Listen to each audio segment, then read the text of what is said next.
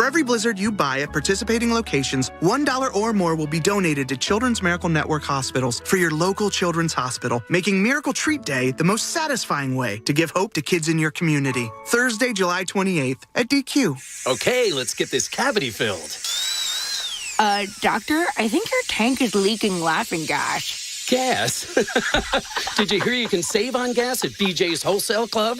Wait, you can save on gas at BJ's? Yeah, members save on everyday low gas prices. You gotta be kidding me. Nope, these savings are no joke. BJ's, absurdly simple savings. Shop today. Not a member? Go to bjs.com/simple savings. I've been asked, did you plan on becoming the largest injury law firm in the world? And the answer is no. We set out to be focused on our clients and to have a commitment to trying cases and winning. And when you have those results at trial, you're able to settle most of your cases quickly and fairly. Hard work and client satisfaction was our plan. It worked. Morgan & Morgan, America's largest injury law firm. Visit forthepeople.com for an office near you. First Student is looking for school bus drivers in Philadelphia. If you need more than just a driving opportunity, consider a position on the First Student team. This is an excellent way to make a difference in your community while working at a job you'll truly love. School bus driver positions offer a starting wage of $23 per hour and a sign-on bonus up to $4,000. Apply today at workatfirst.com or call 267-758-0522. That's workatfirst.com or call 267-758-0522. You finally got that new car, so you called your insurance company. Your call is important to us. Please hold. We are the tippy top workshop insurance.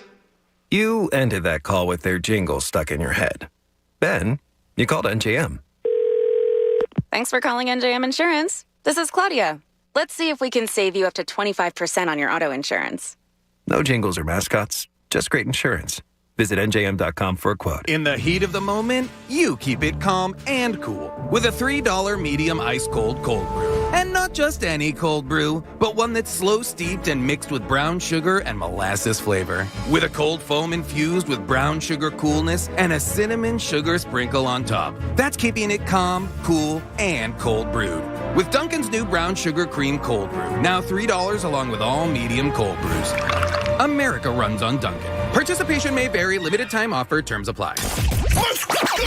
WPEN Burlington, Philadelphia. A Beasley Media Group station. Home of the most entertaining sports talk in Philadelphia. 97.5 The Fanatic. Philadelphia.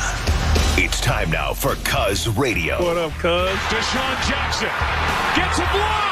Are you kidding? Talking with the Cuz. Yo, Cuz. How you doing? Stairs rips one into the night. Stolen by the doctor. Yes, he's got it. Here he comes. Way rock the baby to sleep and slam dunk. Look, Cuz, don't even try it, okay? Now here's Anthony Gargano. Why don't you get the hell out of here, Cuz? And a good Monday morning, Philadelphia. I'm Andrew Salchunas, right here, 97.5 The Fanatic.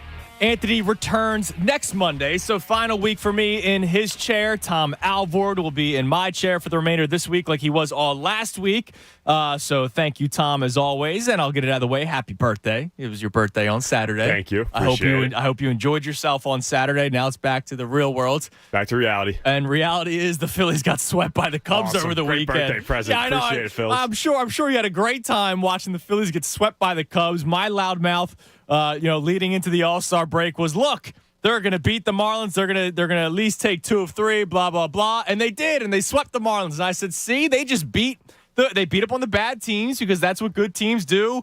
And they're going to get better. They're going to make moves at the deadline, and they're going to get players back. But right now, look at this schedule. It's easy. They're going to keep on winning these kinds of games. And then the Cubs series happens. And they get swept. And, they lose the first game, and I go, all right, they're coming out of the All-Star break. That's okay. They'll win the next 2. Then they lose game 2. And I'm like, okay, well, that sucks that you came out the gate losing a series, but you're going to at least win this last game. You're going to salvage one win in the season, in the series, and then they're down early 4-0, and you go, all right, they're going to come back, right? They're going to come back. They're going to come back. And they do. They're down 4-3, and they lose. And it's just it's very disappointing. because, I feel the need to try to talk people off the ledge, or maybe not even off the ledge when it comes to the Phillies. It's talking them into existence, because a lot of people have the Phillies in the back of their minds or on the back burner all the time, because it has been 11 years since they made the playoffs, and I can't blame anyone for doing that. I try to foresee when I think that time may come to an end, that playoff drought, and it looked like we could have seen it last year, and we didn't, unfortunately. But this year, I still, right now, believe that they're a playoff team. But a weekend like that, where, again, you're coming out of the All-Star break, and you're feeling good, and we've said it, we don't know how they were winning games. They were 12-8 without Bryce Harper after he got hurt, and I didn't know how they were doing it. When they had a second baseman batting, below 200, a right fielder who is not playing anywhere near what his contract is paying him. And we'll obviously talk about Castellanos coming up, because there's a hot button topic that's on everybody's mind right now. But you have so many issues with this team. I didn't know how they were 12-8 during that span, and now all of a sudden they're 12-11 because they got swept by the Cubs. Now, I'm not panicking. Again, I'm not panicking, because they're going to get Bryce Harper back at some point. They're going to get Gene Segura back at some point. But I had a caller on Saturday. I was still on the air Saturday, 9 to noon. You can catch me and Pat Egan every single week on Saturday, 9 to noon.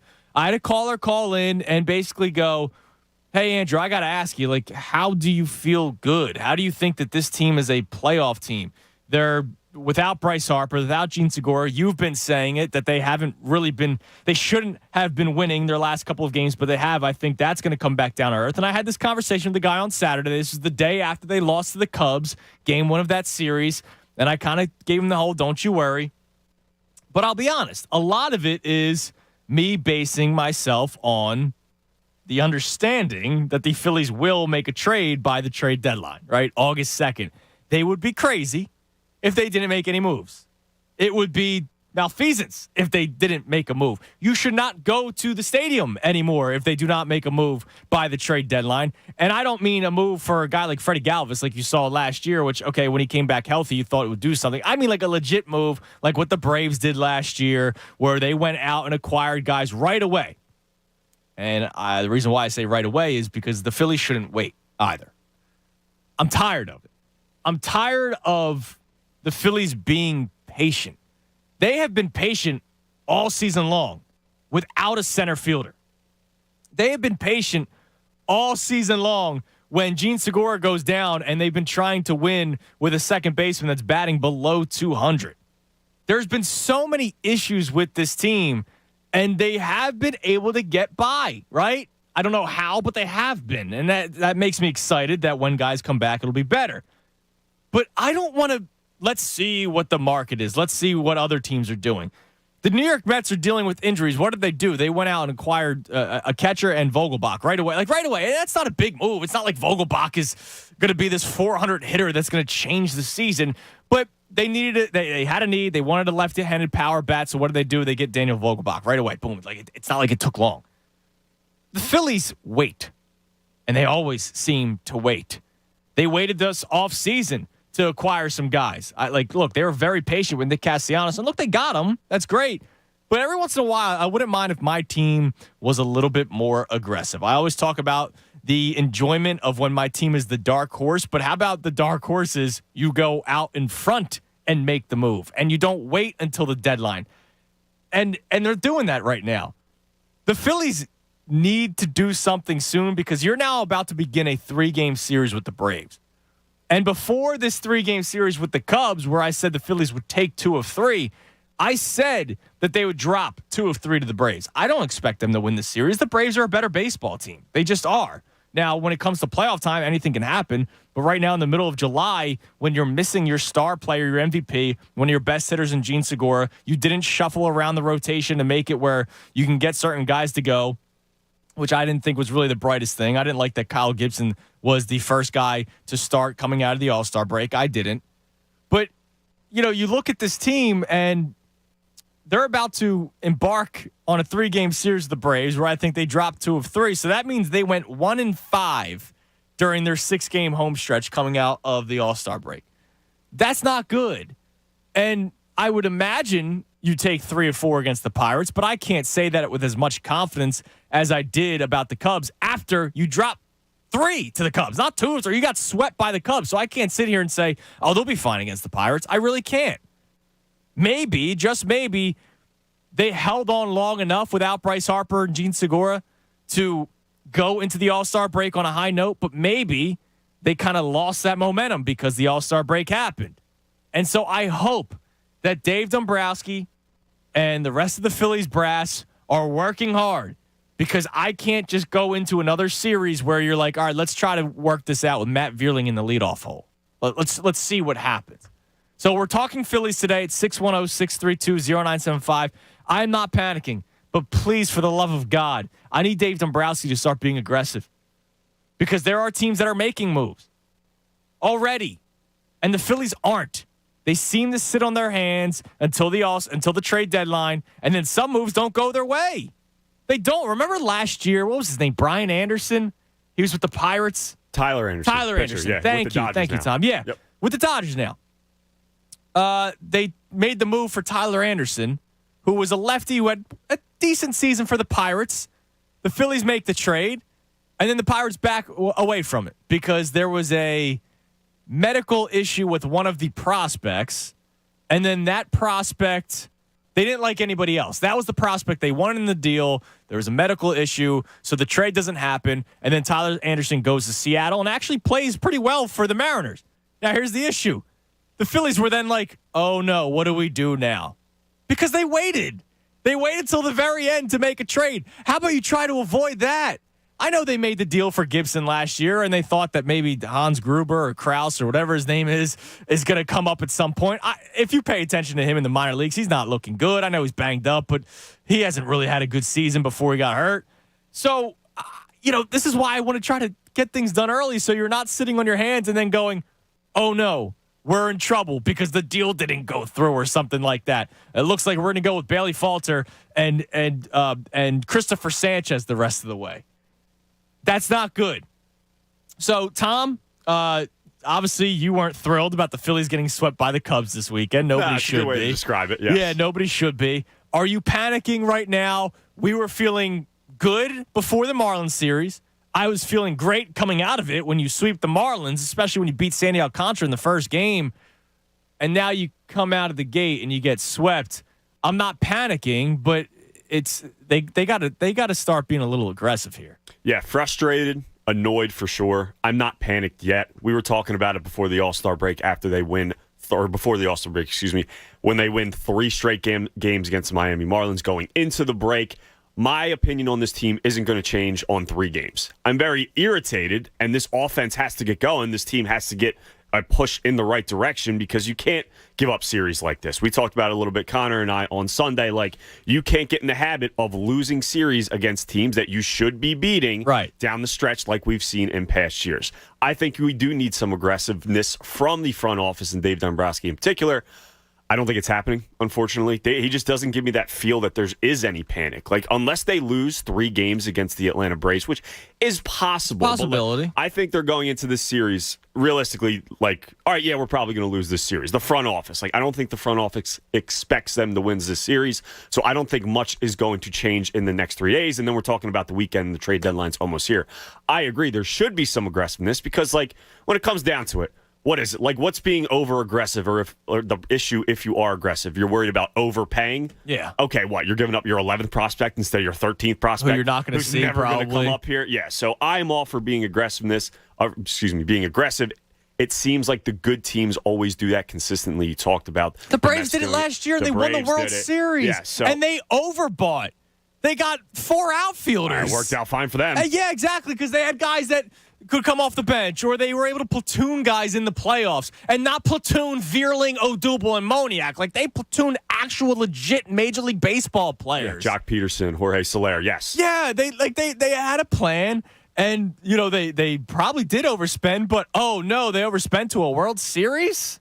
And even if they didn't win the World Series, and they did, but in the hypothetical, they made a run in the postseason, a deep run. Who cares about what prospects you gave up if you make a deep run in the playoffs? It's been 11 seasons since the Phillies made the playoffs. 11. And we're going to talk about this later on the show.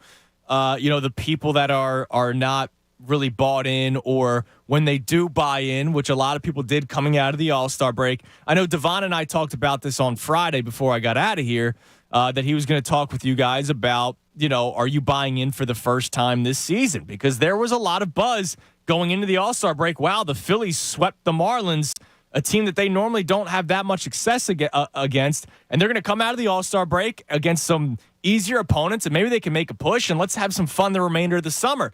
And so I got tweets this weekend, just when it was like the opposite of the Godfather line of just when I thought I was out, they pulled me back in. It was the opposite. It was like just when I thought I was back in, they kicked me. They pushed me out. They kicked my teeth in and then beat me up while I was on the ground, hit me with pipes, and then they kicked me out the door. It was like one of those things. And I don't blame anybody for feeling that way when it's what we're kind of used to. Over the last 11 seasons, you take out a few because they are rebuilding and tanking, but really the last 4 or 5 years, they have been in contention, and then they fall apart. And now people are already kind of thinking that might be the case this year. And it's to what Tom just said. You need to be able to take advantage of these very easy games that you have in front of you. And I think they still will. I do. I think this is a different team. I don't think this is that same Phillies team that we saw last year that got swept by the Diamondbacks and beat up by the Rockies. But I say that, and a couple days later, I'm talking about them getting swept by the Cubs, right? And so it sucks. It absolutely sucks because these are the games that you're supposed to beat when I think they're going to lose to the Braves 2 of 3 at least. They could get swept, and they didn't take advantage, man. And that's why I can't say right now with confidence. I do think they still win that series against the Pirates, a 4-game series. I think they will win 3 of 4. But what do I know? They just got swept by the Cubs. And when it comes to aggressiveness, the difference between making a move, maybe it's tomorrow or Wednesday, rather than making a move Saturday, Sunday, Monday, maybe you win an extra game or two because you have the player that you brought in early. That extra game or two could go a long way come playoff time. You're a game out of the wild card right now, the final wild card spot right now. Why would there be any hesitation? The Pirates don't need Brian Reynolds. They don't, right? Is Brian Reynolds the number one player on a lot of people's list? No. I've been saying Cedric Mullins for 2 years. I don't think that's going to happen at this point. I know everybody's in love with Andrew Benintendi because he's having a good season. Brian Reynolds is, boom, you slate him in to bat either leadoff or second, right? You probably keep Schwarber in the leadoff spot.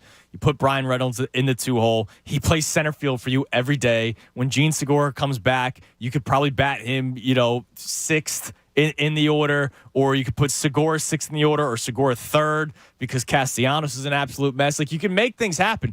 This conversation about dropping Castellanos in the order, it's great and all until you realize, all right, well, what are you going to do with the lineup? And so they put Veerling in the leadoff hole yesterday. He's not a leadoff hitter on this team. You just hope that he could get on base and Kyle Schwarber could knock him in, something like that. And Brian Reynolds, by the way, a guy who's under control for 3 more seasons after that year, so it helps you this year and years in the future. So you might have to pay a little bit more, but whatever. That 3 years from now, when he's no longer on the Phillies, that prospect probably wouldn't even be up yet, or that prospect may have been traded some other time. I don't understand why people are afraid, why GMs are afraid. It's not just fans. General managers they hang on to these prospects and draft picks like it's their own damn kids. Yes. Yeah, and it's like, dude, you know the game at this point.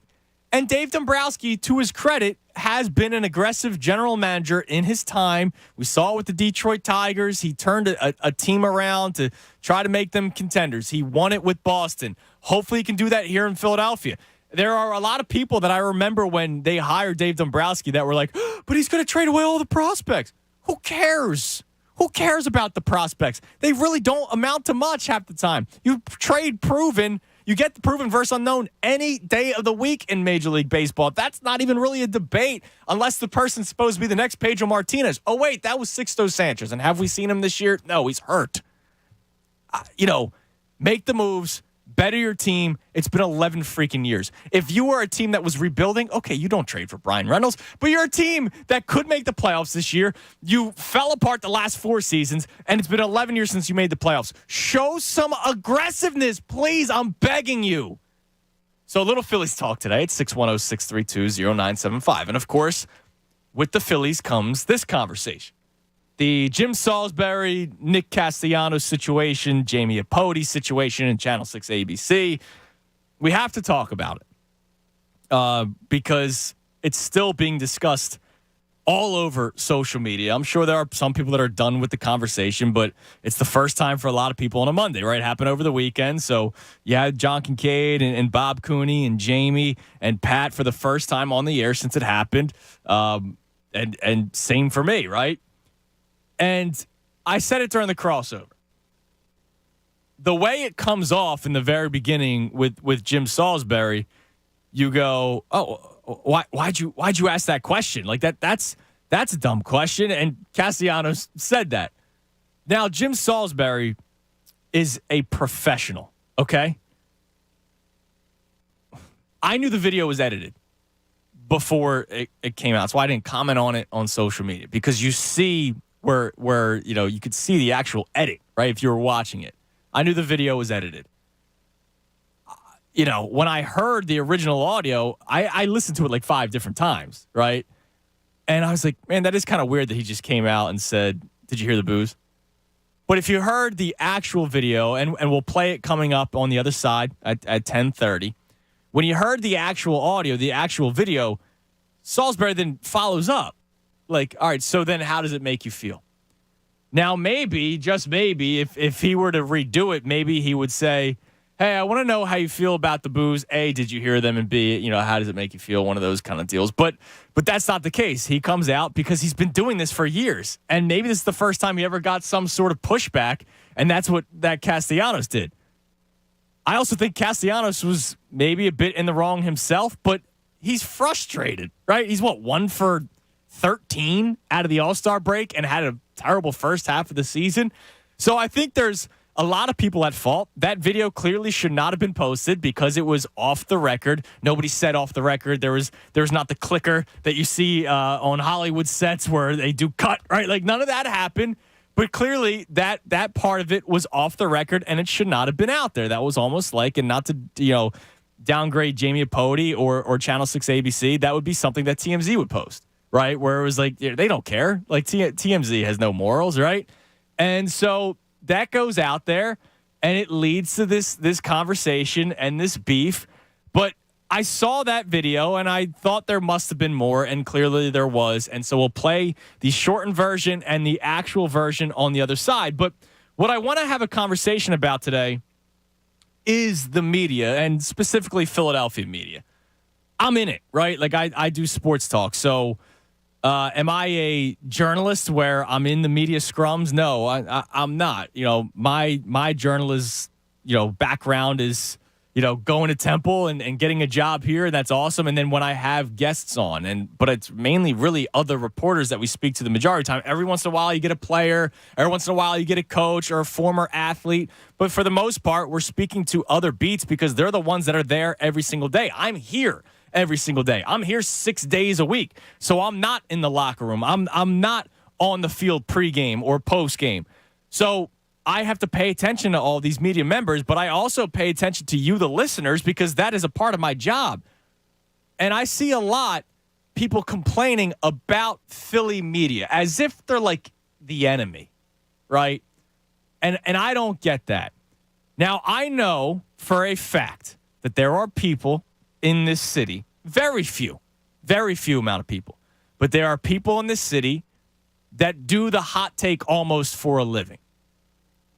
The day I got hired here, I said I was never going to be that hot take guy. I pride myself on not being that hot take guy. I pride myself on being real. Now, sometimes you may think my opinion is crazy, but I never say something just to say it. I will. Joel Embiid is fat. They should trade him for, I don't care. You know what? They should have traded him and gotten Jalen Brunson in a sign and trade, right? Like, I'll never say anything like that. But there's some knucklehead in this city that has a credential that will say something like that. And you know what? It sells. Because you, the listener, you, the reader, as much as you may hate it, you're still going to click on it. And you're going to hate read, right? You're going to hate read. You're not going to actually give them credit. You're not actually going to value their opinion. But you're going to hate read.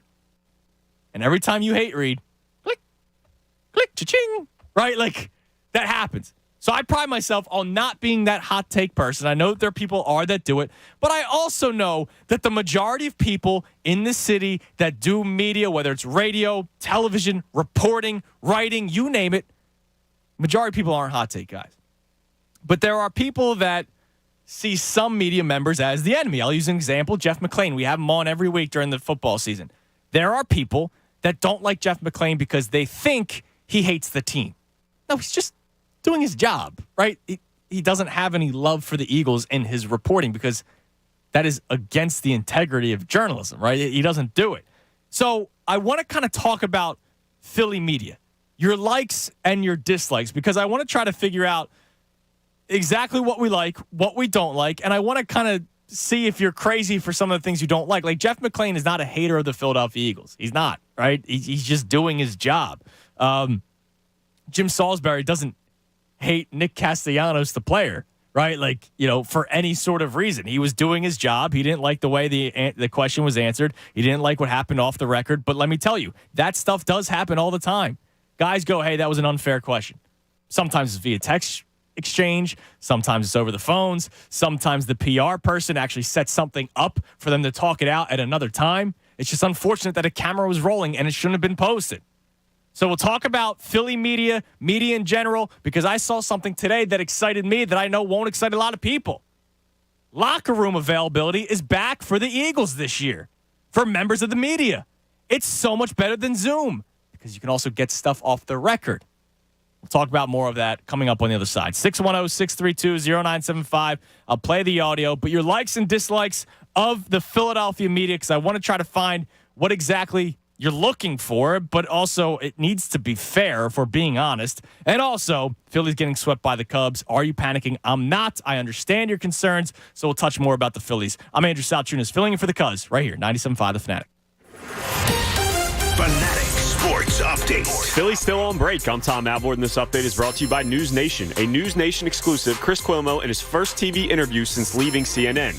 Chris Cuomo on Dan Abrams Live tomorrow at 9, 8 Central, only on News Nation.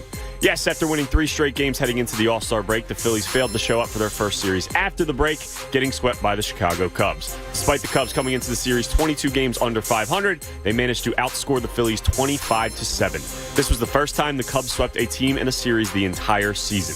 The Phils now sit at 49-46 on the season and find themselves 1 game out of the final wild card spot. They begin a 3-game series at home with the red-hot Atlanta Braves tonight.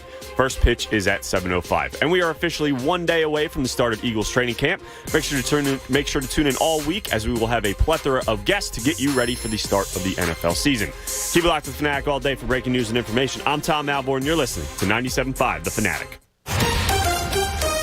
It's the Anthony Gargano Show on 97.5 The Fanatic. Hey, it's Ricky Bo. Great news from our friends at Bet Rivers. A lucky slot player from Pennsylvania just turned $2 into over $110,000 on the Bet Rivers online casino. Are you kidding me? $110,000. What would you do with $110,000 right now? Summer winnings started heating up the past few weeks in Pennsylvania with multiple big winners at Bet Rivers. You could be next. Try your luck to become their next big jackpot winner on games like Mercy of the Gods, Divine Fortune, and many more. You don't even have to leave your house. Just log into BetRivers.com from your home computer, your tablet, whatever. You can even sit on your couch and log in from your phone. Download the Bet Rivers online casino app today. It's a whole new game. Presented by Rivers Casino Philadelphia. You must be 21 to play. Gambling problem? Call 1-800-GAMBLER. Hi, it's John Kincaid from my friends at Copair Health, and I've reached the 3-month mark, down 23 pounds. And I have so many dreams about getting 10 more pounds off, as I've set 33 pounds as my target goal.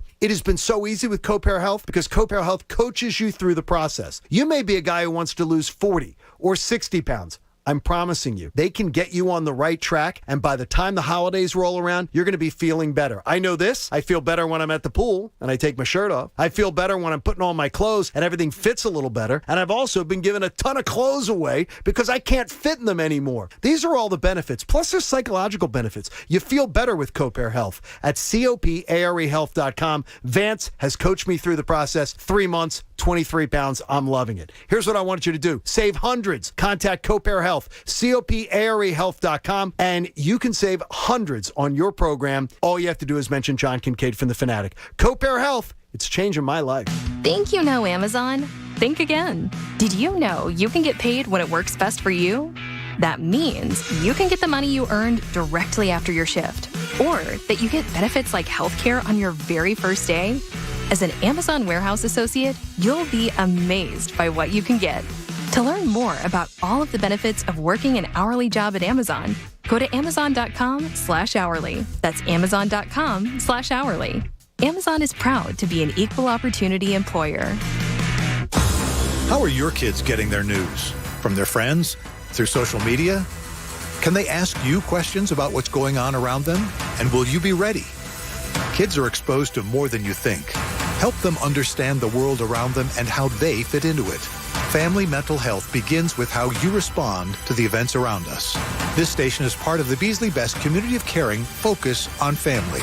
For tips on how to talk to your kids and how to develop your own coping skills, visit our website. Lawn and Golf Supply Company in Phoenixville are the leaders in outdoor power equipment. Take on your yard with the top equipment from Club Cadet, Ferris, Redmax, Steiner tractors, Generac generators, and more. Whether you need a weed whacker or a zero turn, they've got it all. Don't settle for the big box stores. Get higher quality and dealer exclusive equipment. Lawn and Golf Supply Company has your leaf blowers, generators, utility vehicles, tillers, tractors, riding mowers, and more. Check them out at lawn-golf.com. That's lawn-golf.com. Lawn and Golf Supply Company. Everything turf. In sports, if someone misses their assignment, your team is in deep shit. The same is true for your building's water and wastewater pump system. If one pump goes down, you'll be knee-deep in, well, you get the picture. Trust Pumpman Philly to troubleshoot, repair, rebuild, and maintain the commercial, industrial, or municipal water and wastewater pump system in your building or facility. Call Pumpman Philly at 833-559-PUMP or visit pumpmanphilly.com. Pumpman Philly, the guys to know to fix your flow. Man, I slept. New ZQuil Pure Z's Restorative Herbal Sleep is made for people who are tired of being tired. I've never slept like this before. I've never woken up like this before. A melatonin-free sleep aid made with a botanical blend that contains clinically studied and effective valerian root, hops, and passion flower, shown to help promote better restorative sleep. ZQuil Pure Z's Restorative Herbal Sleep. Sleep this good. Feel this good. Available at retailers near you. Drivers who switch and save with Progressive save over $700 on average, and those savings add up. Imagine what you could buy in the future. So yeah, I used the savings from switching to Progressive 50 years ago to finally buy my dream car. It's a self-driving flying car, but we just say self-flying now. You know, because it's the future, and cars fly in the future. So switch to Progressive and save big, because those savings can add up in the future. Progressive Casualty Insurance Company and Affiliates. National annual average insurance savings by new customers surveyed who saved with Progressive in 2020. Potential savings will vary. You know, a flooded basement is a homeowner's nightmare. Even minor leaks or moisture from the walls, the floor, or cove joints can cause major damage, leading to cracks, mold, and weakening of the structure of your home. When water strikes, you need to act fast. TriTech Waterproofing Solutions, the leader in basement waterproofing. They offer free consultations and foundation assessments. So call now, mention Kincaid, get 15% off. Fanatic listeners get 15% off when you mention my name, John Kincaid. Visit TriTechCorp.com. TriTech Waterproofing Solutions. Protect your investment. More of the Anthony Gargano Show now. On 97.5 The Fanatic. 10:30, 97.5 The Fanatic. I'm Andrew Salchunas, filling in for the Cuz. 10 o'clock hour brought to you by Window Nation. Take advantage of Window Nation's 50% off sale on all style windows. Plus, make no down payment with no payments, no interest for 12 full months. Call 866-9Nation or visit windownation.com. Yes, I promise. Anthony is on vacation. He will be back on August 1st. I was looking at our YouTube chat. People are wondering if Anthony was fired or if he had quit. And Dean, I'm sorry that I'm boring you. But somebody thought that August 1st is actually not when Anthony comes back, but it'll be the announcement of the next show. And I want to give the guy proper credit, Tom, because it was a good one. It was about the greatest show ever. Best show ever. Best show ever, excuse me. I missed it's somewhere on the YouTube chat, but he said best show ever 2, Electric Boogaloo. And if I were to name a show, like let's just say Anthony decide I'm done. I'm not coming back. Anthony, it's Andrew, it's you and Tom. I would name it the best show to Electric Boogaloo because of what that person said on YouTube. That's pretty good. I think that would be great. It would be weird that I would be on before them, though. Like 10 to 2. The best show 2 is on before the best show. Yeah, that'd be kind of weird. Yeah, we'd have to figure that out. But we'd make it work. Maybe we'd change time slots, or maybe we wouldn't. Yeah. Maybe we'd just say it's me and Tom every day. But no, Anthony's gonna be back on August 1st. One more week off. Yes, a lot of people in sports radio take weeks off in the summer. That's the time to do it. Football season's not the time to do it. Before you know, football season's over and it's March Madness, and before you know it, it's NBA and NHL playoffs. Not that our hockey team's ever in it, and then it's the summer. So that's really the time to take off. It's almost kind of like weird when you take off during the football season. My wedding was during football season, and I remember being like, we're taking the honeymoon during. Oh, Christy, are you sure about this? And I remember like texting like Coach and Chuck. I was like, or no, Chuck wasn't the boss at the time. I was like, you guys cool if I'm getting married next week? That cool? Is that all right with you guys? Is that like? Do you mind? Yeah, like are you gonna allow this time off? Like Christy could go to our honeymoon by herself. I can stay here if you guys need me. They just lost to the Dolphins. Remember that? That was a couple years ago. They went to Miami and lost to the Dolphins. Yes. That was a tough week. Maybe I should have stayed home and done the show instead of going on my honeymoon. So yeah, vacation during the summer is you'll see that more often with pretty sports. Common. Yeah, it's pretty common for sports talk radio. I have an email conversation that I need to get to later on, and it's funny that you had something email related that caught my eye, and Jamie said something email related earlier today that just drove me up a wall because my wife does the same thing. But we'll talk about that later on in the segment. But first, before we continue the conversation on the Phillies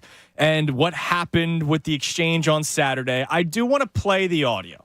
Now, I want to first play the edited audio so that we kind of understand where everyone is coming from, right? Because when I watched the video over the weekend, I was kind of shocked by, how Jim Salisbury, who was a very, very good reporter, fantastic job. I said it during the crossover. He's been doing it longer than I've been born, right? Like he's been doing such a great job. And when I thought that was the only question, I was like, that's interesting. And then Castellanos, kind of freaks out. And that led to people picking sides, which I don't think anybody needed to pick sides. And I'll talk about that as well. But here is the edited version of what came out on Saturday. You heard the blues there when you struck out and they playing the game there? No, man, I lost my hearing. So you didn't hear it? Come on, man, it's a stupid question. Why is it a stupid question? Can anybody else answer that for him? Anybody? Yeah, man, it's a stupid question. It's not a stupid question. If it's a stupid question, you should be equipped to answer it. All right. I did answer it. All right. The answer should be able to handle a stupid question. We got the answer. That doesn't mean that I can't say that it's a stupid question. It wasn't a stupid question. It's a legit question. If I heard the booze, that's a rhetorical question. Of course it's a stupid question. Did you hear the booze? That's a stupid question. We got the answer. We're good. Thanks, guys. We're close. Then you should be able to handle a stupid question. I did. Now, let me just be honest real quick. I feel so gross even playing it because I respect Jim a lot, right? And, I just, reporters don't want to be the story. I remember last year, Jeff McClain wrote a story about Fletcher Cox and how it was like, listen, might want to trade him now kind of deal. And a lot of people got upset about it. Fans did. And then, of course, he had a bad season. So maybe Jeff was on something. But it bled into the Eagles press conferences. And I remember Jeff asked Fletcher Cox a question after writing the story, and Fletcher Cox gave the next question, right?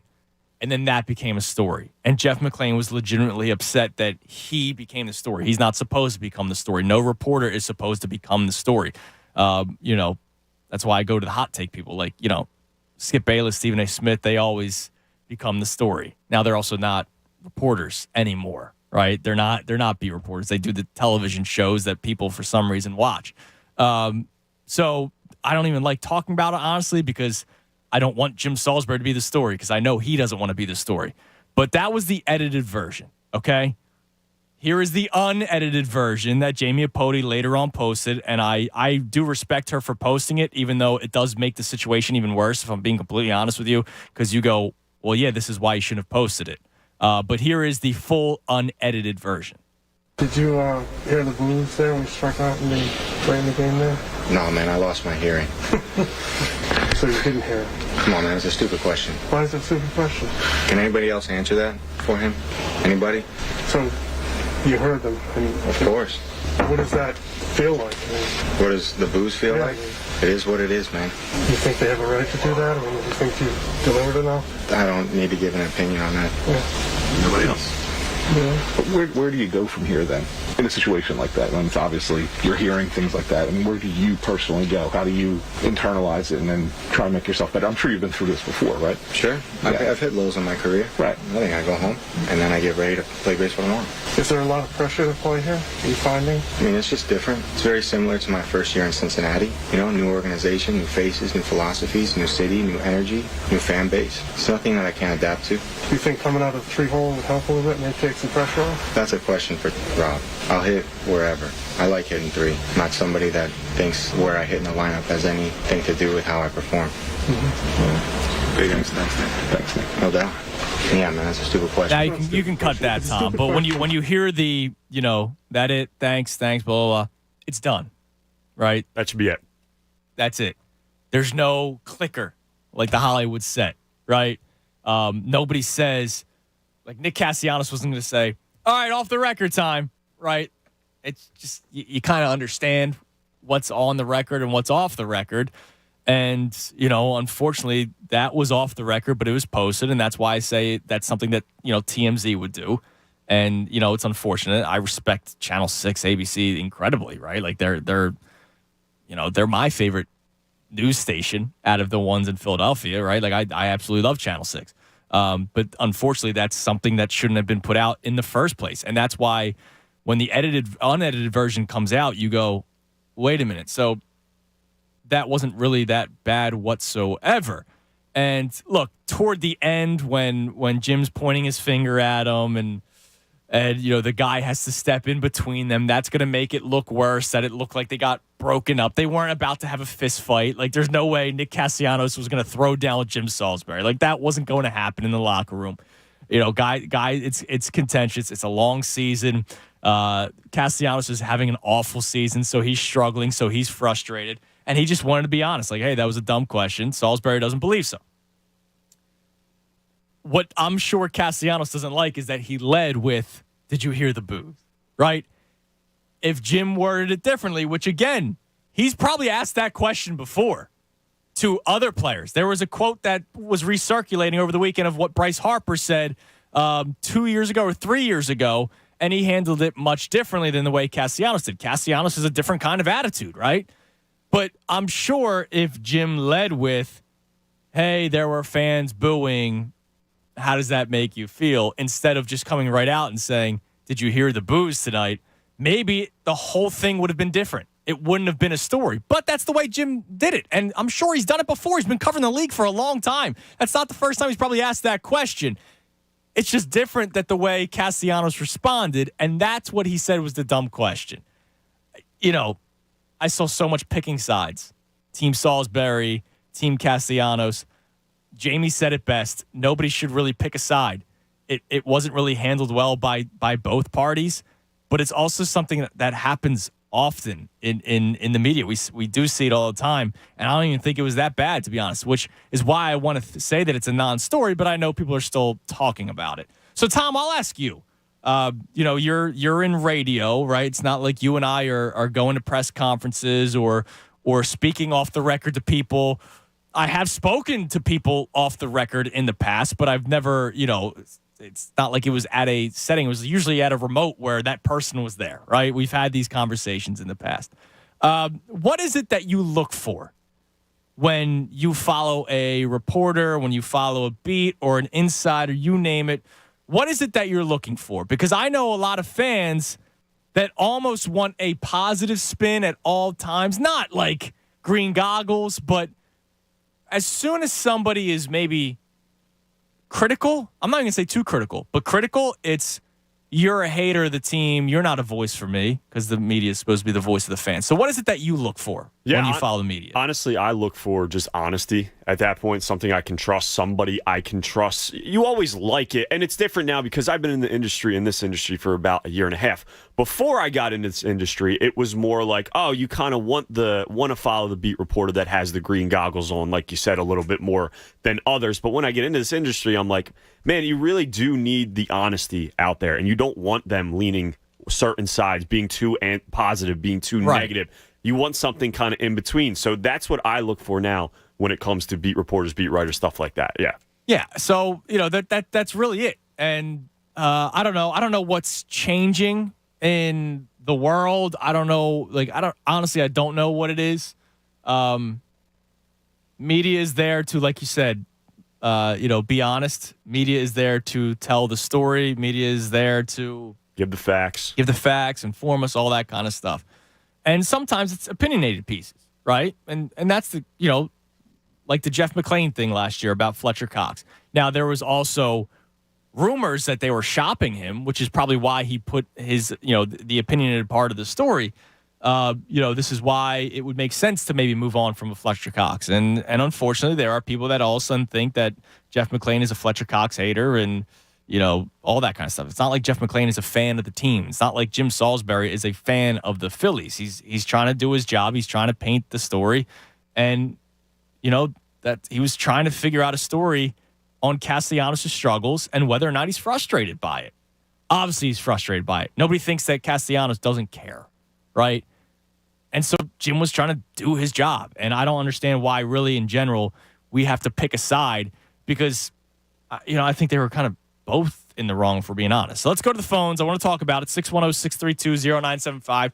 But what is it that you look for in the media, right? Like, they're not fans. Like, I'm a fan of the team, right? I'm a fan of the Phillies, Eagles, Flyers, Sixers, Union. I'm a fan of all these teams. My job is different than what somebody does writing in the Inquirer, Inquirer.com. It's a totally different story.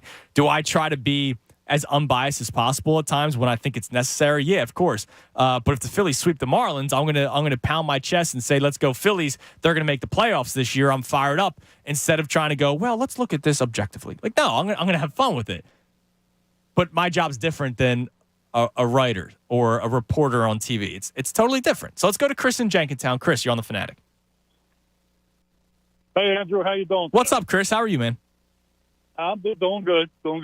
Listen, I'm an Eagle and Phillies fan throughout. I mean, forever. I'll be there, a fan. But here's what I'm saying is, and like you said, 100% about the reporters being, involved too much. And I understand that, and I don't like that one bit. What do you mean? I don't think anybody's involved too much. I think it's their job. You said the reporters don't make it about them. Yes. No reporter should make it about them, and nobody really does.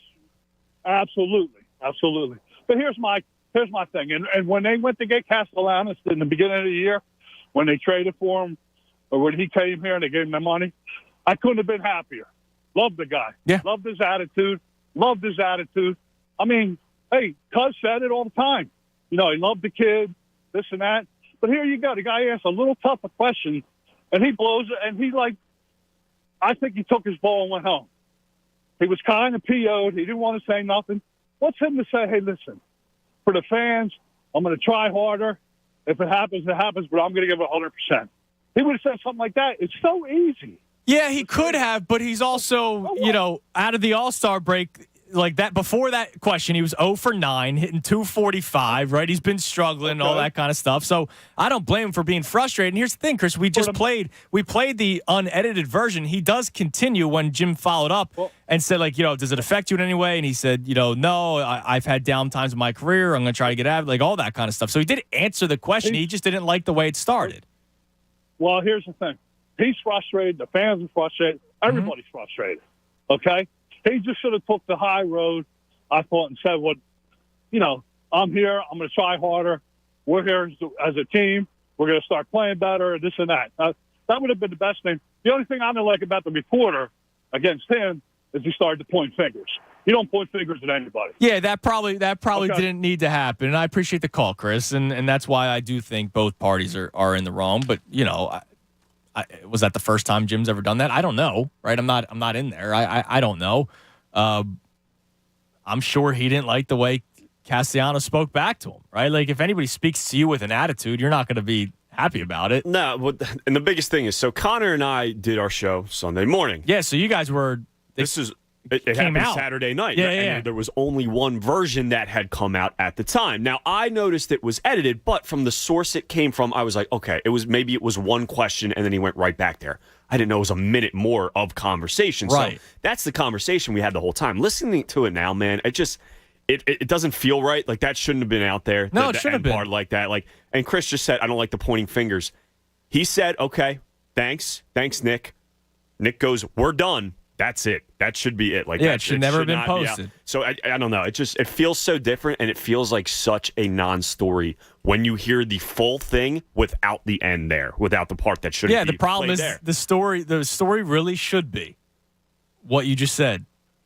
You know, the fact that it's even out there, like, that should be the story today. Now, that's not how it's going to go. It's going to go, was Castellanos in the wrong, or was Jim Salisbury in the wrong? And that's what we did Sunday, pretty much for 3 hours, because that's all the information because you guys didn't know.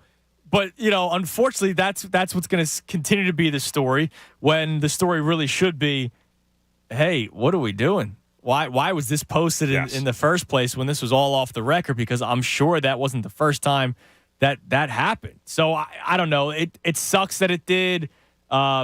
You know, I see another Nick Hobbs on YouTube saying Jim comes off really bad. I just suggest anybody to watch the actual full video, because the full video, I don't think anybody really looks bad. I think Jim asked a question that Castellanos didn't like. Castellanos gave him attitude back. They continued in a professional way, both sides. Jim asked him 2 more questions after that. Professionally, Yes, and correct. Castellanos responded professionally. Correct, absolutely. There was no issues. Nope, none. And then, you know, they're off the record.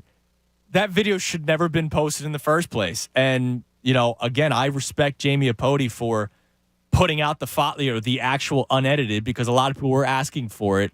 But it did make her and Channel 6 look worse when we then saw the actual video, and we were like, well, how did you post this in the first place?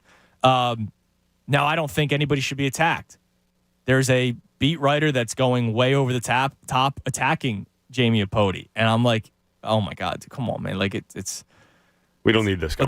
Let's all take a deep breath. And why does everything have to be social? Why can't it be a phone call or a DM or a text message? And I understand that he was saying that Jamie Apodi doesn't go to the ballpark all the time, so maybe you can't confront her, but there's got to be other ways than to just completely put people on blast all the time. Like, let's have a normal conversation. I miss those days where it doesn't have to be beefs on Twitter all the time. Yes, I do as well. You know, like, Tom, I hated everything you did last week when you were sitting in my chair, and that's why I texted you like a book and talked about how awful you were last week.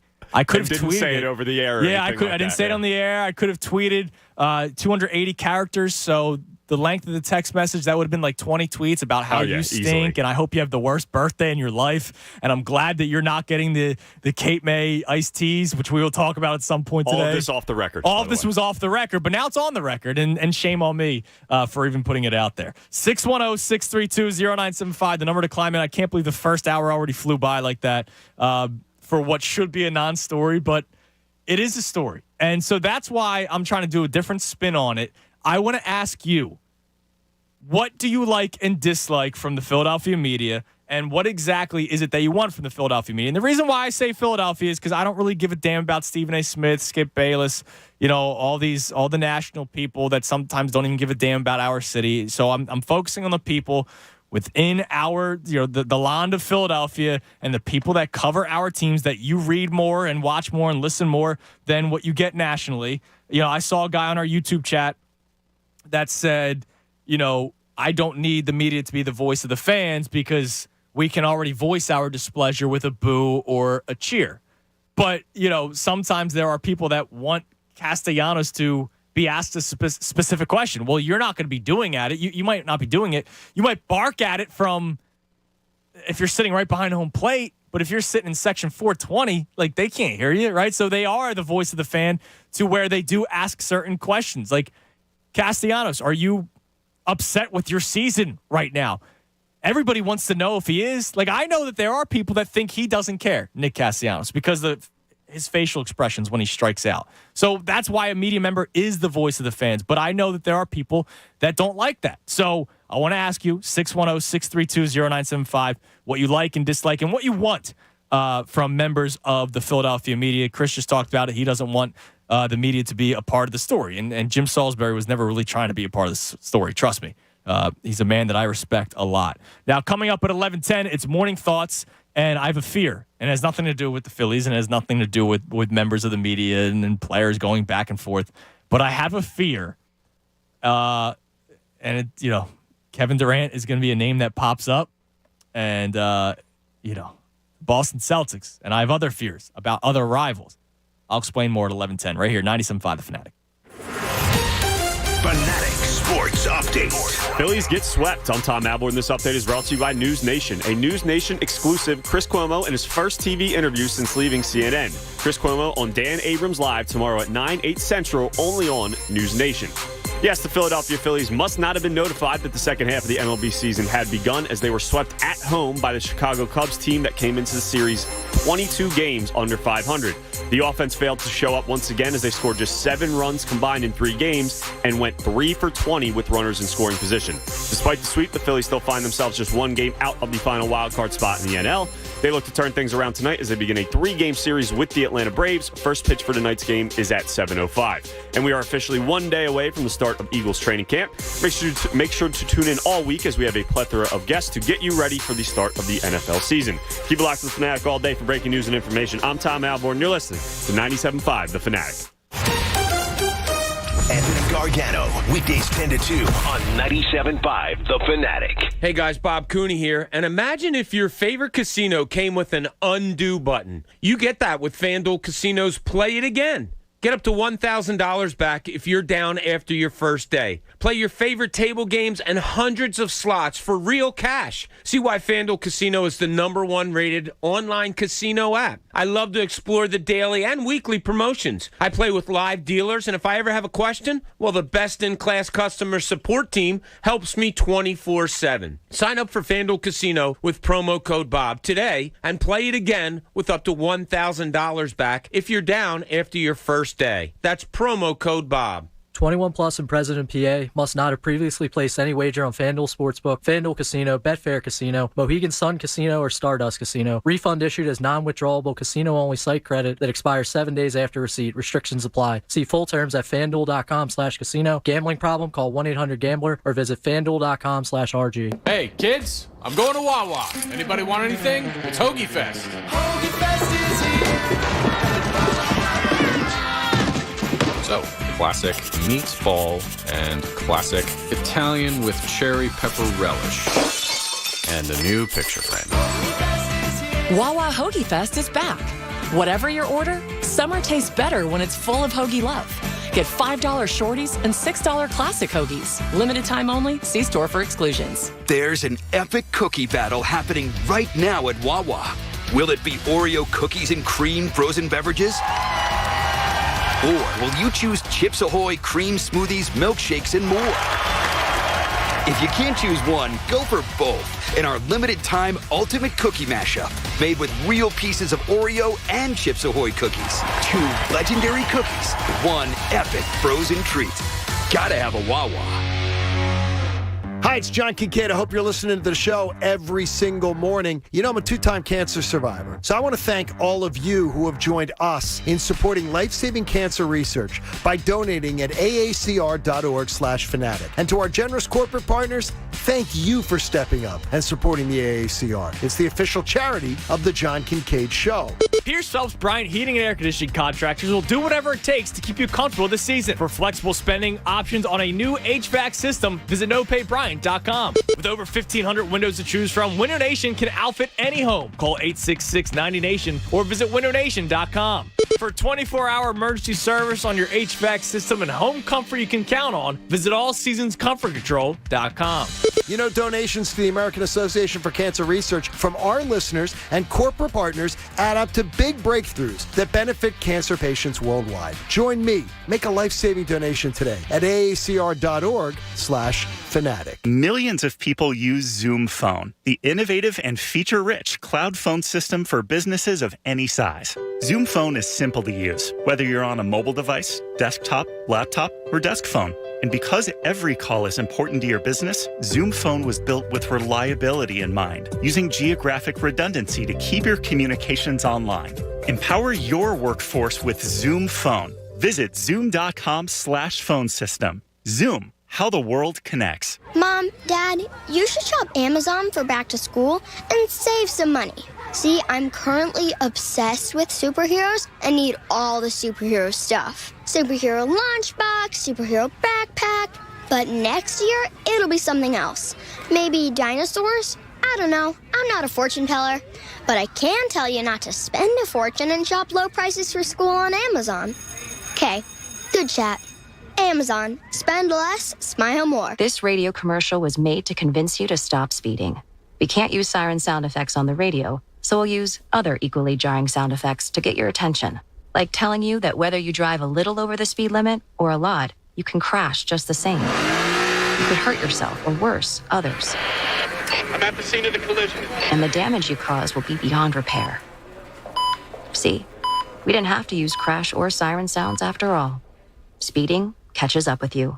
Brought to you by NHTSA. For over 35 years, Health Partners Plans has been proudly caring for people in the community. Our nationally recognized Medicaid plan offers a growing network of doctors and hospitals so you can get care close to home. Health Partners can help you get the care you need, including doctor and hospital visits, prescriptions, immunizations, eye and dental care, and more. To learn more, please call 1-800-553-0784 or visit hpplans.com. Health Partners, trusted care where and when you need it. Hi, it's John Kincaid for the BetParks app, and training camp has begun this week. So you know what that means. The futures bets, you want to get them in now. The odds are great. The fun is there for you all the time on the BetParks app. You got to be 21 in Pennsylvania or New Jersey to enjoy it. And you know that you can get a risk-free bet as a new customer for up to $750. Download the app today. Go get the BetParks app in Pennsylvania or New Jersey. Use my promo code Kincaid. Gambling problem? Call 1-800-GAMBLER. WPEN Burlington, Philadelphia, a Beasley Media Group station, home of the most entertaining sports talk in Philadelphia. 97.5 The Fanatic, Philadelphia. 11 o'clock, 97.5 The Fanatic. I'm Andrew Salchunas, filling in for the Cuz. He'll be back on August 1st. Tom Alvord in my seat until then. Talking about, well, unfortunately, the moment that happened over the weekend between Jim Salisbury and Nick Castellanos. I believe it really ultimately should be a non-story, but I know people are still bothered by it on both sides. The worst part to me is the fact that the video was posted, edited at first, and then the unedited version makes it seem so much different. But because I think it's a bit of a non-story, I am trying to turn it a little bit. Like I saw somebody on YouTube saying, listen, you know, the morning show talked about it a lot. I don't need to hear about it anymore. Well, I am trying to spin it a little bit differently. I want to know exactly what you want from members of the media, because the story then turned into, you know, if somebody was Team Castellanos, they had to rip Jim Salisbury and then continue to rip members of the Philadelphia media. Everybody, yeah. And say, I hate Philly media. You know, they try to run our guys out of town. But that's not true. Like, it's not true. People, you know, just because they're not saying, you know, wow, I love Jalen Hurts too. He's going to be a Super Bowl winning quarterback. Just because people, like, somebody doesn't write that in their article doesn't mean they hate Jalen Hurts and they hate the Eagles. They want him out of town, right? I don't think Jalen Hurts is going to win a Super Bowl for the Eagles. I don't think he's that good of a quarterback. Does that make me a hater of the Eagles? Do you want me to get off the air because I hate the Eagles? I see you nodding your head in there. Well, go ahead. You take the seat, I didn't even realize I was doing it. My bad. No, yeah. Well, you know what? I don't think people knew either, but I just let everybody know about it. I'm sorry if I offended you. Off the record. Yeah, I know. I got you. But you know, but there are people that think the media is the enemy, right? Like, I've seen that. Philly media is the enemy. No, that's not true. Now, I do think, and I said it in the open of the show, that there are people that sold their soul in this industry, that sold their soul to the hot take, that sold their soul to be the contrarian, that sold their soul to make your life miserable when you're trying to have a good time with sports teams. There are people like that. And I would say I don't really respect it, but part of me kind of does because they went so deep into it, and yet a lot of you still listen to it and read it and watch it, that they're still here because of it, right? Like, ultimately, they are still here because of it. I would never do it. I'm never going to get to that point, man. I refuse. First Take's been on the air for what, 15 years well, or something like that? Like, I get every once in a while, when they talk about something Philadelphia related, I get like the tweet, dude, you got to play this for the Cuz. I can't believe they're saying it. This is so stupid. Well, then why'd you listen? Why were you watching in the first place? Yes, correct. Like, I can't tell you for the life of me the last time I watched one of those shows. Nope. Now, I'll listen to it when you send it to me because I do need to hear if there's something to it that I could use for the show. And sometimes it is so asinine that from a sports radio where it's also entertainment side of things, I do play it because I do like seeing Anthony get all angry, right? It's fun for me. What am I going to say? It is. But I don't respect half the stuff they say. No, you shouldn't. More than half the stuff they say. I don't respect it because here's what they do. Let me take you inside ESPN studios or Fox Sports studios or any of these. This is what it would be beforehand if me and Tom were those hosts. The prep work. All right, Tom.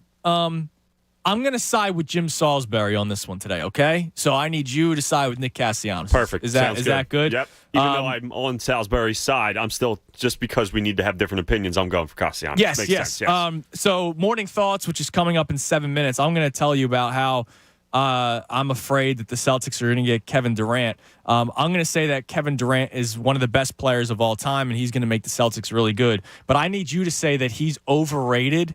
And that, the Nets should do whatever they can to get rid of him for anything, build around Kyrie Irving because he's the best player, blah, blah. I need you to do that, okay? Even though I believe Kevin Durant's one of the best players in the NBA, I will do that for today's show. Yeah, for today's show, yeah.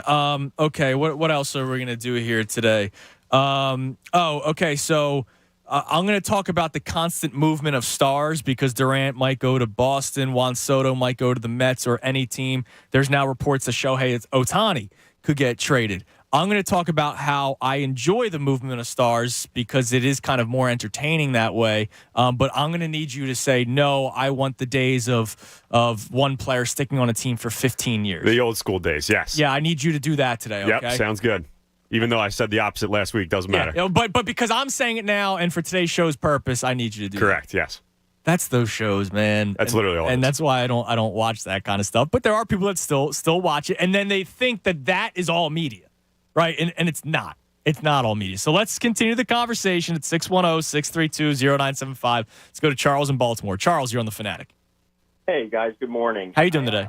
Wanted to add, so I actually have a degree in journalism, practiced it professionally, covered college and professional. That's awesome. If you say off the record, I do not have to adhere to that. It has to be an agreement. So if I'm talking to you, Tunis, and you say, you offer me some things, and you say, hey, off the record here, and I say no, it's up to you to end that conversation. Okay. Right? And I know that's a debate amongst reporters. Some say, hey, the second that's mentioned, it's like a shield. You can't quote them. I don't, it is. It's a 50-50 ball there. Yeah, but if Nick Castellanos, let's just say there's no camera there, right? And Nick Castellanos, it's pretty much everybody understands that it's off the record, and he says something, and Jim doesn't like it, and so then Jim puts in his story the next day. Like, that's kind of hurts his credibility a little bit there, especially next time he wants to try to talk to Castellanos. I wouldn't want to talk to him. Well, that is it. You just kind of hit on the next point I was going to make. It's all relationship driven. So right. If I have good relationships with athletes or coaches, they kind of know, hey, I can give him some things off the record. I can give him some things, and he won't directly attribute it to me. But I do want fans to know that say, like, hey, he said. No, that is not how that works. I do not have to listen to you. Now, if going into it, you say, hey, I'm going to offer you this off the record, and I'm not going to proceed until you do that, and then I go, that's journalistic integrity. Yeah, and from a different standpoint, Charles, like I can also make the case. We had somebody on last year, I won't say who it was, who we had him on the air. He said a lot of stuff on the air, but then the second it was in person, right? So the second the interview came to an end, that person continued. And obviously that person felt more comfortable continuing off the air than on the air. It would be so wrong of me to go, wow, I can't believe what so-and-so said off the air. Let me tell you about it because nobody said off the record. Mm-hmm. That would be right. Yeah, you don't. It all depends on the relationship. You don't need to have the off the record be said. If someone offers you something kind of behind closed doors and you know that's like a relationship you've been able to foster and they've given you that, you know, okay, hey, I'm going to go find someone else who can back that up, and then I can say, hey, I have two sources who said X. Right. And therefore, you have kind of that credibility. So I did want to add that because I thought for sure the guys in the morning, Bob or John, would have added that just to give the viewers some sort of background on that. So yeah, I mean, look, they did it, so I think it's they understand it, and I appreciate the call, man. They understand it, Nobody said off the record. I get it. But that's kind of one of those things where you just know. And I would imagine Charles knows that if he actually covered, like he just said, college sports and other, I would imagine he knows. Like, it's kind of one of those unwritten rules per se. Yeah, I guess so. Like, again, we had somebody on the air last year in person that said a lot of stuff and then said more off the air. And it was kind of one of those, like, I can't. I'm not going to go on. And I don't think he would have wanted me to go on the air and say it. Sure. Yeah, right? There's a reason he didn't say it on air. Right, there's exactly. A reason he didn't say it on the record.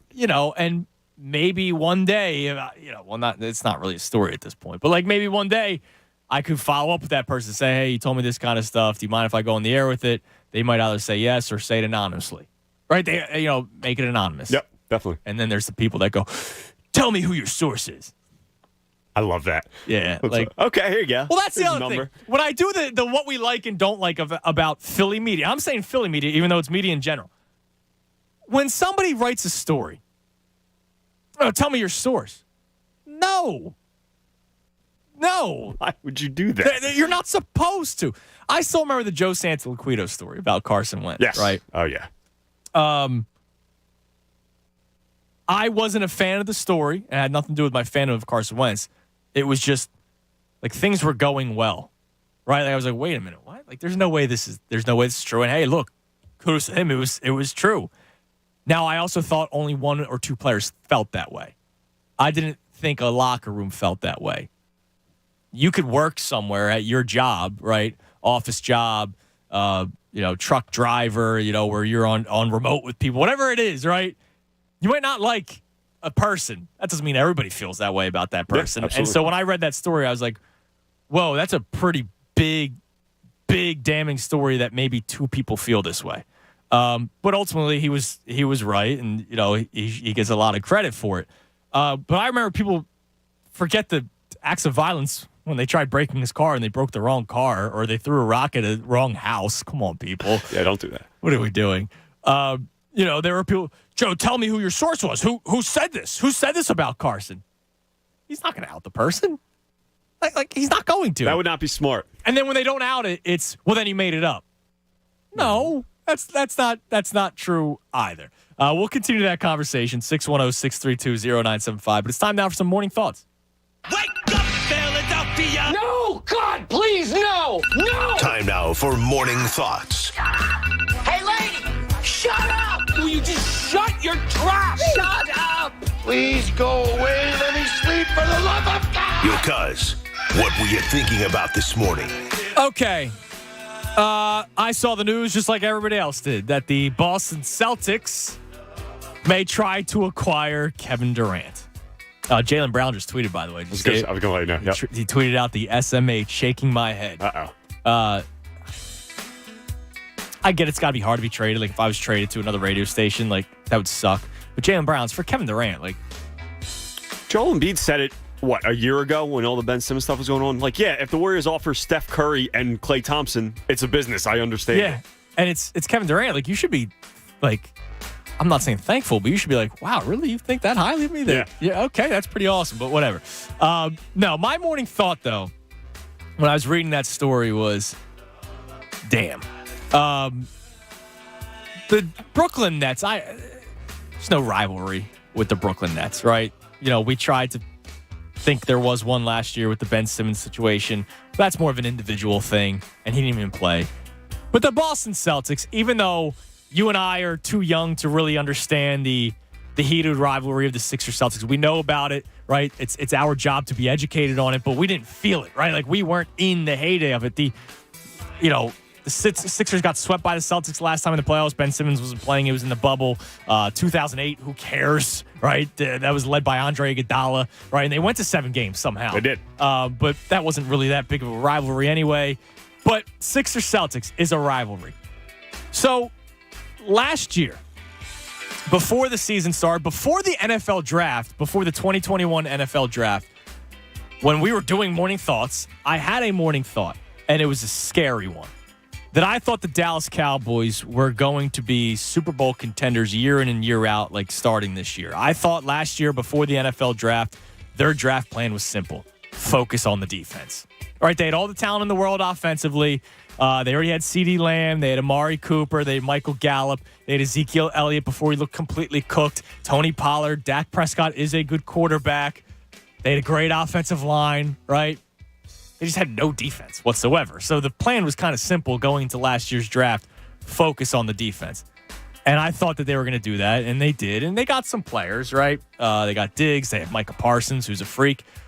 Now, they still fell apart. They did as what the Cowboys always do. They lost Amari Cooper going into this year. They lost one of their great offensive linemen. Who knows? Is Diggs really that talented? Is he a little bit overrated because of the interceptions, because he also gets cooked constantly? But I had a fear that maybe the Cowboys will be Super Bowl contenders coming up soon. And if the Cowboys are contenders for the Super Bowl, that will make everybody's life miserable.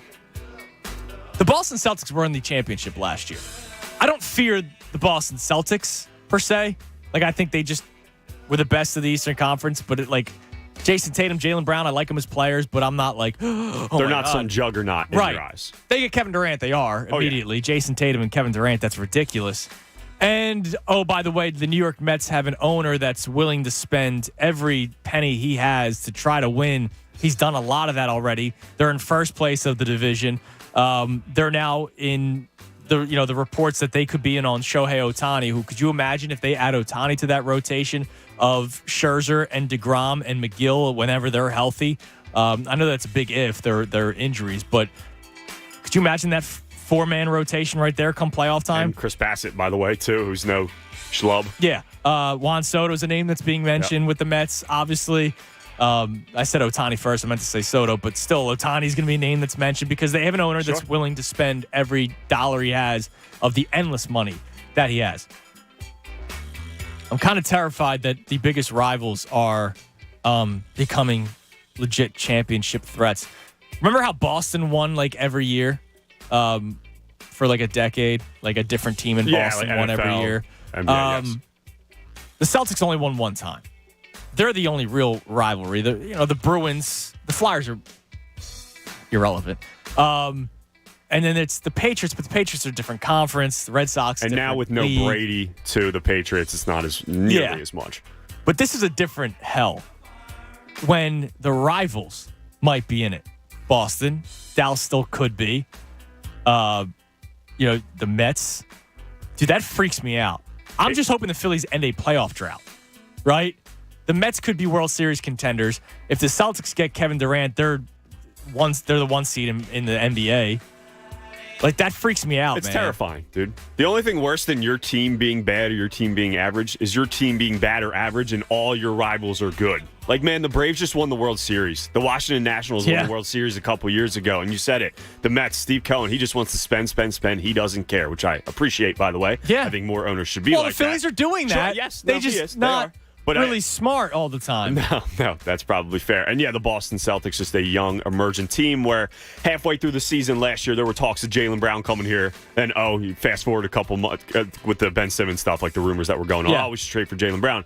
Fast forward a couple months, they are in the NBA Finals. They trade for Malcolm Brogdon, and then now they're in the running for Kevin Durant. And that might be the best piece that the Nets can get back in Jaylen Brown. Yeah. So that is a realistic possibility if Kevin Durant actually wants to be traded. Yeah, it's absolutely terrifying, man. I'm freaked really out, and that sucks. That's how my day started. I texted you this morning.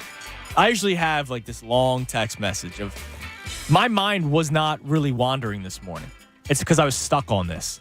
Yeah. I woke up this morning legitimately fearing sports fandom because sometimes I wonder why we like sports, right? Because everybody's miserable constantly with our teams. Like, we're always miserable, it seems. Like, we get excited. It's that constant cycle meme that somebody put out like a year ago where at least the Phillies are starting soon, at least the Eagles are starting soon, at least the Sixers are starting soon, at least the Flyers are starting soon, and it goes back to square one every single time. But, dude, that's going to really suck if all these teams, our legitimate rivals, our hated rivals, are championship contenders in their respective sport. Oh, my God, yeah. And even, like, I know, like, the Flyers are so out of sight, out of mind right now, but it's like the past decade with the Flyers where, like, the Flyers are just mediocre, average, win a playoff series, and then the Penguins have Sidney Crosby, Evgeny Malkin, and are always winning MVPs and winning Stanley Cups and stuff like that. Yeah. And now the New York Rangers, who are, in the Final Four last year, they look like a young, up-and-coming team. Yeah, it's not fun when your rivals are good and we're stuck here in mediocrity. Yeah, and it's, we talked about it last week. I don't think it's total mediocrity. I think the arrow is pointing up for the Eagles. I think the arrow is pointing up for the Phillies, which I know it's hard to say after they just got swept by the Cubs, but it's been, like, the future doesn't look like it, but it's been the last couple years mediocrity for the most part. But here's the problem. Even though I think the arrow is pointing up for the Phillies, Eagles, and Sixers, it sucks knowing that these teams could just jump them immediately. Cowboys, not so much. I think the Eagles are jumping the Cowboys right now. But the Mets jumped the Phillies this year. And the other issue is that the Sixers and Phillies windows are relatively similar, where it's like 4 years is really like the window to truly compete when you have Bryce Harper, guys like Schwarber. Especially when your farm system hasn't been great. And then even you look at, the Sixers with Joel Embiid, who's, a center. He's 27 years old, 28 years old. Still has dealt with injuries. Yes, and you have James Harden, who's 33 years old. So you have that where you're in a win now window pretty much, and these other teams are in win now windows, but with much better rosters. When you have Kevin Durant and you're talking about Juan Soto going to a team like that. I'm excited for the Sixers this year, but if the Celtics get Durant, I'm terrified because I pretty much think it's over. If the Mets get Soto or Ohtani, I think it's over. Like, the only thing I'm now rooting for is the Phillies for ending the playoff drought, but hopefully the Mets collapse. Right, that would be my rooting interest. I hope they collapse. Tom, sorry we kept on going. What's your morning thoughts? Yes, so had a nice little day yesterday. We had a going away party for some of our friends who are leaving. They're heading over to North Carolina, so we stopped at a couple bars. Shout out to Brian at Bishop's Collar. Nice. Great spot. We had some good times. Yeah, there you go. And the MLB Hall of Fame festivities were going on, and I was watching them, obviously. And David Ortiz was up there, the only member who was inducted in. So it got me thinking about Hall of Famers. Okay. And Hall of Famers we potentially have in this city right now. And I was really thinking about it. And when you think about all the talent we have in the city, you're like, oh man, we have a good amount. We should be seeing a couple, gold jackets, whatever it is, the plaques that you'll get for the MLB. But how many do we actually have? And after the set, ones, like Jason Kelce, I believe, is a Hall of Famer. Yes. Bryce Harper, I think, is on the path to a Hall of Famer. Other than that, do we really have any in this town right now? Well, Harden is already. Harden, of course. Embiid will be. You think I would imagine. He's on track. And other than that, though, it's kind of just like it falls off a bit. And I know you have some young, talented players. Yeah, hopefully Maxey can be one day. Sure, that's asking a lot for a 22-year-old kid who just made a jump like that. Nick Castellanos is a nice player. Kyle Schwarber a nice player. Are they really, even Wheeler, nice player, but there's not, Hall of Fame career. And it really made me put in perspective just how tough the Hall of Fame actually is. Pitching's going to be different, right? Think about the Hall of Famers that are in there now. It's guys that threw 300 innings every single year. Very low ERAs, and it's different now. Now, strikeouts are going to be higher, right? Yes. You could be a pitcher that averages 5 innings an outing or 6 innings an outing, but still throw as many, if not more, strikeouts than the guys that went 8-9 innings every single start. Yes. So the crop of pitchers, let's say, 20 years from now or 15 years from now, the Hall of Fame inductees that are starting pitching, that's going to be different. That's going to be crazy. Is it strictly going to be a 4-year period? This guy was so good for 4 years, 5 years. He was dominant that he's good enough to get in the Hall of Fame. Yeah, maybe. When full careers don't matter because these guys aren't going as long into their careers or whatever it may be. The innings aren't up as much. Yeah, Garrett Cole, you thought would have been a surefire Hall of Famer. His career's taking a little bit of a turn right now. Still a really nice pitcher. Still a good pitcher. Hall of Fame, though. But he was one of the best pitchers for 3-4 seasons here. And is that enough? Like Tim Lincecum, right? This is before this era of pitchers that are now thrown. Corbin Burns won Cy Young last year, and he averaged 5 innings an outing, which is stupid. Right? Wheeler should have won, but whatever. He was that good during every single outing. Tim Lincecum is kind of like the last pitcher where he's going to be in Hall of Fame talks for really only having 3 or 4 really good seasons. And they were really good seasons. Back-to-back Cy Young Award winner. Is that going to be enough to get in? I mean, that is an interesting question. That's going to change. Like how will the Hall of Fame look like 5 years, 10 years from now when it comes to the play? Because the Hall of Fame should be like the best of the best of the best of the best. I truly believe that. Rather than just like, oh, you had a really, really nice career, one of the best for this amount of time. I think best of era belongs in the Hall of Fame. Like Jimmy Rollins was the best shortstop. The best shortstop of his era, part of the reason why you see much more power hitting shortstops. I had this conversation with somebody the other day. They said, if it wasn't J-Roll, it was Cal Ripken Jr. It's like the guy that really started it, right? But J-Roll really was right before all these other guys took off. That these power hitting shortstops that played good defense. Like J-Roll should be in the Hall of Fame. I really do believe that he should be. But then it's like, all right, Ryan Howard was one of the best first basemen for a couple of years, but he also was in the same time as Albert Pujols, who had an extended career, who had over 600 home runs. So does that take away from Ryan Howard? Took away from Brian Dawkins because he was with Troy Polamalu and Ed Reed.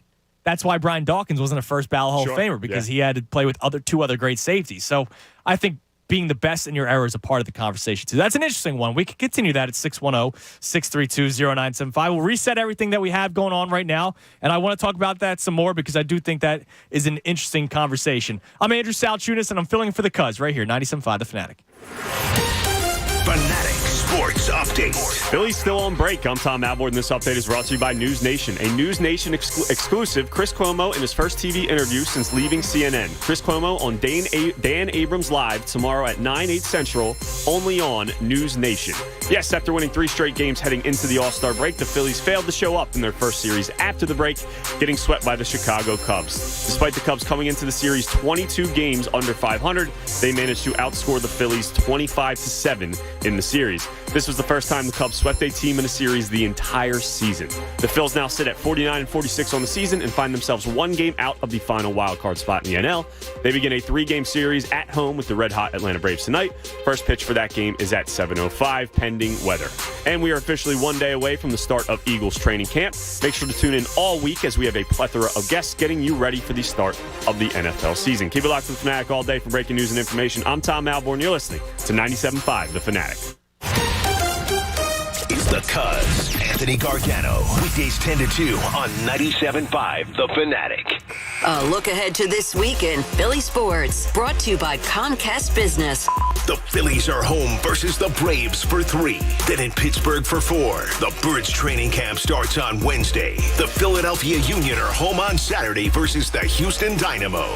Comcast Business. Every day in business is a big day. Let Comcast Business keep you ready for what's next. Learn more at ComcastBusiness.com. Hey guys, Bob Cooney here. And imagine if your favorite casino came with an undo button. You get that with FanDuel Casino's Play It Again. Get up to $1,000 back if you're down after your first day. Play your favorite table games and hundreds of slots for real cash. See why FanDuel Casino is the #1 rated online casino app. I love to explore the daily and weekly promotions. I play with live dealers, and if I ever have a question, well, the best-in-class customer support team helps me 24/7. Sign up for FanDuel Casino with promo code BOB today and play it again with up to $1,000 back if you're down after your first day. That's promo code BOB. 21 plus and present in PA, must not have previously placed any wager on FanDuel Sportsbook, FanDuel Casino, Betfair Casino, Mohegan Sun Casino, or Stardust Casino. Refund issued as non-withdrawable casino-only site credit that expires 7 days after receipt. Restrictions apply. See full terms at FanDuel.com/casino. Gambling problem? Call 1-800-GAMBLER or visit FanDuel.com/RG.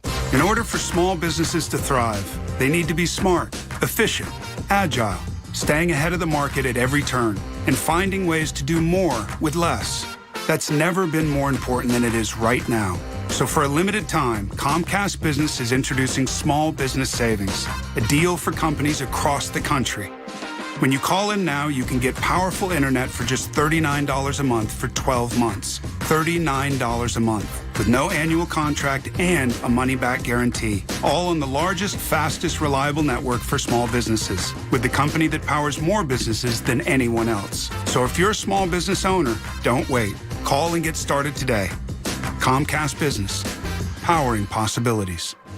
Offer ends 9/21/22. Restrictions apply. New Comcast Business 50 megabits per second internet customers only. Requires EcoBill and AutoPay. Equipment, taxes, and fees extra and subject to change. Call or go online for details. After promo, regular rates apply. You know, energy costs can dramatically affect your company's bottom line. How about putting 30 to 40% of those costs back into your company at little or no cost to the company? At Beyond the Bulb, they provide energy efficiency upgrades to commercial and industrial customers in the PICO and PPL utility service areas. They're energy efficiency experts. They were just awarded the PPL Direct Discount Contractor of the Year. They're going to use local rebate programs to help offset the costs to your business. So go to beyondthebulb.com. That's beyondthebulb.com, or dial 484-246-6542 for a brighter bottom line. At CSL Plasma, you can make up to $825 this month when you donate plasma at any of CSL Plasma's tri-state area donation centers. That's money you get on a reloadable prepaid card for doing a good deed.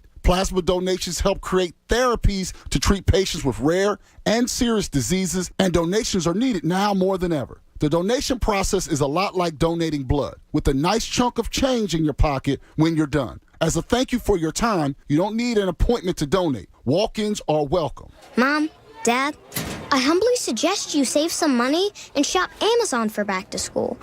It's for my growth, meaning my body's growing at an alarming rate. And clothes you buy me this year will be very small very soon.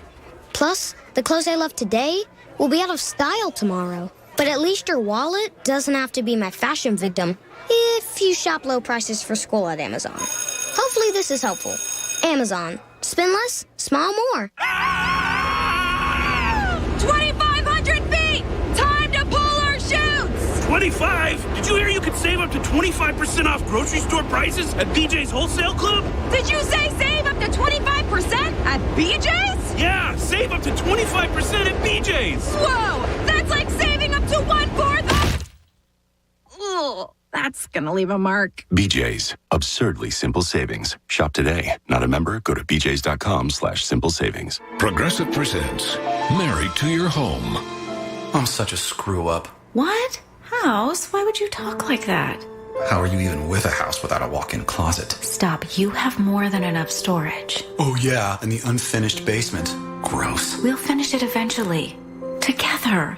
No matter how much you already love your house, you'll love it more knowing you could save big bundling your home and auto with Progressive. Coverage from Progressive Casualty Insurance Company, affiliates, and third-party insurers. Bundle discount not available in all states or situations. Millions of people use Zoom Phone, the innovative and feature-rich cloud phone system for businesses of any size. Zoom Phone is simple to use, whether you're on a mobile device, desktop, laptop, or desk phone. And because every call is important to your business, Zoom Phone was built with reliability in mind, using geographic redundancy to keep your communications online. Empower your workforce with Zoom Phone. Visit zoom.com/phone system. Zoom, how the world connects. Virtua Health is here to keep hearts healthy. With comprehensive care from general cardiology to heart rhythm care and advanced surgeries, Virtua is South Jersey's heart headquarters. Learn more or make an appointment at virtua.org/heart. Virtua Health, here for good.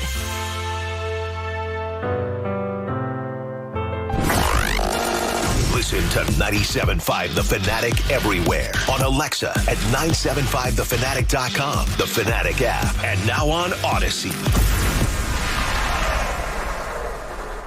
Want to hear the Fanatic Best of Show Daily podcast? Head to 975thefanatic.com now and download each show every day. Brought to you by DraftKings Sportsbook. Use promo code FANATIC when using the DraftKings app.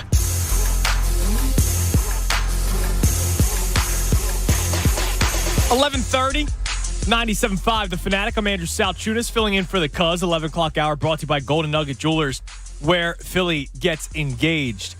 We'll get back to the Phillies talk in a second. I know we have a poll running. We'll also continue this media conversation in a second because my man Marshall Thomas just tweeted me something that is the perfect example as to why some media we should like or should not like.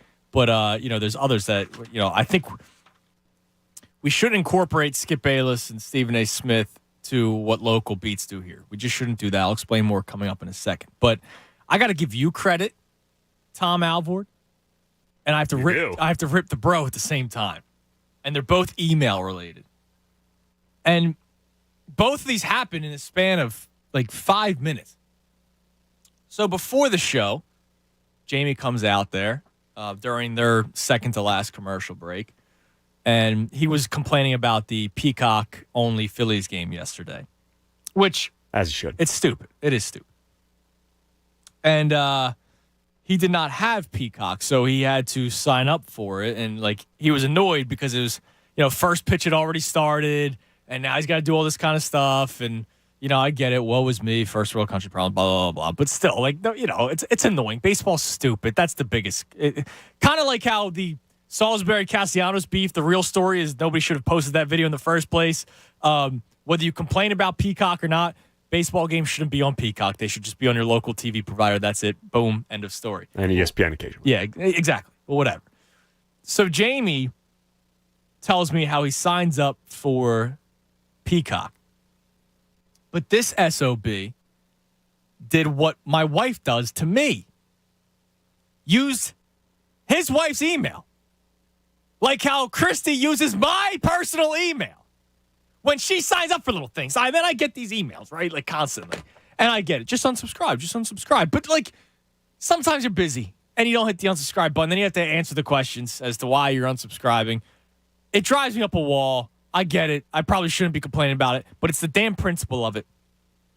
You want to buy something, or you want to sign up for some emails, or you want to do open table because you're going out to dinner with your girlfriends, don't use my email, right? Just so you don't get it flooded in your inbox. Damn it, okay? So I yelled at Jamie this morning because he did it to his wife. Riled up, yeah, come on, man, because I deal with it. I know the pain that his wife is feeling right now. It ain't right, man. It's not right. Use your own personal email. So that's Jamie. You, I was fighting with the computer. Yeah, you were going nuts. So our computers here at 97.5 The Fanatic, I don't think are from this decade. No, not like this decade. I mean 2010 decade. I'm pretty sure they're pre-2010 computers, which is why nothing ever works around here. Which is why when Anthony goes, oh, grab that clip. Did you get it yet? Did you get it yet? Did you get it yet? Did you get it yet? No. Internet Explorer hasn't opened yet. It's been 12 minutes. Damn computers. Correct. It's really bad here. It's bad. Whatever. I digress because I don't want to get in trouble.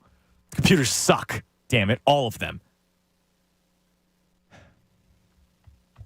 I was going to. I was going to continue because there's another radio station right there that has stuff from last year, and I'm like, how do you guys have that? Well, whatever.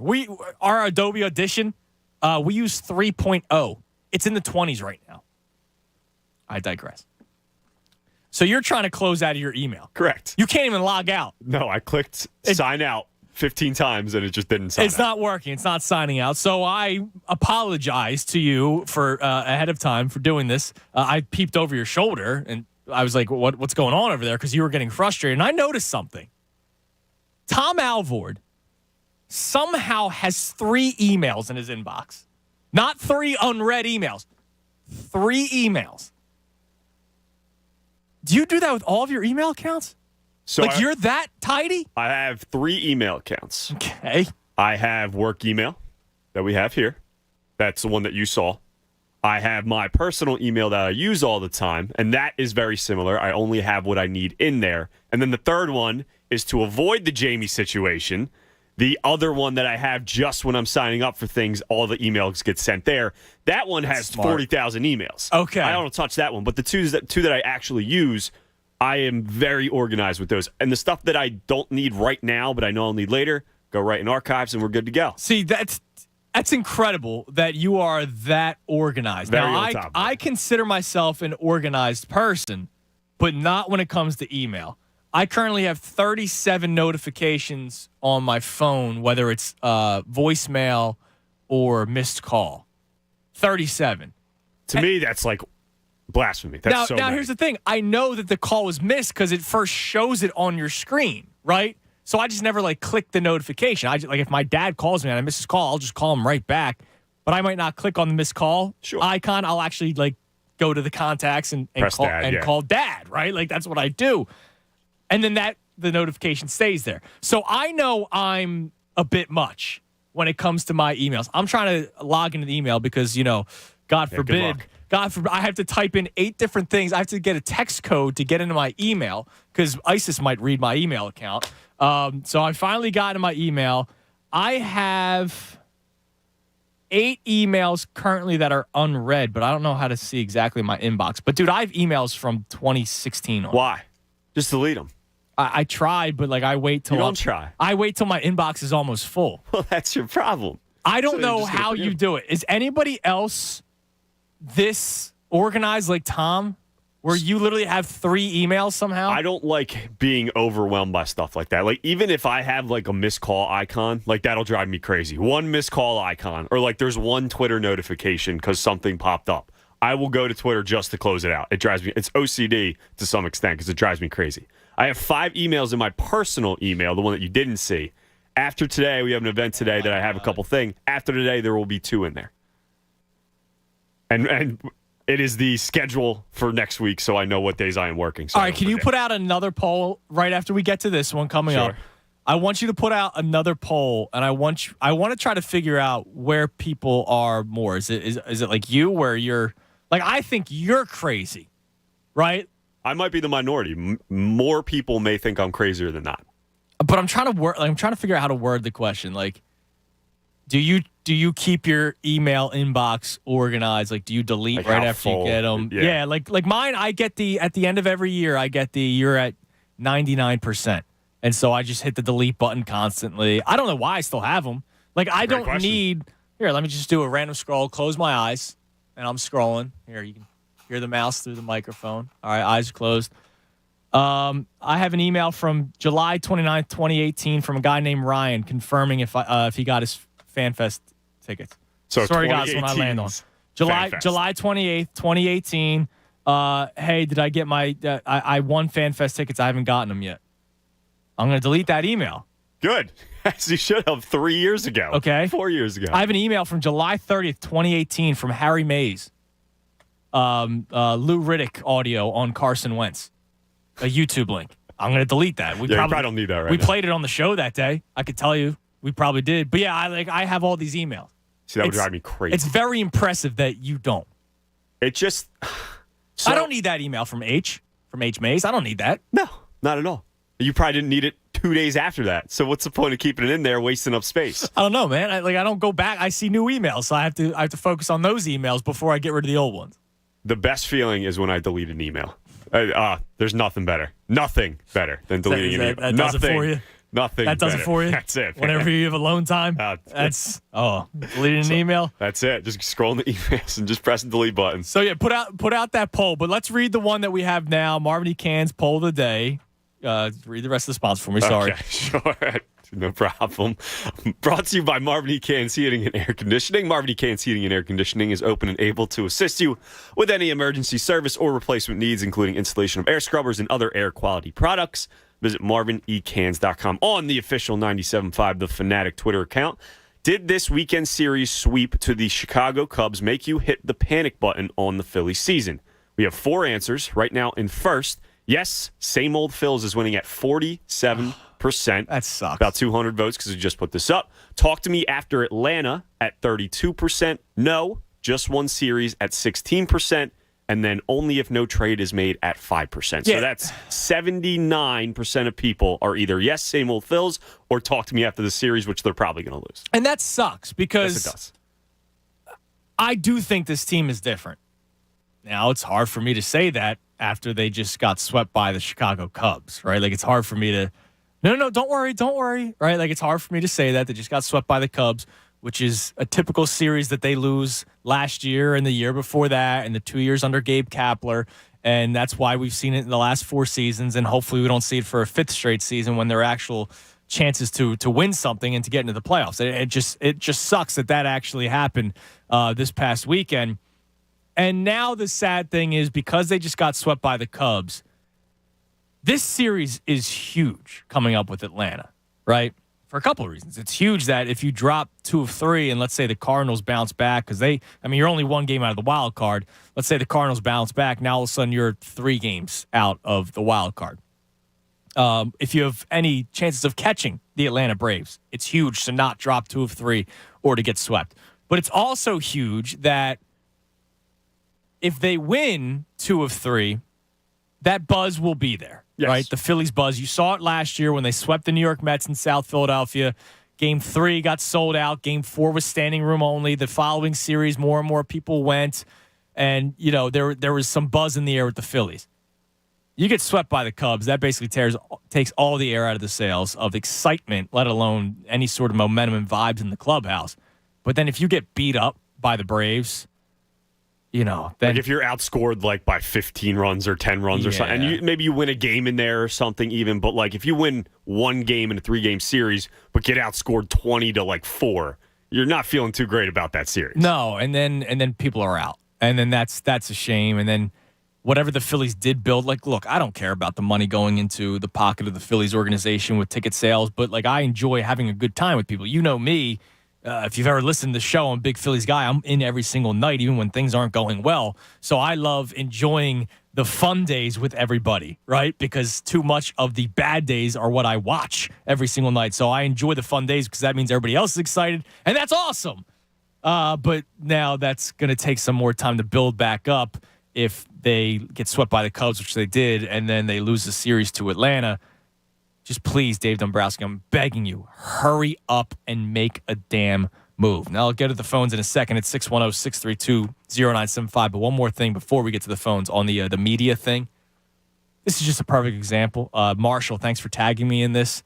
Skip Bayless put out his top 10 I saw this list of all-time NBA players. And there's a reason I didn't bring it up to you. He hates LeBron James so much that he is LeBron 9th on this list. Now, it has become a running joke, the Skip Bayless hate for LeBron James. Yes. I don't know if he actually doesn't like him. I don't know. Or does it just get clicks? Right.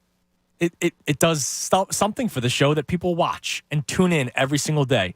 And now he puts LeBron James 9th on his top 10 list. Nobody should take this seriously. But what are people going to do? I got to turn it on and watch to see what he has to say.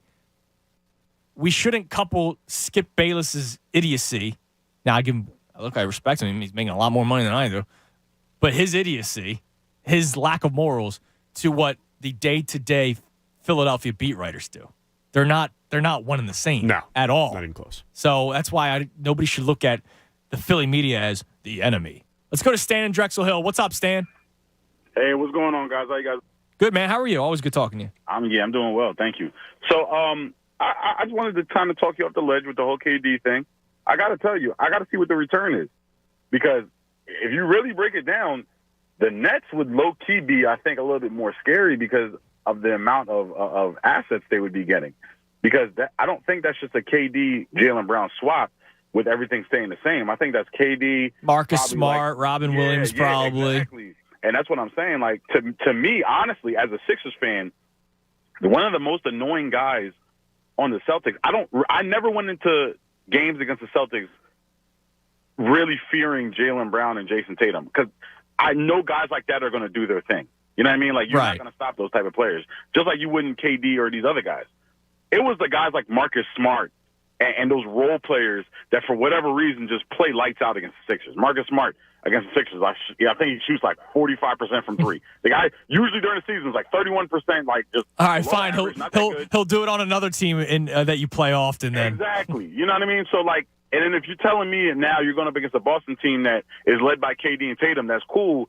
But I'm not really that fearful. Malcolm Brogdon's not the same player he was. Yeah, but it's still Kevin Durant and it's still a rising star in Jason Tatum. And even though they lose Robin Williams, they're going to find other guys. There's going to be veterans that are going to swarm to Boston. Okay, they might, but I'm as a cohesive unit, the team that just went to the finals, that team to me would be scarier than, like I said, KD, Tatum and his random parts, because you just saw what happened with Brooklyn, how that just fell apart. No, it fell apart. With the style of play that Tatum has. Tatum, I don't know. I also don't think Brooklyn has a good coach. True. Yeah, Ime Udoka He's a great coach. He's a great coach. And I don't like Brad Stevens a little bit, but you know how he probably knows a thing or two in the front office. He probably learned a little bit from Danny Ainge doing that snake stuff. Yep. Yeah, we get all that. Like, I'll be honest. Like, I know you're trying to talk me off the ledge, and I appreciate it, Stan. I appreciate you having my back. It ain't working right now. Listen, I'm just saying, if you're going into it and you're saying, okay, now you're starting the season and all the teams are built up and everything like that, I don't say that Boston getting Kevin Durant automatically makes them, because you can make the argument that Milwaukee would have beat Boston last year if Chris Middleton was That's true. That's true. I mean, I'm always going to be afraid of Milwaukee too, because they've one of the best players in the world, in Giannis Antetokounmpo, and then a guy who's severely underrated in Chris Middleton. And if James Harden, even if he's not MVP guy, if he's better than he was last year, and then Maxey takes another step, I got to tell you, and Embiid is still right now in his prime. All things considered equal, I got to say that I would like the Sixers' chances going into any series, because if those guys are all hitting on all cylinders. Yeah, if they're on, Stan, you're right. I hear you, man. I appreciate the call. I always do.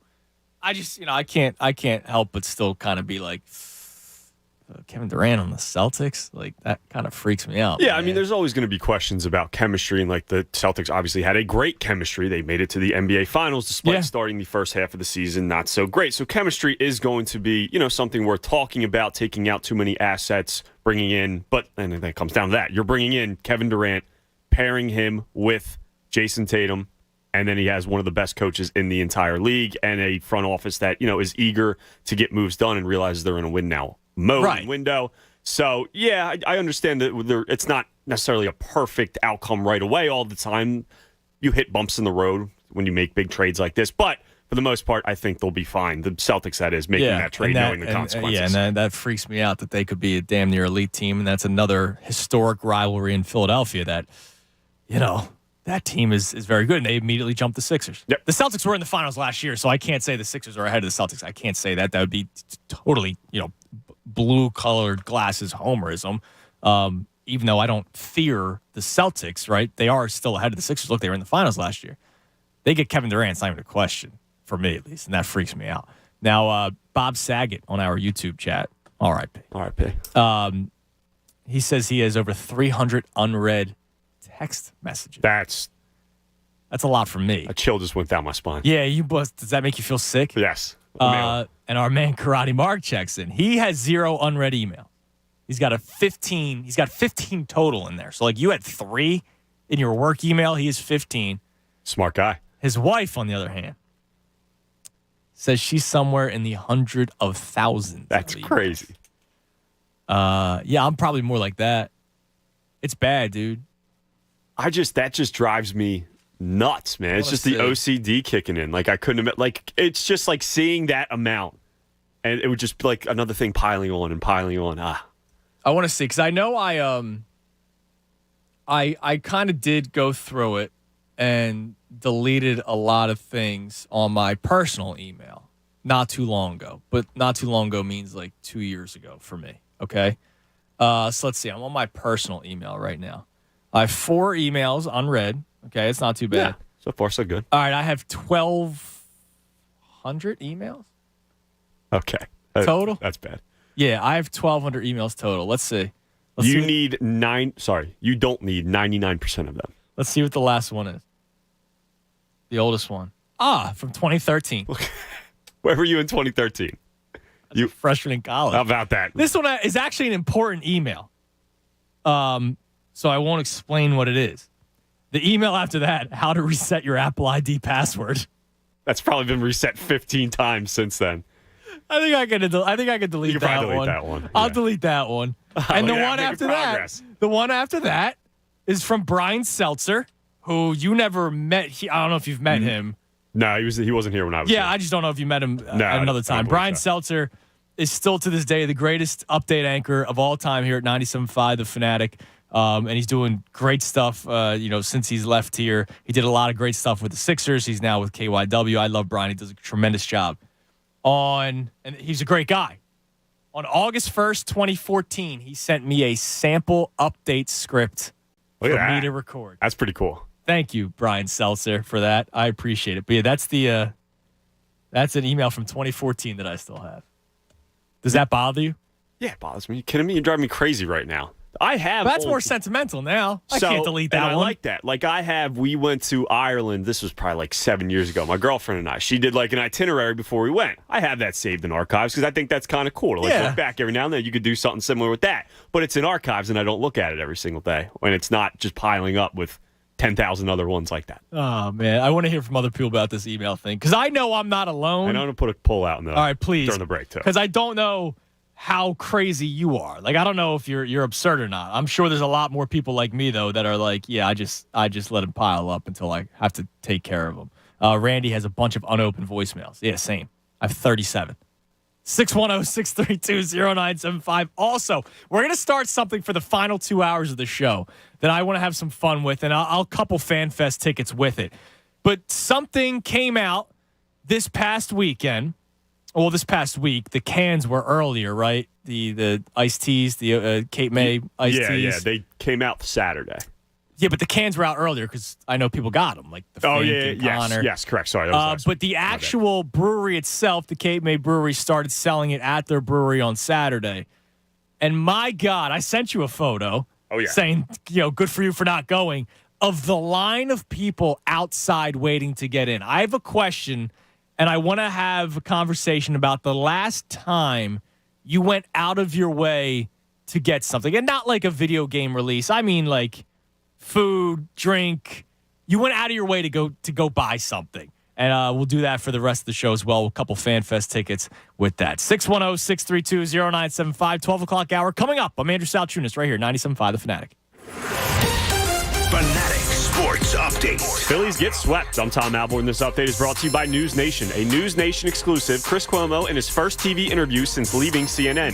Chris Cuomo on Dan Abrams Live tomorrow at 9/8 Central, only on News Nation.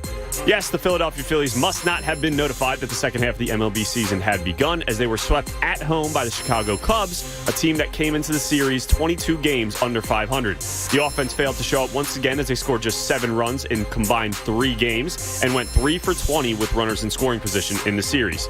Despite the sweep, the Phillies still find themselves just 1 game out of the final wildcard spot in the NL. They look to turn things around tonight as they begin a 3-game series with the Atlanta Braves. First pitch for tonight's game is at 7:05. And we are officially 1 day away from the start of Eagles training camp. Make sure to tune in all week as we have a plethora of guests to get you ready for the start of the NFL season. Keep it locked to The Fanatic all day for breaking news and information. I'm Tom Alborn. You're listening to 97.5 The Fanatic. It's the Anthony Gargano Show on 97.5 The Fanatic. Is today your lucky day? You bet. Because the new BetParks app is everything you want in a digital casino and sportsbook. It's easy to sign up, fun to use, and faster to win than ever before. And all new BetParks app users can choose between a $20 casino bonus or a $20 free sports bet. Which begs the question, is this the most rewarding casino and sportsbook betting app ever? You bet. BetParks.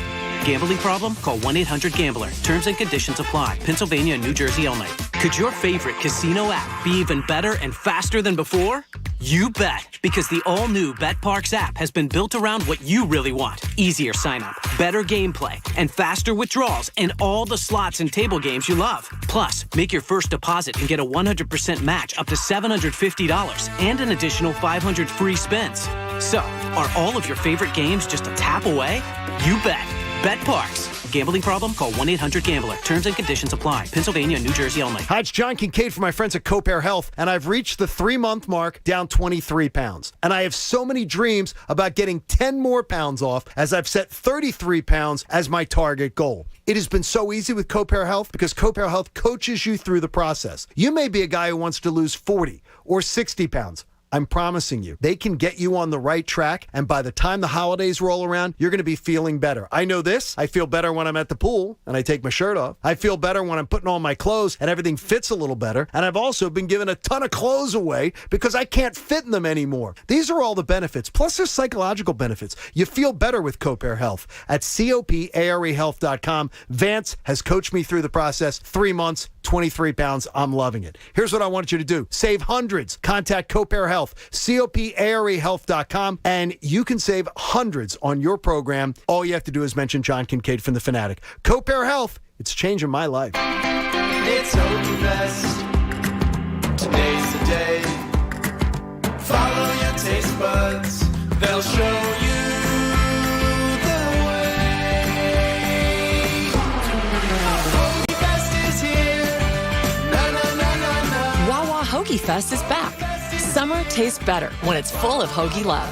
Get $5 shorties and $6 classic hoagies. Limited time only. See store for exclusions. There's an epic cookie battle happening right now at Wawa. Will it be Oreo cookies and cream frozen beverages? Or will you choose Chips Ahoy cream smoothies, milkshakes, and more? If you can't choose one, go for both in our limited time ultimate cookie mashup, made with real pieces of Oreo and Chips Ahoy cookies. 2 legendary cookies, 1 epic frozen treat. Gotta have a Wawa. How are your kids getting their news? From their friends? Through social media? Can they ask you questions about what's going on around them? And will you be ready? Kids are exposed to more than you think.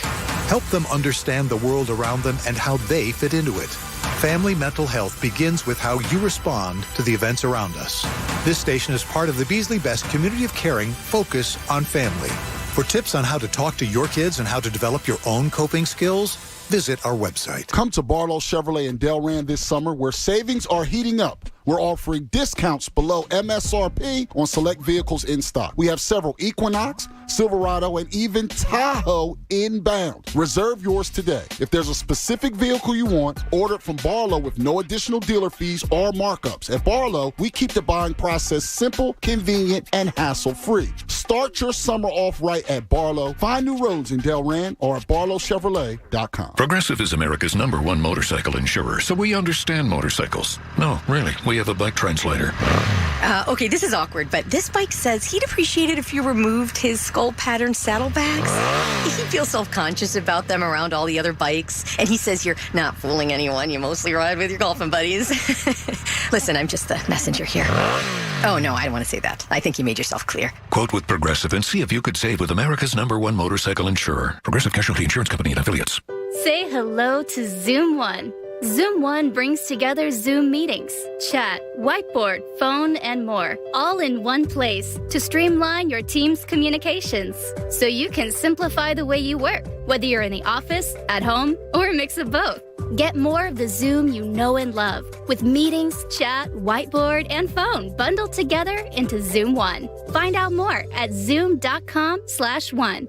Zoom One features vary by plan. You know, energy costs can dramatically affect your company's bottom line. How about putting 30 to 40% of those costs back into your company at little or no cost to the company? At Beyond the Bulb, they provide energy efficiency upgrades to commercial and industrial customers in the PECO and PPL utility service areas. They're energy efficiency experts. They were just awarded the PPL Direct Discount Contractor of the Year. They're going to use local rebate programs to help offset the costs to your business. So go to beyondthebulb.com. That's beyondthebulb.com. Or dial 484-246-6542 for a brighter bottom line. WPEN Burlington, Philadelphia, a Beasley Media Group station, home of the most entertaining sports talk in Philadelphia. 97.5 The Fanatic, Philadelphia.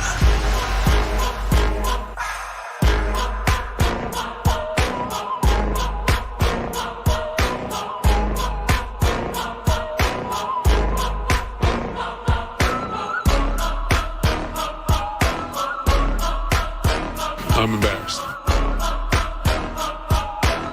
Can't wait. Can't wait.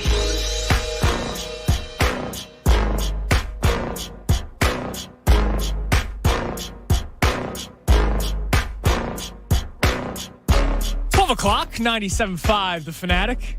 How long was I gone? Not that long. 20 seconds. You're good. I was with Coach Camille. I'm used to it at this point, so it's all good.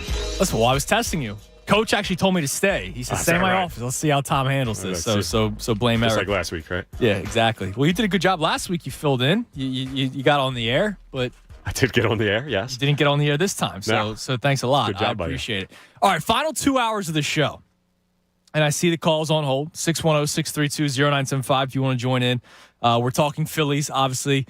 Is there any sort of panic for you? We went through the poll, and the majority of the people are starting to panic, and they're saying same old Phillies, which I think is sad that we're at that point. I'm not saying you're wrong, right?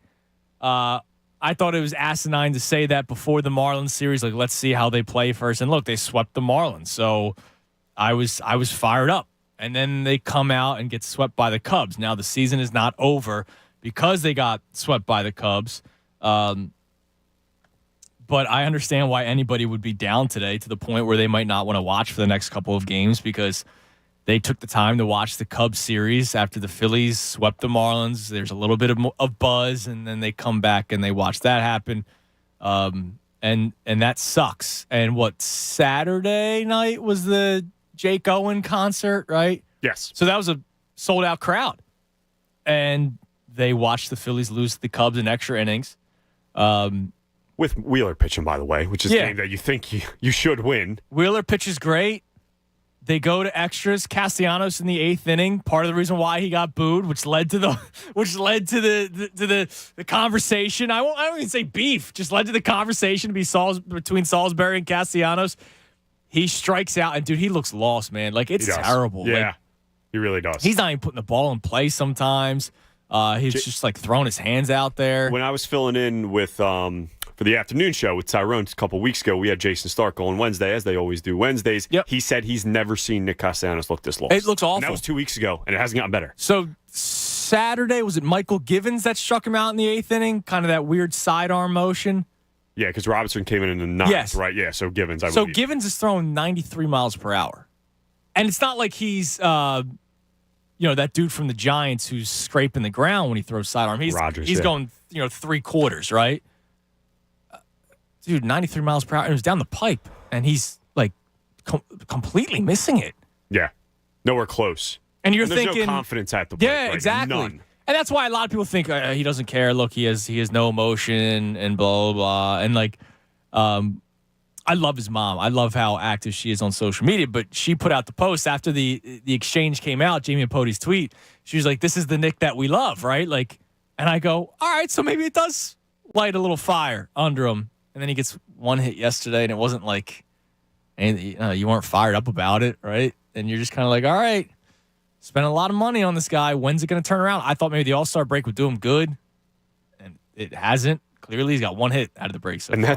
that's part of what I asked you. Like, we're 95 games into the season now. You had this little thing with Jim Salisbury, which, whether it should be a story or not, it still happened. Rob Thompson bumped him down the lineup, now batting 5th yesterday. We'll see what happens today. That you'll have JT Realmuto back because Stubbs was back yesterday. Maybe he's batting 6th. They put JT ahead of him. We shall see. If this doesn't work, Andrew, what else can we do because at here's this the thing. point? There's nothing else to do. Bryce Harper was here before he got hurt. And it's not like Castellanos was, because Bryce Harper was ahead of him in the order, Castellanos had like a great start to the season since the injury has been affected by it because there's nobody protecting him in the lineup. No, that has nothing to do with it.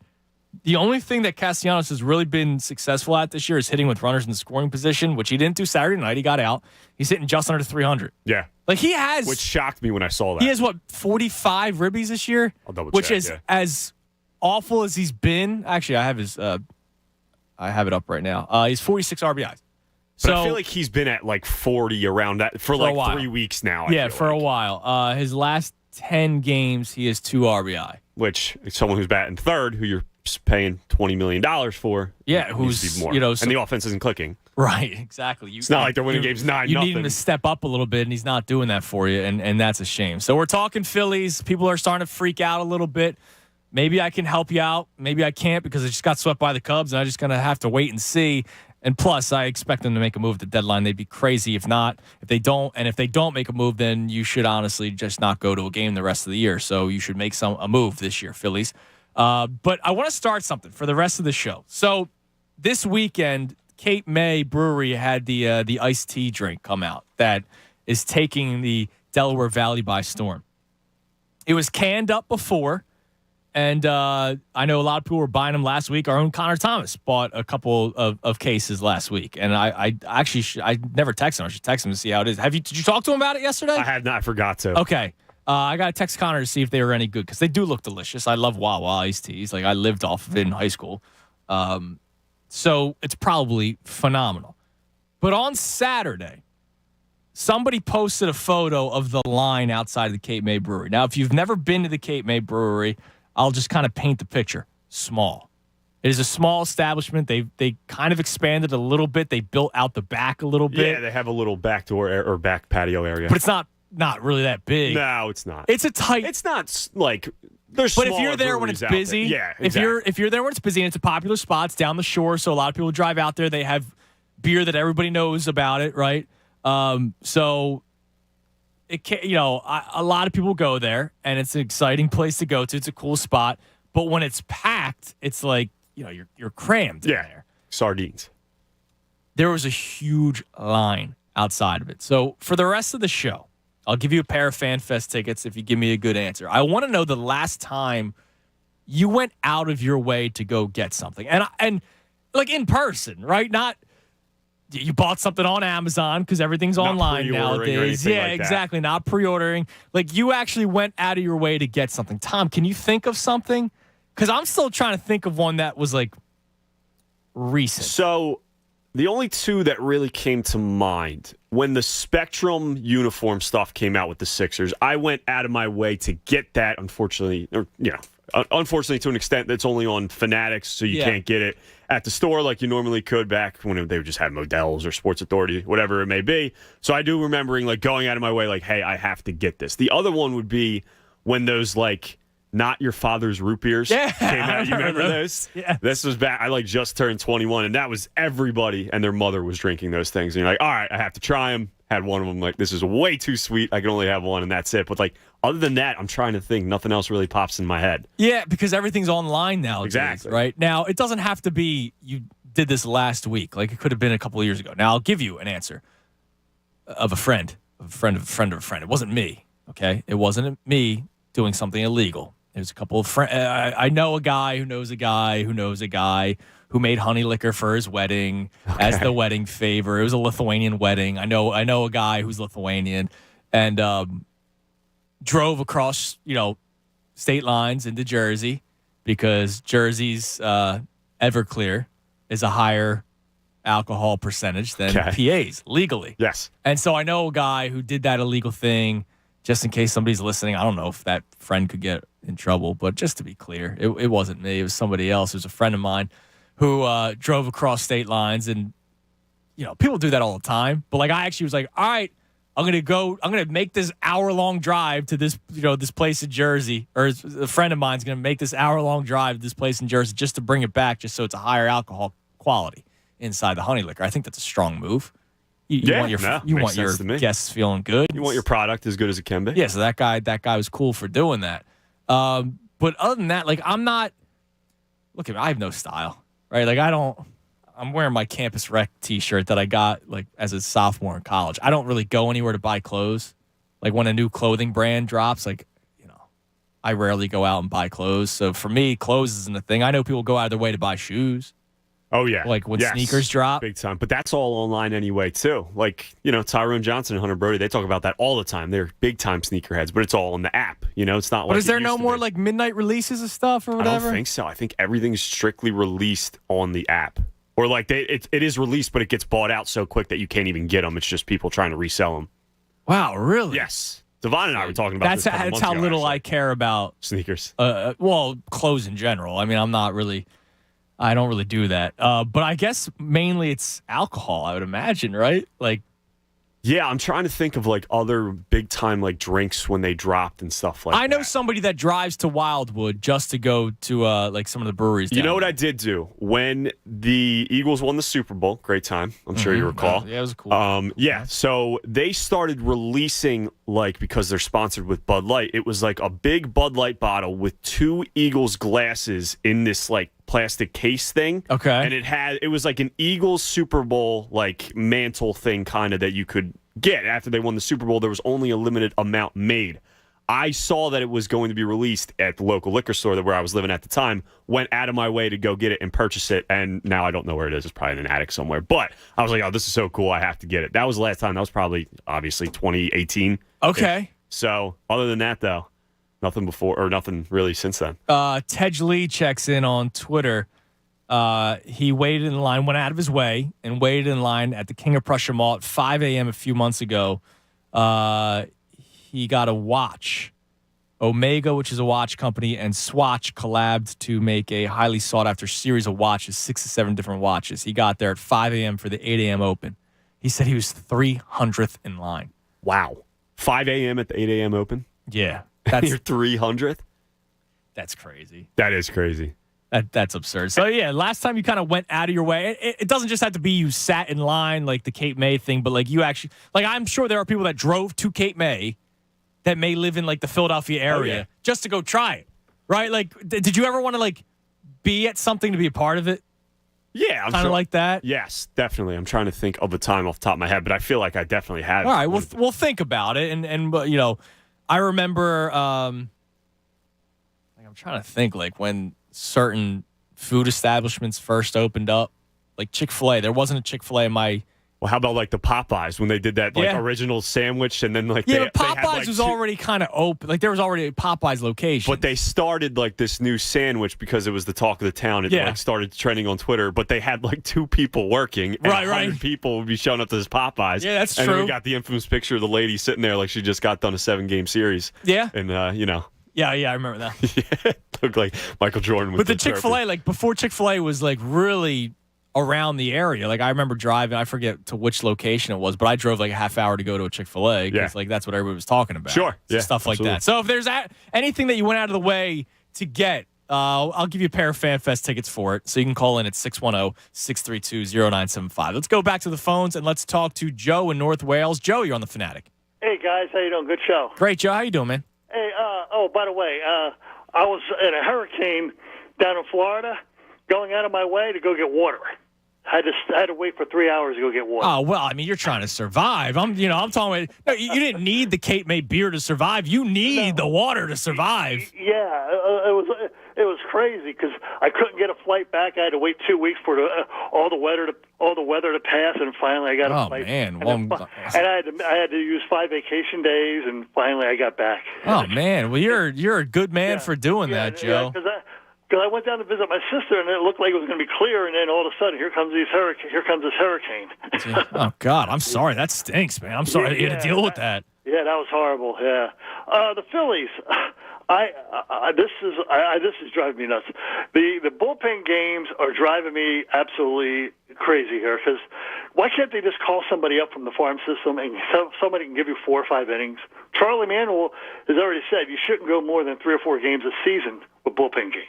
I just wonder how you guys thought about it. Well, I mean, Bailey Falter and Christopher Sanchez are actually supposed to be starters. It's just they're not that great, right? So you're just hoping to get 3 or 4 innings out of them before they start falling apart, and you saw it from Falter early yesterday. Haven't we seen enough of those guys? I mean, ain't there like 2 or 3 guys down there in the AAA or AA system that can come up and give you 4 or 5? Joe, you're talking about an organization that gave Vince Velasquez 8 seasons. Okay. You know what I mean? Like, I'm sure there are guys down there, but then, of course, there's also the contract stuff. Are they on the 40-man roster? Are they not? Like, you know, you're not going to bring up a guy like Mick Abel or an Andrew Painter up yet because they're still in single A. Right.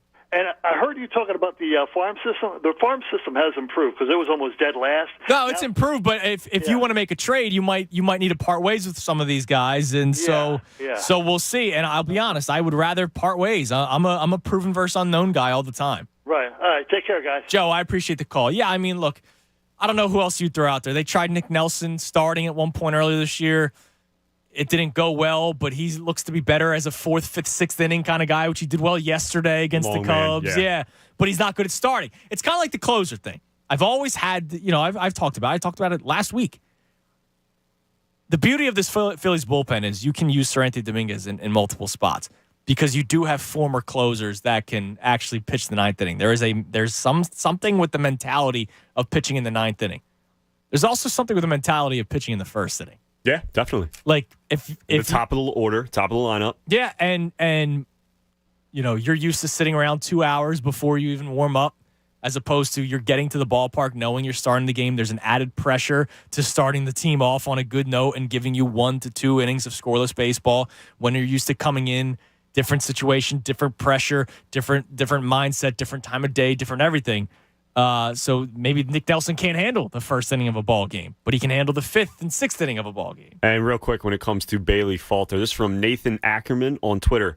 Bailey Falter has gone 4 2/3, 3 innings, 5 innings, 4 innings, 4 innings, and 5 innings in his 6 starts this season. He has a 5.26 ERA. Yeah, that's not good enough. No, that's not good enough, and even for just spot starts, that's not good enough. To this day, he looks too cool to be that bad. Yeah, it's a shame. Like he looks he looks like he should be awesome, but he's not. It's like J.D. Hammer. Yeah, Same thing.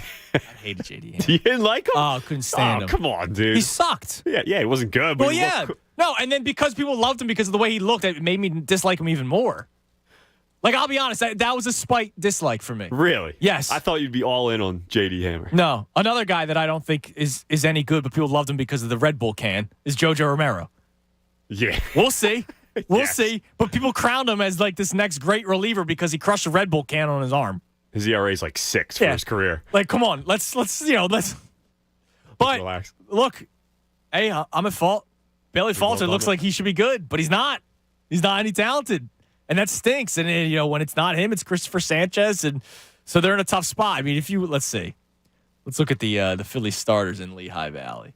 Well, that's the issue. And while you're getting to that, there's talent down there, as the last caller mentioned, but it's Andrew Painter and Mick Abel who aren't going to be on this team for another 3 to 4 years. Yeah, not for a couple of seasons. There's no MLB ready starting pitching talent to come up here. Let's see. How come they don't have like a statistics tab? Come on, Lehigh Valley Iron Pigs. It's a bad job by them. It's one of the drop down tags.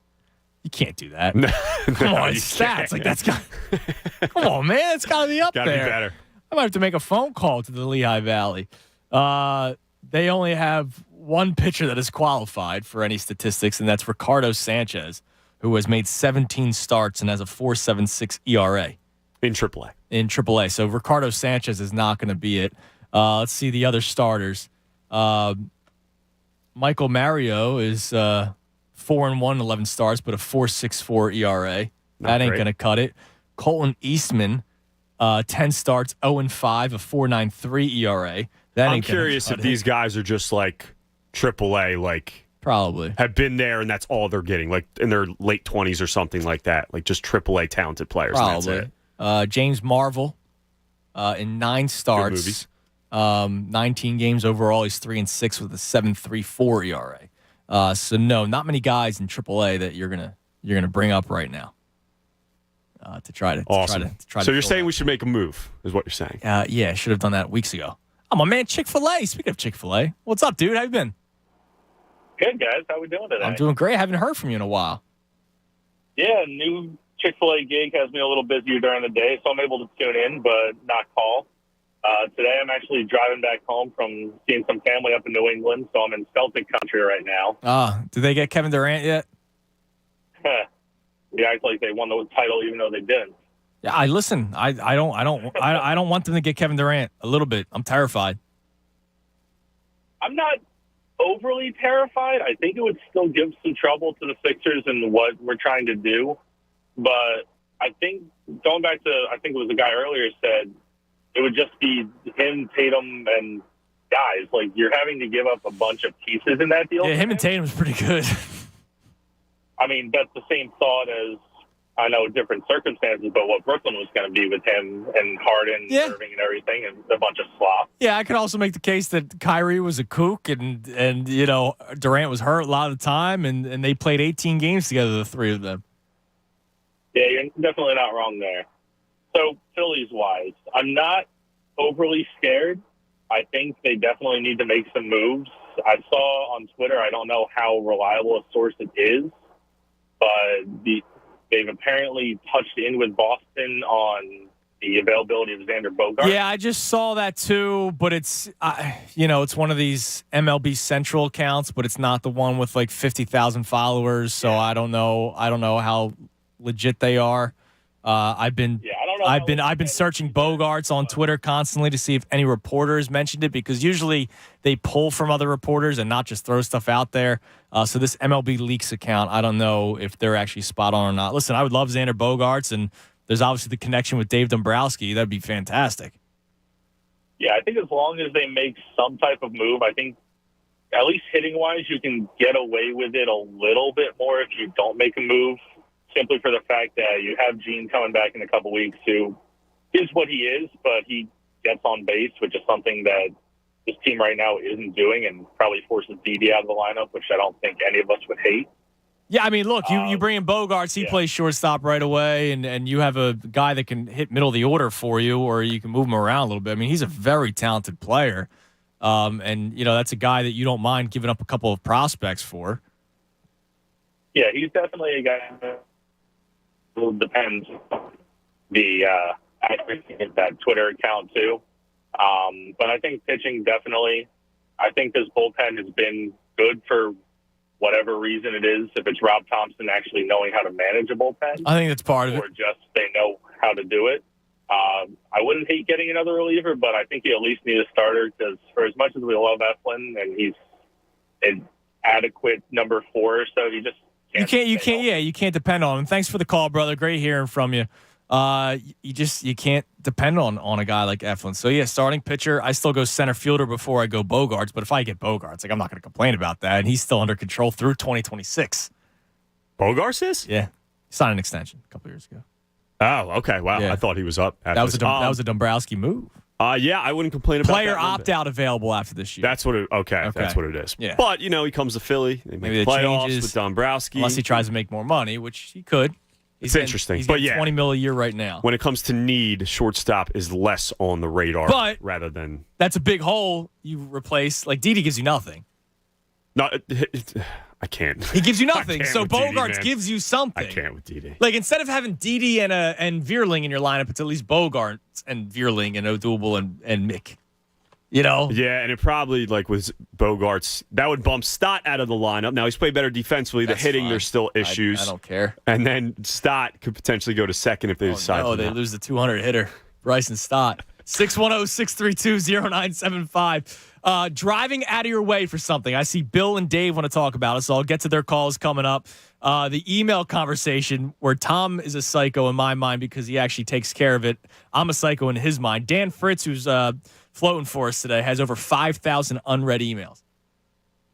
That make your skin crawl when you saw it? Yeah, dude. I'm over like shaking 5,000 unread emails. So we'll get to the poll to see where people are more. Is it more like me, more like Tom, or more like Dan, which is just honestly crazy, and a lot more. Phillies talk, obviously, on the table. Go Yard all summer long with $5 Dinger Tuesdays on FanDuel Sportsbook in partnership with Valley Forge. This season, all customers will get $5 for every home run hit by both teams when you place a $25 to hit a home run wager on Tuesday MLB games. And the best part about Dinger Tuesdays is even if your bet loses, FanDuel will pay you $5 for every home run hit. So you would obviously put your $25 down on Kyle Schwarber. He's a guy that has the best chance of hitting a home run on a given night for the Fightins. But if he doesn't go yard, and let's say Hoskins hits one out, JT hits one out, Nick Castellano, I won't go there. But maybe some of the players from the other team hit home runs. Every home run hit, that's another $5 in your pocket. So what are you waiting for? Pick your home run hitter and turn big swings into big wins. There's no better place to bet America's pastime than on America's #1 sportsbook. So head over to your FanDuel account or download the FanDuel Sportsbook app and sign up using promo code FANATIC. That's promo code FANATIC. Must be 21 plus and present in PA. Bonus issue is knowledgeable site credit that expires in 7 days. Max bonus $25. Restrictions apply. See full terms at sportsbook.fanduel.com. Gambling problem? Call 1-800-GAMBLER. Fanatic Sports Update. Phillies still on break. I'm Tom Alvord, and this update is brought to you by News Nation. A News Nation exclusive, Chris Cuomo in his first TV interview since leaving CNN. Chris Cuomo on Dan Abrams Live tomorrow at 9, 8 Central, only on News Nation. Yes, after winning 3 straight games heading into the All-Star break, the Phillies failed to show up in their first series after the break, getting swept by the Chicago Cubs. Despite the Cubs coming into the series 22 games under 500, they managed to outscore the Phillies 25-7 in those 3 games. This was the first time the Cubs swept a team in a series the entire season. The Phils now sit at 49-46 on the season and find themselves 1 game out of the final wildcard spot in the NL. They begin a 3-game series at home with the red-hot Atlanta Braves tonight. First pitch for that game is at 7:05, pending weather. And we are officially 1 day away from the start of Eagles training camp. Make sure to tune in all week as we have a plethora of guests getting you ready for the start of the NFL season. This update is also brought to you by NJ Diet. NJ Diet, be slimmer for this summer and lose a contractually guaranteed 20 to 40 plus pounds in only 40 days. Call 855-5NJ-DIET or go to njdiet.com. Keep it locked with Fanatic all day for breaking news and information. I'm Tom Alborn, and you're listening to 97.5 The Fanatic. Anthony Gargano, weekdays 10 to 2 on 97.5 The Fanatic. This is Brent Musburger's Action Update for 97.5 The Fanatic. Brought to you by DraftKings Sportsbook. Use the promo code FANATIC when using the DraftKings app. Phillies hosting the Braves at Citizens Bank Park today. Philadelphia 49-46, 1 back of the NL wild card. They look to end a 3-game slide with Ranger Suarez on the mound. He's 7-5 with a 4.07 earned run average. Philadelphia the plus 155 home underdog. Max Fried pitching for the Braves, 10-3, 2.64 earned run average. Braves laying $1.70 as a favorite, 8 under the total. NFL preseason kicks off a week from Thursday with a Hall of Fame game. Raiders laying 1.5 against the Jaguars. Eagles open at home Friday, August the 12th, laying 1.5 against the Jets. Red Hot winning picks available. Experts.winnersandwhiners.com. Save 75% with the promo code ACTION75. Mike Sennett, 97.5 The Fanatic. You know, as a 2-time cancer survivor, I know when it comes to funding cancer research, every single dollar counts. And I'm so proud that the American Association for Cancer Research is once again the official charity of the John Kincaid Show. Because it's a cause that hits close to home for me and my family, and probably for you too. You've got friends, you've got family who've been touched by cancer directly. We all can work together with the AACR to help accelerate scientific discoveries that are going to benefit patients and families everywhere. So why don't you make a donation to the AACR, the American Association for Cancer Research, today? You realize they're based right here in Philadelphia, and there's over 50,000 researchers that are looking for your funding. And there's more than 17 million Americans that are survivors of cancer today, like myself, that benefit from it. So join us today. Support those scientists and doctors. Give hope to cancer patients and their families. Donate online right now. Go to aacr.org/fanatic. That's aacr.org/fanatic, because cancer research saves lives. If the best part of your workday is spent listening to us on your drive to work and back, maybe it's time your workday was spent somewhere else. Many of the companies you hear advertising on The Fanatic are hiring talented, hardworking people just like you. Visit the Fanatic job board at 975thefanatic.com/now-hiring for links to career opportunities with our partners.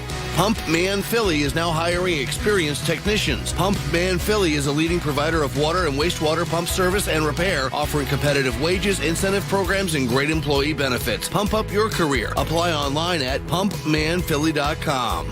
Ferguson HVAC is hiring. Want to work for the leading wholesale distributor of HVAC parts, supplies, and equipment? Ferguson is actively hiring delivery drivers, warehouse associates, and sales support representatives. Check out ferguson.com/careers for job openings in your area. These are just a few of our advertisers now hiring. Check out the full list at 975thefanatic.com/now-hiring. We love working with these companies, and we're sure you will too. You know, if you suspect you have mold in your home, you may have a damaged or eroded foundation, extra moisture in the house, cracks in the basement floor and walls, or visible mold or residue, DryTech Waterproofing Solutions is one of the top-rated mold remediation companies in the entire state. So call DryTech at the first sign of mold. It'll save you substantial repair costs down the road. DryTech offers free consultations. Mention John Kincaid, get 15% off. Fanatic listeners, you're going to get 15% off just for name dropping Kincaid. Don't let mold lurk in your home. Visit DryTechCorp.com. DryTech Waterproofing Solutions. Protect your investment. 20,000 bonus points, 18.99% variable APR, and a $32 statement credit when you spend $200 before your dog's 8th birthday.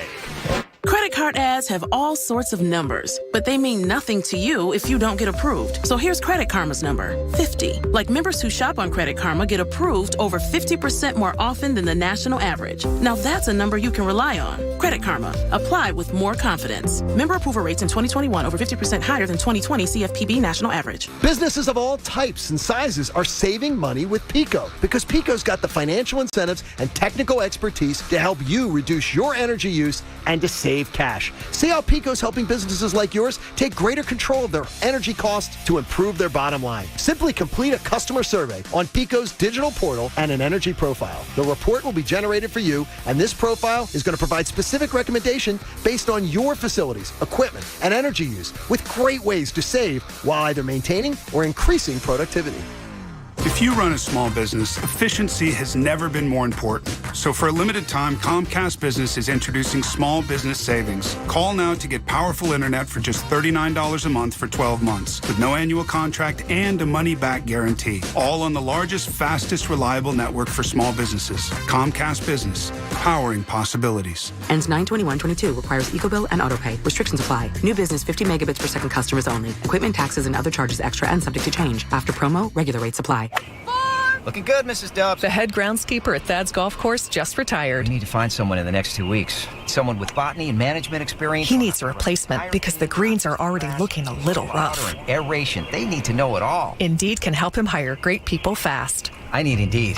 Indeed you do. You can schedule and conduct virtual interviews all from your employer dashboard. Earn up to $500 in sponsored job credits by interviewing on Indeed. Visit Indeed.com/credit. Terms and conditions apply.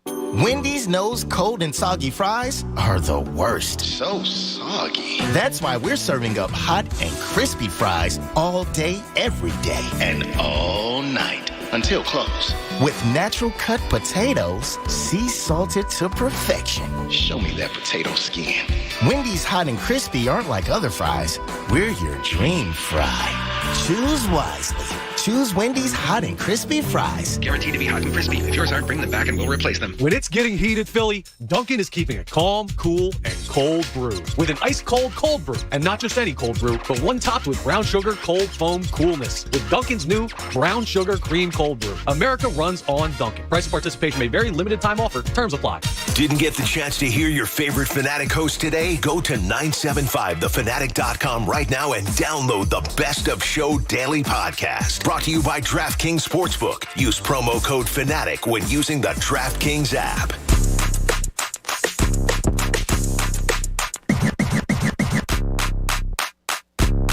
$12:30, 97.5 The Fanatic. I'm Andrew Salchunas, filling in for the Cuz for one more week. He'll be back on Monday, August the 1st. 12 o'clock hour brought to you by Service First Heating and Air Conditioning. Get 0% financing for 72 months and a $500 rebate when you purchase a complete heating and cooling system from Service First. Learn more at servicefirst.hvac.com. Now, we had our caller last segment who goes by Chick-fil-A. His name's Jared. Seen Jared at a lot of remotes. Maybe remember, Cheat Day Friday. Yes. I saw the picture. I tagged you. You did. On the gram. Appreciate the follow. Of course. Two Chick-fil-A sandwiches and a large fry. Mm-hmm. And then on the side, I had the half of the Talenti gelato thing. Yes. And I was a little disappointed with the one that I got. The last time I got had like fudge in it, which was delicious. Sure. This time it didn't have fudge in it. I got like some peanut butter crunch one. Still very good. But I mean, that's more on you than on the ice cream. No, it was still good, but I was like, it's cheat day, right? So like now I don't have another opportunity to reset till Friday. So you're looking forward to it. Yeah, so I was shame on me, right? Like you said, it was my fault. I was about to drive back out to the store and get some more. No, definitely not. I'm not going to do it. But yeah, it was a good day Friday. Successful day Friday. Successful cheat day Friday. Yes, and you made me get Chick-fil-A as well. Oh, did you get it? All the talk. Yeah, dude, I had to. Yeah. It was so good. It's absolutely delicious. Delicious. All right, so we have another poll running. Our Marvin E. Cans poll of the day. You don't have to sponsor again. This is the email poll. And correct. I'm curious to see where people stand, Tom. Yes, so another one on the official 97.5 The Fanatic Twitter account. What does your email inbox look like? You have three options. First one is empty / always deleting, which I fall in. That's at 39%. kind of full, but on top of it is in the middle at 21%. And then never delete 1,000 plus I put in there at 40%. So that would be me. You are winning 40% to my 39%. Wow, really? Yes. Okay.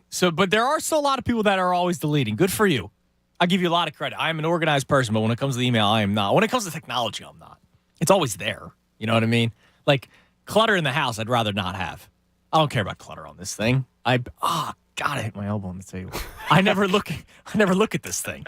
All right. No, you don't. Yes. So I don't care about the clutter on this thing. It's like if I go into the house and there's stuff on the table, I'd rather I have OCD when it comes to that. I would just, connect you having OCD at the house, which I do too. Yes. I try and be relatively organized my whole life. I just figured if you're like that in your regular life outside of the cell phone and work, email, and stuff like that, I figured you'd be the same when it came to that, but I guess not. No, I don't give a damn about technology whatsoever.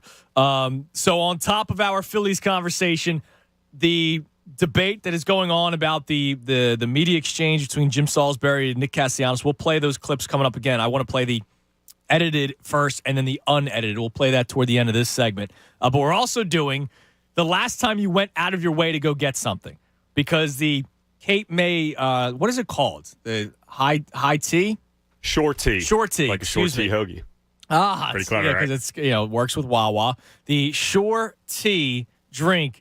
It dropped this past week. A lot of people were able to buy cans of it, but it actually came to the brewery this past Saturday, the Cape May Brewery, and there's a bunch of people there. A lot of people made the trip to go get one. So when's the last time you went out of your way to get something? I'll give you one, not me, but my parents.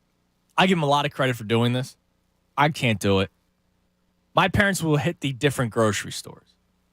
Like, it's on sale over here, so let's go there. Oh, yeah. Because their grocery store down the shore off the island on Route 9, they're all kind of like there. Like there's the ShopRite is right near the Aldi, which is right near the Walmart and all that kind of stuff. And so they have to go out, and then they have to loop back around on Route 9 to go back to Brigantine. So that, no?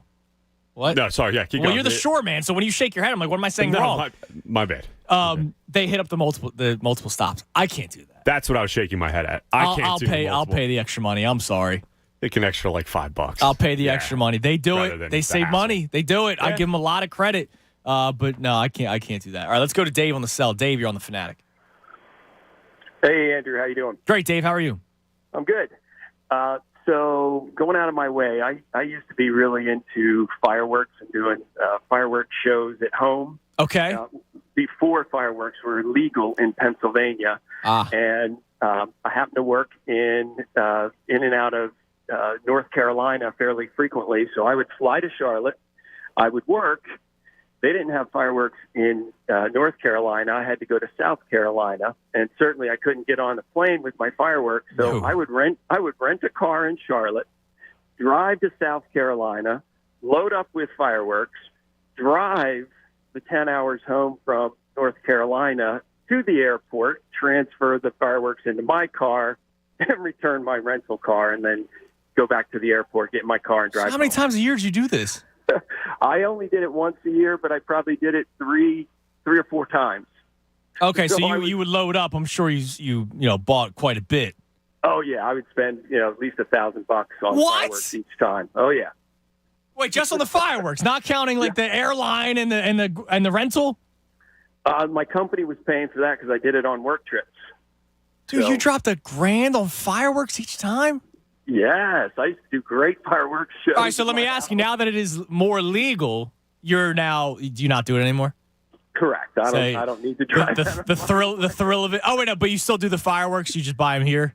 Yeah. Oh, okay. I thought you meant the thrill of it, and you were like, I'm not doing it now. It's too easy. Well, I don't do nearly as much now, but also because I'm not allowed to. I've got in trouble for some of my fireworks displays, but not with the police, just with my wife. So. Well, I mean, I'll be honest, Dave. 4th of July, I was annoyed because I have a new baby, right? So I experienced the suburban fireworks show, not when I was living in Manayunk, and it'd be one every once in a while, like the suburban fireworks show that it never ended, it seemed, and then the baby's crying, the dog's barking, the cat's meowing, and I'm like, Jesus, when is this gonna end? Yeah, it's nuts. My dogs are hiding under the table and stuff. So well, then think of the dog next time, Dave. I appreciate the call, man. Sorry, Dave. Call back for your Fan Fest tickets. That's my fault. I got so heated about the fireworks. Dave, call back for your Fan Fest tickets. Is that us getting old? Is that what it is? Because, with the fireworks, I was just, so annoyed when people, 4th of July around there, that's fine. But, anytime it's, too much or, on a Wednesday before 4th of July where you're just doing it just to do it, it drives me crazy. I don't know. Am I just old now? Well, you might be. I more so because of the baby and the, Mine's a dog, too. I think about the dogs and, our neighbors have babies and stuff like that. Well, yeah, exactly. That's the thing. So I'm thinking about all that. Now, the people that did the fireworks near me have families. Yeah. Right? So, whatever. Now, Andrew checks in and says, don't be that guy. Well, what? About the family? I do kind of dislike the fireworks. I'm not going to say don't do it. It's always going to happen. Yeah. Fireworks will always happen, my fellow Andrew, and I understand that. I think there's date and time. But I experienced the first year of having a baby, and I was like, oh, damn, this sucks. When is this going to end? The suburban fireworks, it never ends. No. It's like a 30-minute long show. I'm like, geez, this thing it's not done. All it's missing is the America the Beautiful music in the background, you see it when you're at the Citizens Bank. Yeah, it's wild, man. No, I'm not annoyed. He said, don't be that guy being annoyed at the 4th of July fireworks. I'm not annoyed at the 4th of July fireworks.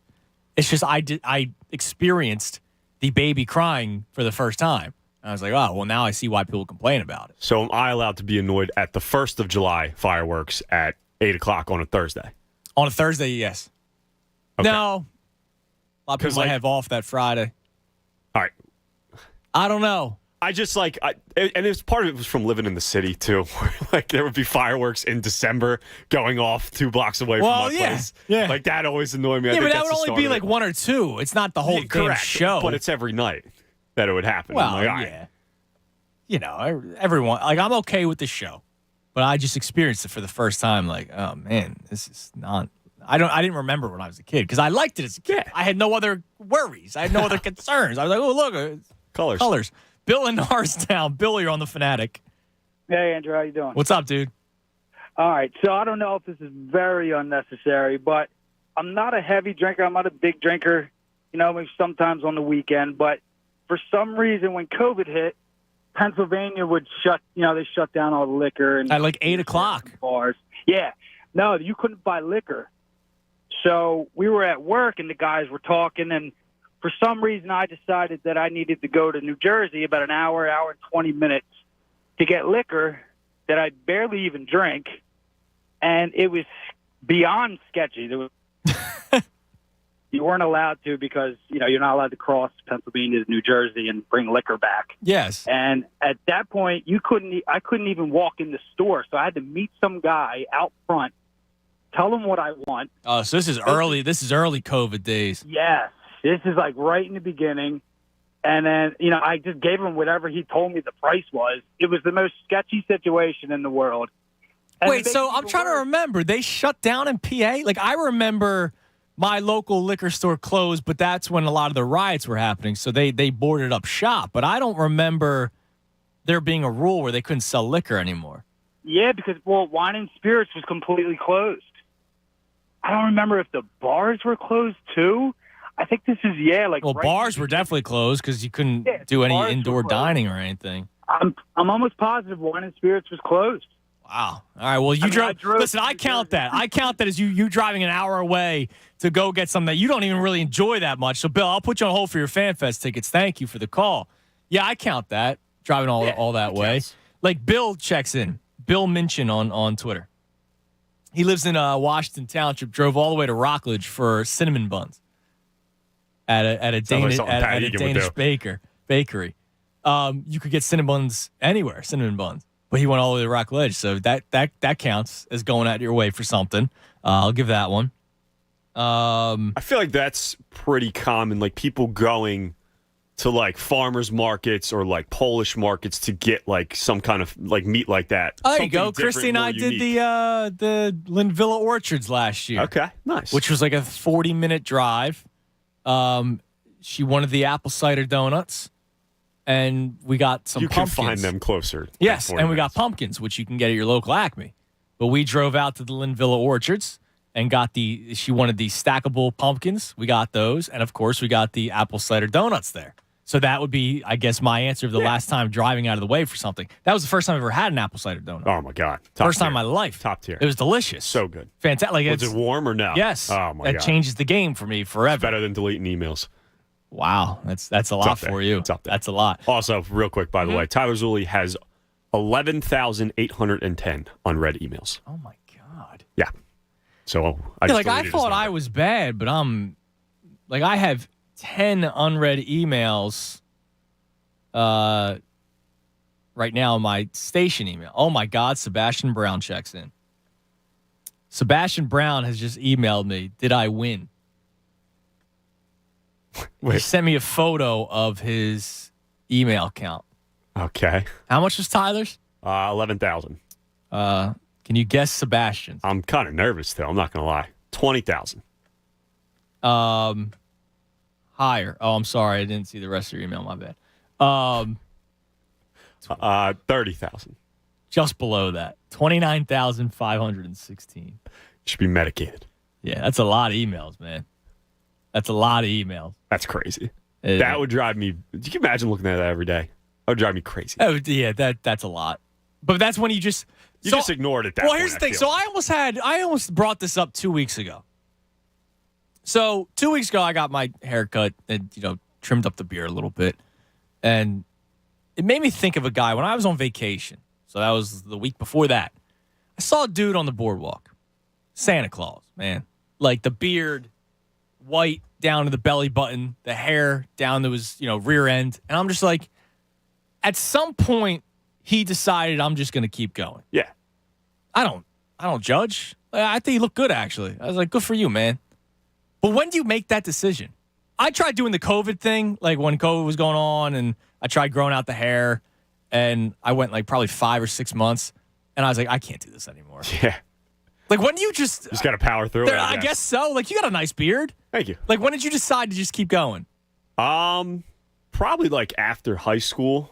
And then I tried to do like just grow it as long as possible, but then like 2 months go by, 3 months, and it doesn't grow like evenly if I don't trim it. So I'm like, all right, I look like a weirdo. It's time. So I think everyone hits their breaking point unless you don't, and you just power through. Like I know Mike from Delran, one of our great callers, he's got the big beard, and I remember he shaved it once. I was like, whoa, that's not you.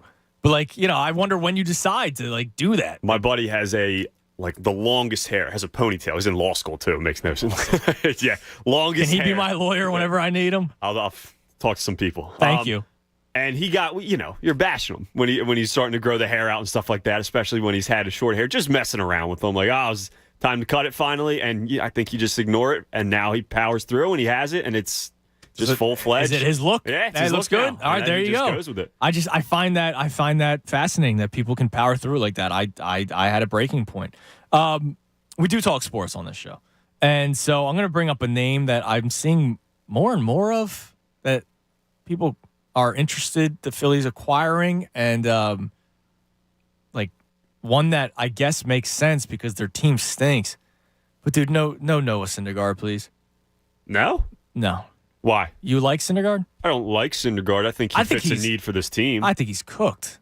He's had a pretty solid season this year. A solid 4 ERA. Is that what he is now? Yeah. Okay. I thought it was a little bit better than that. I'm not a big Syndergaard guy. I thought he would be good, right? I thought him and DeGrom. But he's like today's pitcher, right, where it's 5 innings. Now, he had a nice month of June. Actually, no, he had a 5 ERA or 5-run performance against the Royals of all teams.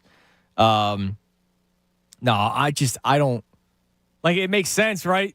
They're scuffling. Won't cost you much. He's a guy that can pitch in the back end of your rotation, but he's not a guy that I trust. I think he's more so gas can than a guy that you're going to depend on. Yeah, and there were talks about him being like the next best pitcher in the game, and he just couldn't stay healthy. And it was more just like the talent outweighed the actual performance on the field.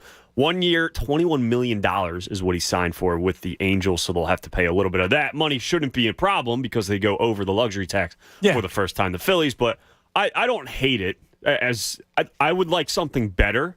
But at least it's a starter, I guess. I just know he's like... I like him better than Bailey Falter and Christopher Sanchez. I'll say that. Like, he hasn't gotten better, right? Like, he's gotten worse. He's gotten worse every year in his career, which is why I can't go like, yeah, that's the dude that I want.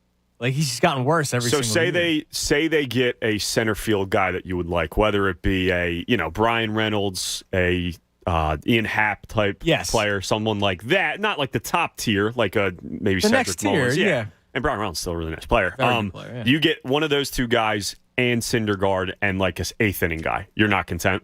Oh no, I'm happier if that means I'm getting. But everybody else is saying starting pitcher's now number one. Yeah. On the list, and if your number one need is starting pitcher and you're getting Syndergaard for me, I'm not thrilled. Now look, okay. I go center field number one still.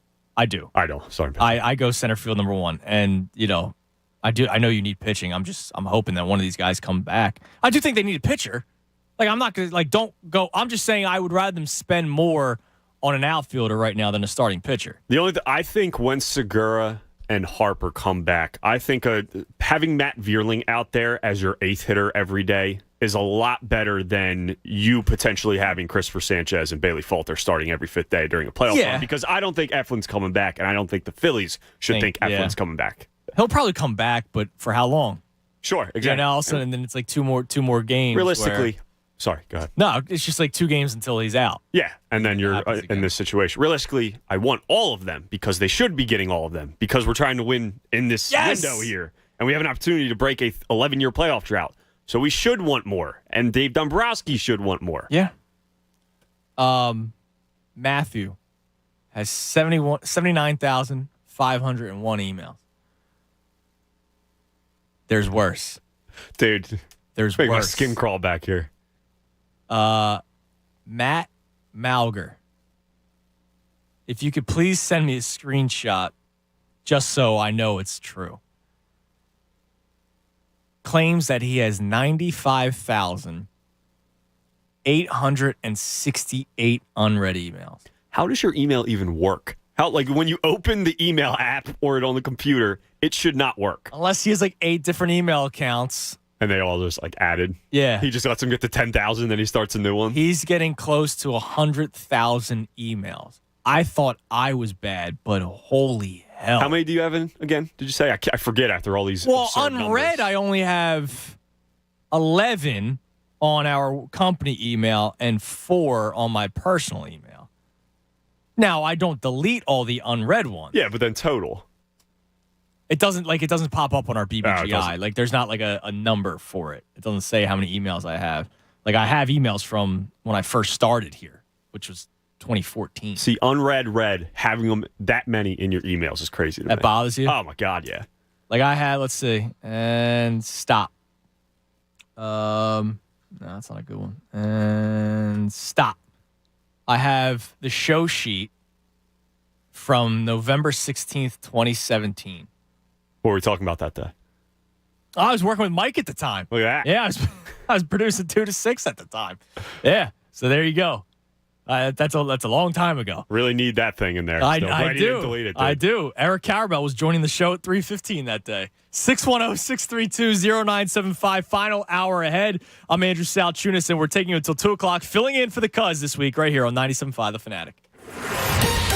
Fanatic Sports Update. Phillies get swept. I'm Tom Alvord, and this update is brought to you by News Nation. A News Nation exclusive, Chris Cuomo in his first TV interview since leaving CNN. Chris Cuomo on Dan Abrams Live tomorrow at 9/8 Central, only on News Nation. Yes, the Philadelphia Phillies must not have been notified that the second half of the MLB season had begun, as they were swept at home by the Chicago Cubs that came into the series 22 games under 500. The offense failed to show up once again as they scored just 7 runs combined in 3 games and went 3 for 20 with runners in scoring position. Despite the sweep, the Phillies still find themselves just 1 game out of the final wildcard spot in the NL. They look to turn things around tonight as they begin a 3-game series with the Atlanta Braves. First pitch tonight is at 7:05 pending weather. And we are officially 1 day away from the start of Eagles training camp. Make sure to tune in all week as we will have a plethora of guests getting you ready for the start of the NFL season. Keep it locked to The Fanatic all day for breaking news and information. I'm Tom Alvord, and you're listening to 97.5 The Fanatic. It's the Cuz, Anthony Gargano. Weekdays 10 to 2 on 97.5 The Fanatic. In order for small businesses to thrive, they need to be smart, efficient, agile, staying ahead of the market at every turn, and finding ways to do more with less. That's never been more important than it is right now. So for a limited time, Comcast Business is introducing Small Business Savings, a deal for companies across the country. When you call in now, you can get powerful internet for just $39 a month for 12 months. $39 a month, with no annual contract and a money-back guarantee. All on the largest, fastest, reliable network for small businesses, with the company that powers more businesses than anyone else. So if you're a small business owner, don't wait. Call and get started today. Comcast Business, powering possibilities. Offer ends 9/21/22. Restrictions apply. New Comcast Business 50 megabits per second internet customers only. Requires EcoBill and AutoPay. Equipment, taxes, and fees extra and subject to change. Call or go online for details. After promo, regular rates apply. Hey guys, Bob Cooney here. And imagine if your favorite casino came with an undo button. You get that with FanDuel Casino's Play It Again. Get up to $1,000 back if you're down after your first day. Play your favorite table games and hundreds of slots for real cash. See why FanDuel Casino is the #1 rated online casino app. I love to explore the daily and weekly promotions. I play with live dealers, and if I ever have a question, well, the best-in-class customer support team helps me 24/7. Sign up for FanDuel Casino with promo code BOB today and play it again with up to $1,000 back if you're down after your first day. That's promo code BOB. 21 plus and present in PA, must not have previously placed any wager on FanDuel Sportsbook, FanDuel Casino, Betfair Casino, Mohegan Sun Casino, or Stardust Casino. Refund issued as non-withdrawable casino-only site credit that expires 7 days after receipt. Restrictions apply. See full terms at FanDuel.com/casino. Gambling problem? Call 1-800-GAMBLER or visit FanDuel.com/RG. Hi, it's John Kincaid from my friends at Copair Health, and I've reached the 3-month mark, down 23 pounds. And I have so many dreams about getting 10 more pounds off, as I've set 33 pounds as my target goal. It has been so easy with Copair Health because Copair Health coaches you through the process. You may be a guy who wants to lose 40 or 60 pounds. I'm promising you, they can get you on the right track, and by the time the holidays roll around, you're going to be feeling better. I know this. I feel better when I'm at the pool and I take my shirt off. I feel better when I'm putting on my clothes and everything fits a little better. And I've also been giving a ton of clothes away because I can't fit in them anymore. These are all the benefits. Plus, there's psychological benefits. You feel better with Copair Health at COPAREhealth.com. Vance has coached me through the process. 3 months, 23 pounds. I'm loving it. Here's what I want you to do. Save hundreds. Contact Copair Health, COPAREhealth.com, and you can save hundreds on your program. All you have to do is mention John Kincaid from The Fanatic. Copair Health, it's changing my life. I'm John Morgan of Morgan & Morgan. 40% of Americans don't have $400 saved in case of an emergency. People are working harder and harder, but falling further and further behind. That's why at our firm, our fee is free. You don't pay us anything unless we win your case. When you're injured in an accident or hurt on the job, choosing a lawyer will be the most important decision you'll have to make. Injured? Call Morgan & Morgan, America's largest injury law firm. Visit forthepeople.com for an office near you. Buffalo Wild Wings has happy hour bar food from 3 to 6, Monday through Friday, and great deals on drinks all day. It's the perfect way to offset a long day. Text that hilarious joke about your boss to your boss. What? No. Try a $3 Wild Herd by Goose Island. Set your morning alarm for 6 p.m. That calls for $5 strawberry margaritas. So if you ask your phone why you're still single and... Ha ha ha. Seriously? Head to Buffalo Wild Wings. At participating locations, taxes and fees apply. Dine in only. Drink responsibly. Offers vary by location. Void where prohibited. Staples has everything for school at great prices. So this year you won't go back to school. You'll be ready to move forward into art class. A 4-foot replica of the Statue of Liberty using elbow macaroni? With glue and art supplies from Staples. By tomorrow. Right now, 24-count Crayola crayons and Polly Pocket folders are just 50 cents each, and 1-inch binders are only $1.99. Everything on your list at amazing prices. Staples, we're not going back. We're going forward to school. Ends 8/27 in store only, limit 30. My friend and I are taking a trip to Mexico this year, but neither of us speak Spanish. So we downloaded Babbel and started learning Spanish fast. Want to get conversational in another language in as little as 3 weeks? Babbel's quick 10-minute lessons were designed by language experts to be the most efficient and effective way to learn a new language. ¿Cómo te llamas? ¿Cómo te llamas? Babbel, language for life. Celebrating 10 million subscriptions sold. Now try Babbel for free at Babbel.com. That's BABBEL.com. It's a fact. Only 0.0001% of people will ever step up to the plate as a pro baseball player. For the rest of us, there's BetRivers.com Sportsbook app. Featuring same-game parlays, you can combine the excitement of different bets, all from the same game. Totals? Bet 'em. Spreads? Bet 'em. Player props? It's a home run. Download the BetRivers.com Sportsbook app today. It's a whole new game. Presented by Rivers Casino, Pittsburgh. Must be 21. Gambling problem? Call 1-800-GAMBLER. WPEN Burlington, Philadelphia. A Beasley Media Group station. Home of the most entertaining sports talk in Philadelphia. 97.5 The Fanatic. Philadelphia.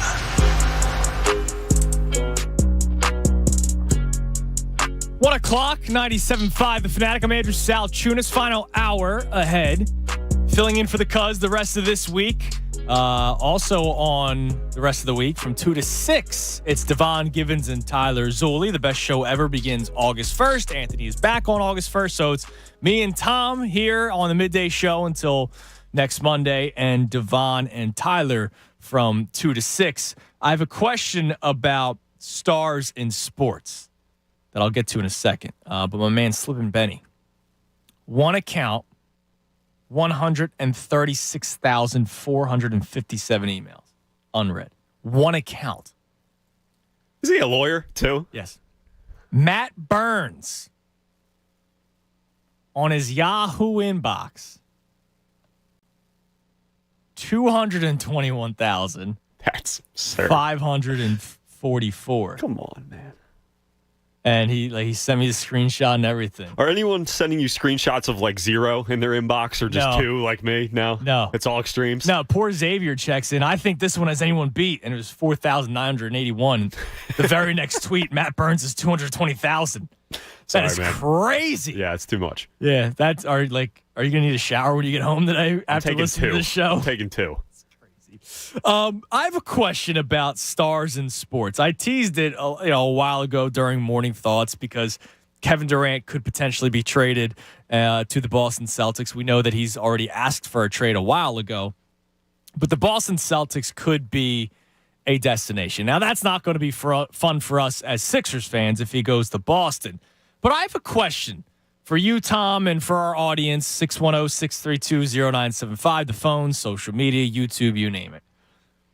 There's been more and more movement of stars, and I thought there was a lot of it like 5 years ago, but it's like even more now because guys aren't finishing out contracts. Like Ben Simmons still had 3 years left on his deal, 4 years left on his deal when he was asking for a trade, right?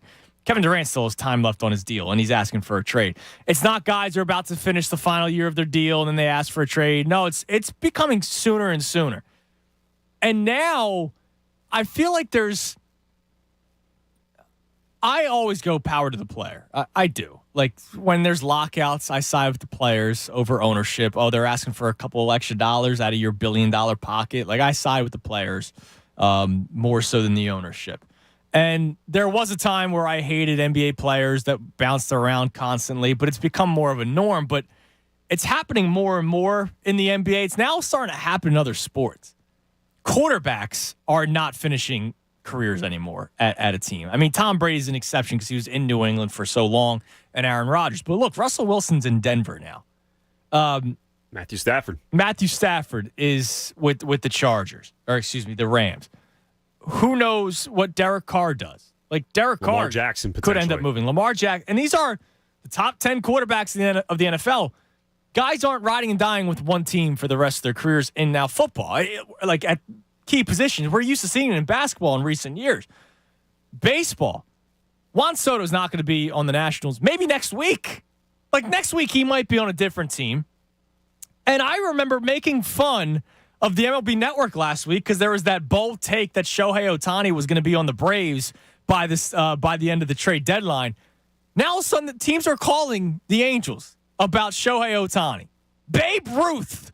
This generation's Babe Ruth could potentially be on the move. I don't know if that's true or not.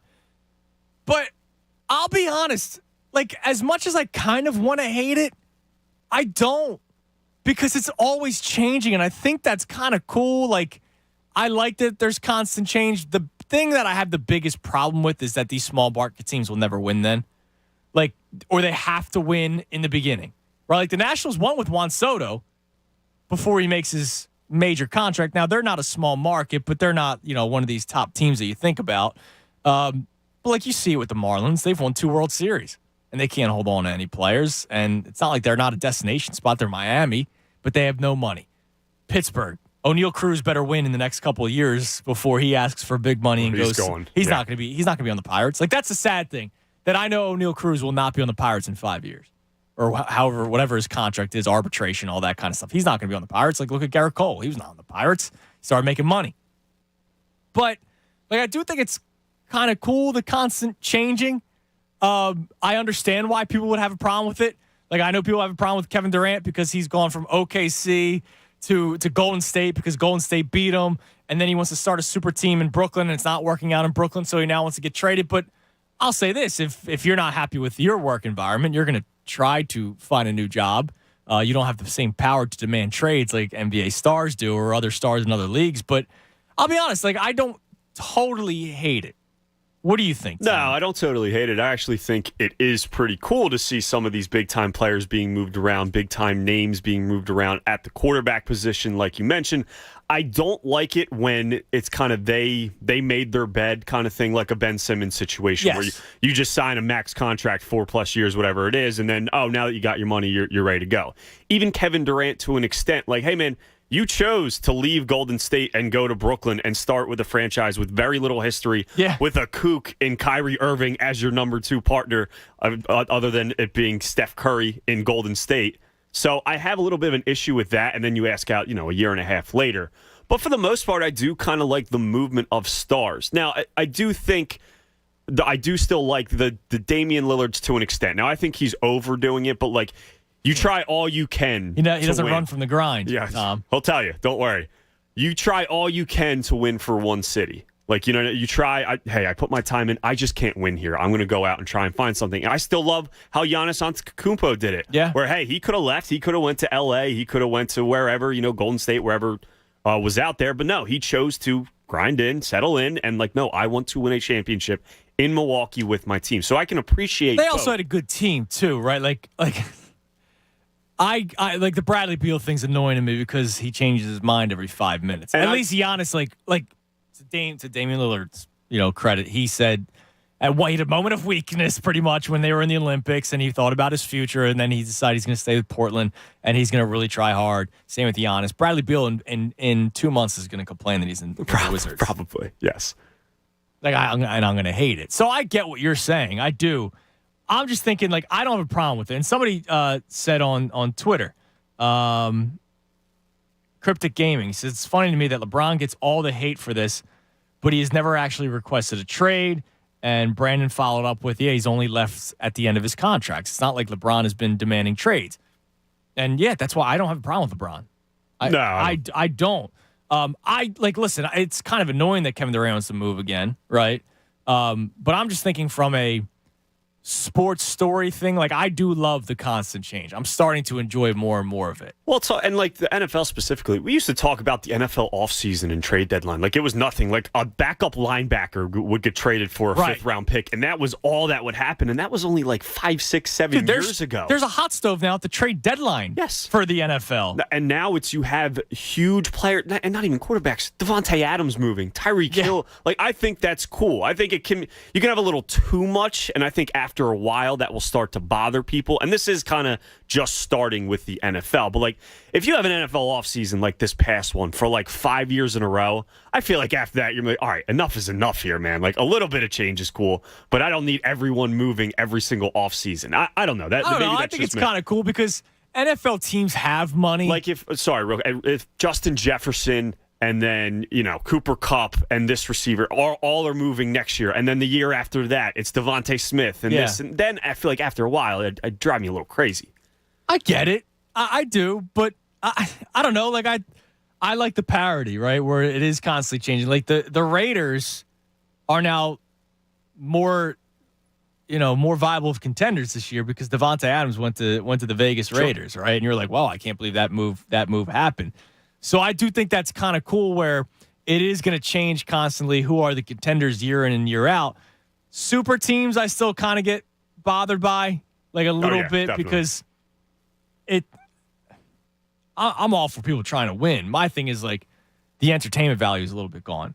Like the Eastern Conference when LeBron was with D Wade and Chris Bosh. Now, again, this is not me ripping LeBron. This is just me going, it wasn't that fun.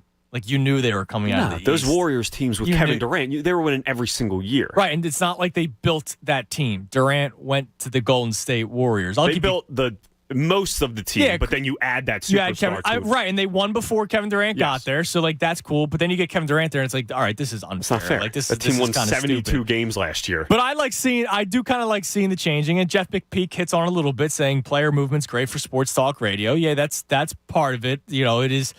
It's fun, but it's fun to talk about it, right? It's fun to talk about whether I'm not. If I wasn't behind this microphone, I'd be talking about it.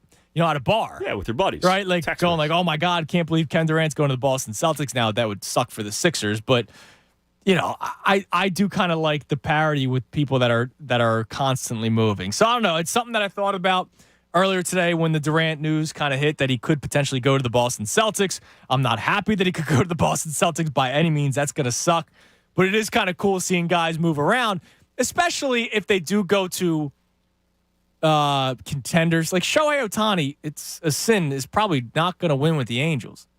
Yeah. So you're not going to see more Ohtani. If he goes to a team that's a contender, as long as it's not the Dodgers or the Yankees, then yes. Because then we're talking the super team thing. But yes. Right.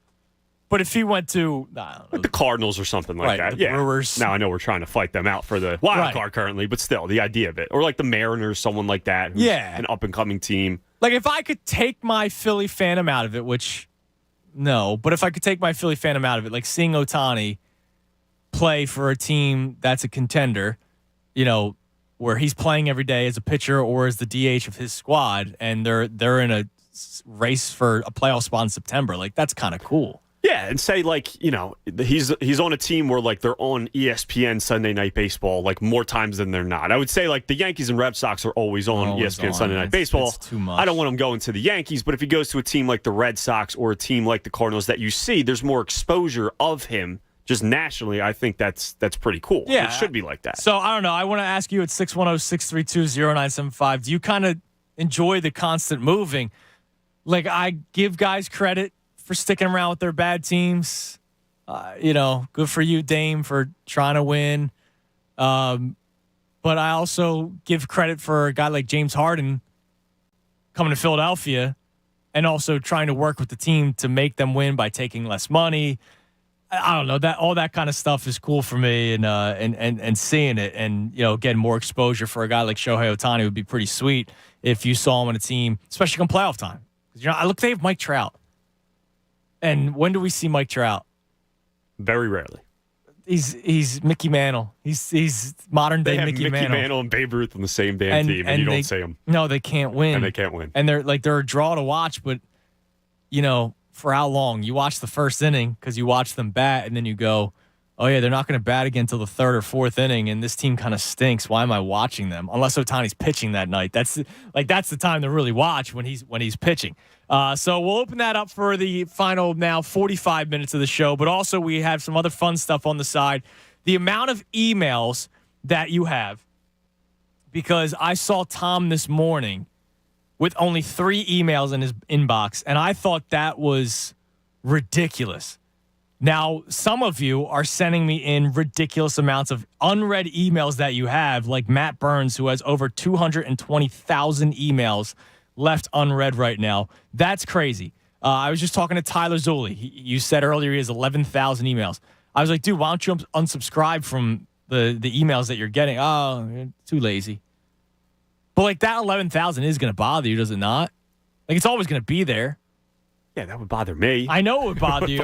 Me. I feel like it would bother everybody, but I guess not. I feel like you just get used to it. It's kind of like a crack on your phone or something, where like at first you notice it all the time, and then you get past next thing it. You know, 2 weeks later, like, I forgot I was even there. So we have the email conversation. We have a poll. We'll update you guys on both polls because we have a Phillies related poll. We'll do that at the end of this segment. And also, For FanFest tickets, which of course is coming Saturday, October 1st from 1 to 5 p.m. at Xfinity Live. You have to be 21 to enter. We'll be giving some updates on special guest events and a lot more in the near future as we get deeper into the summer, as we get closer to FanFest. What is the last time you went out of your way to get something?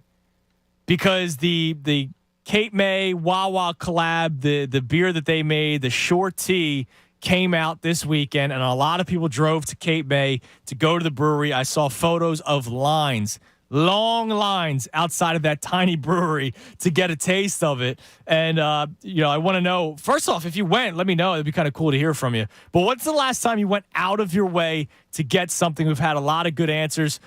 People driving an hour away to get cinnamon buns we've gotten. I drove across, the bridge to get a higher alcohol content Everclear for the honey liquor. I mean, my friend did that, not me. All that kind of stuff. So the last time you went out of your way to try something or to get something that you like, I want to hear from you at 610-632-0975. Before we get to the polls, we also open the show with the beef, the Salisbury-Castellanos beef. And my question about it is what you want from the media. Because when it happened, and we'll play those clips coming up in a couple of seconds, when it happened, people pick sides, right? There's team Castellanos, there's team Salisbury. It really should be a non-story whatsoever because the video should never have been posted, and we'll explain more coming up. But I want to know what exactly you want from the Philly media, because there are people that took exception to Jim Salisbury's question, and they think that he's trying to hurt the team. And well, that's not what he's trying to do. He's trying to do his job. He's trying to paint the story. He's trying to paint the picture. And he's also, yes, trying to be the voice of you, the fans. But there are people that took exception on what he said, so they're Team Castellanos. And then there's people that don't like Castellanos because of how he reacted to a legend of Jim Salisbury's status. So let's play the clips, Tom. And I want to play first the edited version so that we can basically show exactly what went wrong here. So here was the edited version that came out Saturday night. You hear the blues there when you struck out and they playing the game there? No, man, I lost my hearing. So you didn't hear it? Come on, man, it's a stupid question. Why is it a stupid question? Can anybody else answer that for him? Anybody? Yeah, man, that's a stupid question. It's not a stupid question. If it's a stupid question, you should be equipped to answer it. All right. I did answer it. All right. The answer should be able to handle a stupid question. We got the answer. That doesn't mean that I can't say that it's a stupid question. It wasn't a stupid question. It's a legit question. If I heard the booze, that's a rhetorical question. Of course it's a stupid question. Did you hear the booze? That's a stupid question. We got the answer. We're good. Thanks, guys. Then you should be able to handle a stupid question. I did. All right. So when we play the unedited version, we'll stop the exchange when it was off the record, and I'll explain more. But when that video came out, I didn't pick a side. I thought they were both in the wrong, right? Like I thought, you didn't hear any of the follow-up questions that you'll hear in the unedited version, right? So I thought Jim Salisbury was just going like, yo, did you hear the booze? And then Castellanos, who was clearly struggling, he was 0 for 9 at that point out of the All-Star break, has not had a good season. He's hitting below 250 now. He took exception to it and showed attitude back to Salisbury, and then it sounded like they got into a beef at the end. But there was a lot of context that was left out of it. So here is the unedited version that still also shouldn't have been posted in the first place. Because if the unedited version or if the edited version was never posted, we would never know any of this stuff. But here is the unedited version of the exchange. Did you hear the blues there when you struck out and they playing the game there? No, man, I lost my hearing. So you didn't hear it? Come on, man, it's a stupid question. Why is it a stupid question? Can anybody else answer that for him? Anybody? So you heard them. And of course. What does that feel like? What does the booze feel like? It is what it is, man. You think they have a right to do that? I mean, you think you delivered enough? I don't need to give an opinion on that. Yeah.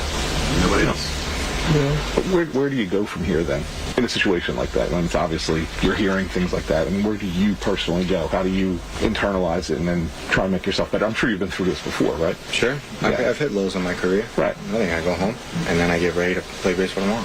Is there a lot of pressure to play here? Are you finding? I mean, it's just different. It's very similar to my first year in Cincinnati. New organization, new faces, new philosophies, new city, new energy, new fan base. It's nothing that I can't adapt to. Do you think coming out of the 3-hole would help a little bit? May take some some pressure off? That's a question for Rob. I'll hit wherever. I like hitting three. Not somebody that thinks where I hit in the lineup has anything to do with how I perform.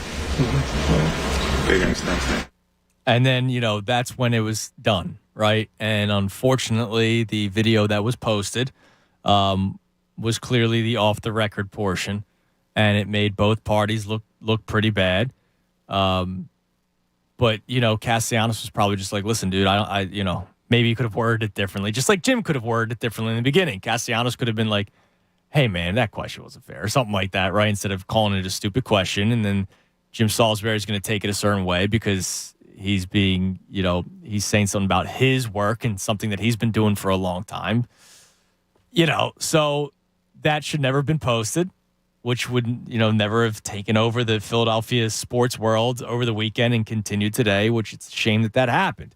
But, if you hear the unedited version, Salisbury was getting to something, right? He then asked the follow-up questions, do you deserve to be booed right now? Like, do you think you're playing, like, instead of saying, like, hey, you stink, like, do you think you deserve to be booed? He also said the pressure part. Like, do you feel a little added pressure here in Philadelphia? And look, people call us out for it all the time, how we're a tough city, right? Where, we boo. That is true. Like, all that stuff is true. And when he's in Cincinnati, when, like, nobody's going to the games, he doesn't feel that sort of pressure from the fan base. So, I think it was fair questioning from Jim Salisbury. Maybe he just should have gotten to it sooner instead of leading with the boo thing, which led to Castellanos getting upset. And, but really, it's a non-story if you hear the unedited version. It really is, man. It's a non-story. But the problem is, the real story is the fact that video was posted, and it shouldn't have been. And I'm sure that's going to be discussed between companies. I'm you know what I'm saying? Yes. Yeah. No. After, because like I said earlier, Connor and I work in the couple hours after it gets released and stuff like that. We were the first ones on air, so we had big-time reactions to it and listened to just the edited version. Listening now to the unedited version, I've listened to it a couple times before the show.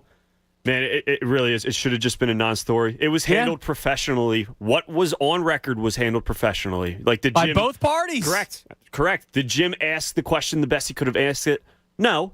Nick Castellanos calls it a stupid question. Jim stays professional. The interview goes on. Nick Castellanos continues to answer questions. Yeah, Castellanos could have been like, no, I'm good, bro. And from two of them, from Jim Salisbury. And then the interview's over, and that's it. And it's a shame. But unfortunately, people took sides because that's what was posted. And so, what I'm trying to spin it this way today, our conversation is what you exactly want from the Philadelphia media, because there are people that thought Jim Salisbury was like an enemy of the land of Philadelphia, and he's not, right? And Nick Castellanos is not an enemy either. He's just struggling. He needs to play better. It's that simple. So we'll discuss more of it. It's 610-632-0975. By the way, our man Josh, the traveling croupier, he went out of his way when the Popeye spicy chicken sandwich craze happened. You brought up the Popeyes, right? But there's Popeyes around the area. He was out of the country. He was in Vancouver, Canada. He Googled a Popeyes, and he took a public transportation, I don't know if train or bus, over an hour and a half to get the spicy chicken sandwich. That is dedication. That's dedication, and that is going out of your way. 610-632-0975. I'm Andrew Salchunas. Final segment ahead. Devon Givens and Tyler Zulli coming away at 2 o'clock right here, 97.5 The Fanatic. Fanatic Sports Update. Phillies still on break. I'm Tom Alvord, and this update is brought to you by News Nation. A News Nation exclusive, Chris Cuomo in his first TV interview since leaving CNN. Chris Cuomo on Dan Abrams Live tomorrow at 9, 8 Central, only on News Nation.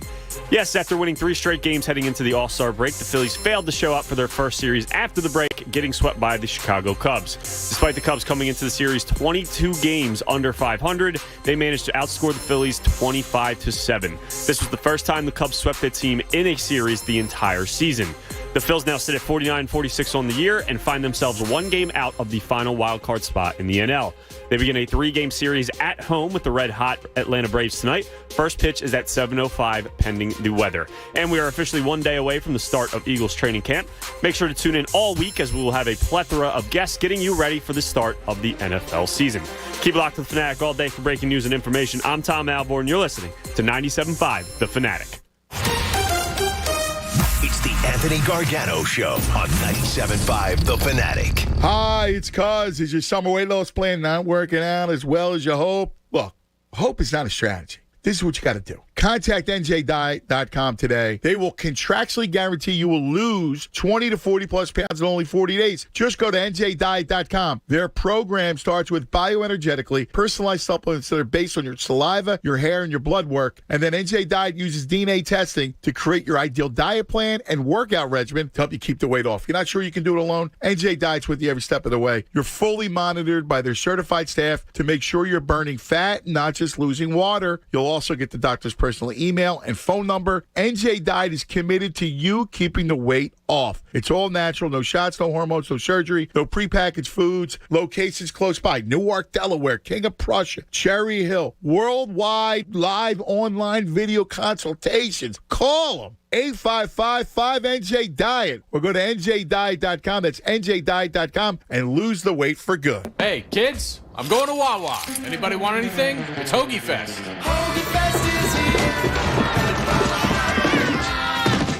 So, classic meatball and classic Italian with cherry pepper relish. And a new picture frame. Wawa Hoagie Fest is back. Whatever your order, summer tastes better when it's full of hoagie love. Get $5 shorties and $6 classic hoagies. Limited time only. See store for exclusions. There's an epic cookie battle happening right now at Wawa. Will it be Oreo cookies and cream frozen beverages? Or will you choose Chips Ahoy cream smoothies, milkshakes, and more? If you can't choose one, go for both in our limited time ultimate cookie mashup. Made with real pieces of Oreo and Chips Ahoy cookies. 2 legendary cookies, 1 epic frozen treat. Gotta have a Wawa. Hey guys, Bob Cooney here. And imagine if your favorite casino came with an undo button. You get that with FanDuel Casino's Play It Again. Get up to $1,000 back if you're down after your first day. Play your favorite table games and hundreds of slots for real cash. See why FanDuel Casino is the #1 rated online casino app. I love to explore the daily and weekly promotions. I play with live dealers, and if I ever have a question, well, the best-in-class customer support team helps me 24/7. Sign up for FanDuel Casino with promo code Bob today and play it again with up to $1,000 back if you're down after your first day. That's promo code Bob. 21 plus and present in PA, must not have previously placed any wager on FanDuel Sportsbook, FanDuel Casino, Betfair Casino, Mohegan Sun Casino, or Stardust Casino. Refund issued as non-withdrawable casino-only site credit that expires 7 days after receipt. Restrictions apply. See full terms at FanDuel.com/casino. Gambling problem? Call 1-800-GAMBLER or visit FanDuel.com/RG. 1-877 Cards for Kids. KARS Cards for Kids. 1-877 Cards for Kids. Donate your card today. 1-877 Cars for Kids. KARS Cars for Kids. 1-877 Cars for Kids. Donate your car today. Donate your car today at carsforkids.org. That's cars with a K. Your car, running or not, can be picked up as soon as the next day. No title? No problem. With gas prices at all-time highs, now's the time to donate. 1-877 Cars for Kids. KARS Cars for Kids. 1-877 Cars for Kids. Donate your car today. With your donation, you'll receive a tax deduction and vacation voucher, so donate today. I'm John Morgan of Morgan & Morgan. Here's what no recovery, no fee means at our firm. First, your initial consultation is absolutely free. Next, we understand that most people don't have the money to pay hourly attorney's fees, so you only pay us a percentage of your recovery if we win. Finally, there are expenses in working a case up. We advance these costs as well. If we make no recovery, you don't owe these either. Visit forthepeople.com for more information. No charge there either. 20,000 bonus points, 18.99% variable APR, and a $32 statement credit when you spend $200 before your dog's 8th birthday. Credit card ads have all sorts of numbers, but they mean nothing to you if you don't get approved. So here's Credit Karma's number, 50. Like members who shop on Credit Karma get approved over 50% more often than the national average. Now that's a number you can rely on. Credit Karma. Apply with more confidence. Member approval rates in 2021 over 50% higher than 2020 CFPB national average. Progressive presents Married to Your Home. I'm such a screw-up. What? House? Why would you talk like that? How are you even with a house without a walk-in closet? Stop. You have more than enough storage. Oh yeah, and the unfinished basement. Gross. We'll finish it eventually. Together. No matter how much you already love your house, you'll love it more knowing you could save big bundling your home and auto with Progressive. Coverage from Progressive Casualty Insurance Company, affiliates, and third-party insurers. Bundle discount not available in all states or situations. Millions of people use Zoom Phone, the innovative and feature-rich cloud phone system for businesses of any size. Zoom Phone is simple to use, whether you're on a mobile device, desktop, laptop, or desk phone. And because every call is important to your business, Zoom Phone was built with reliability in mind, using geographic redundancy to keep your communications online. Empower your workforce with Zoom Phone. Visit zoom.com/phone system. Zoom, how the world connects. First Student is looking for school bus drivers in Philadelphia. If you need more than just a driving opportunity, consider a position on the First Student team. This is an excellent way to make a difference in your community while working at a job you'll truly love. School bus driver positions offer a starting wage of $23 per hour and a sign-on bonus up to $4,000. Apply today at workatfirst.com or call 267-758-0522.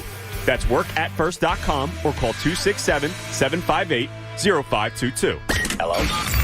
Whether you're at home or on the go, listen to 97.5 The Fanatic on Odyssey on your smartphone, Roku, LG Smart TV, Waze, and more. That's Odyssey, AUDACY. Check it out now. More of the Anthony Gargano Show now. On 97.5 The Fanatic.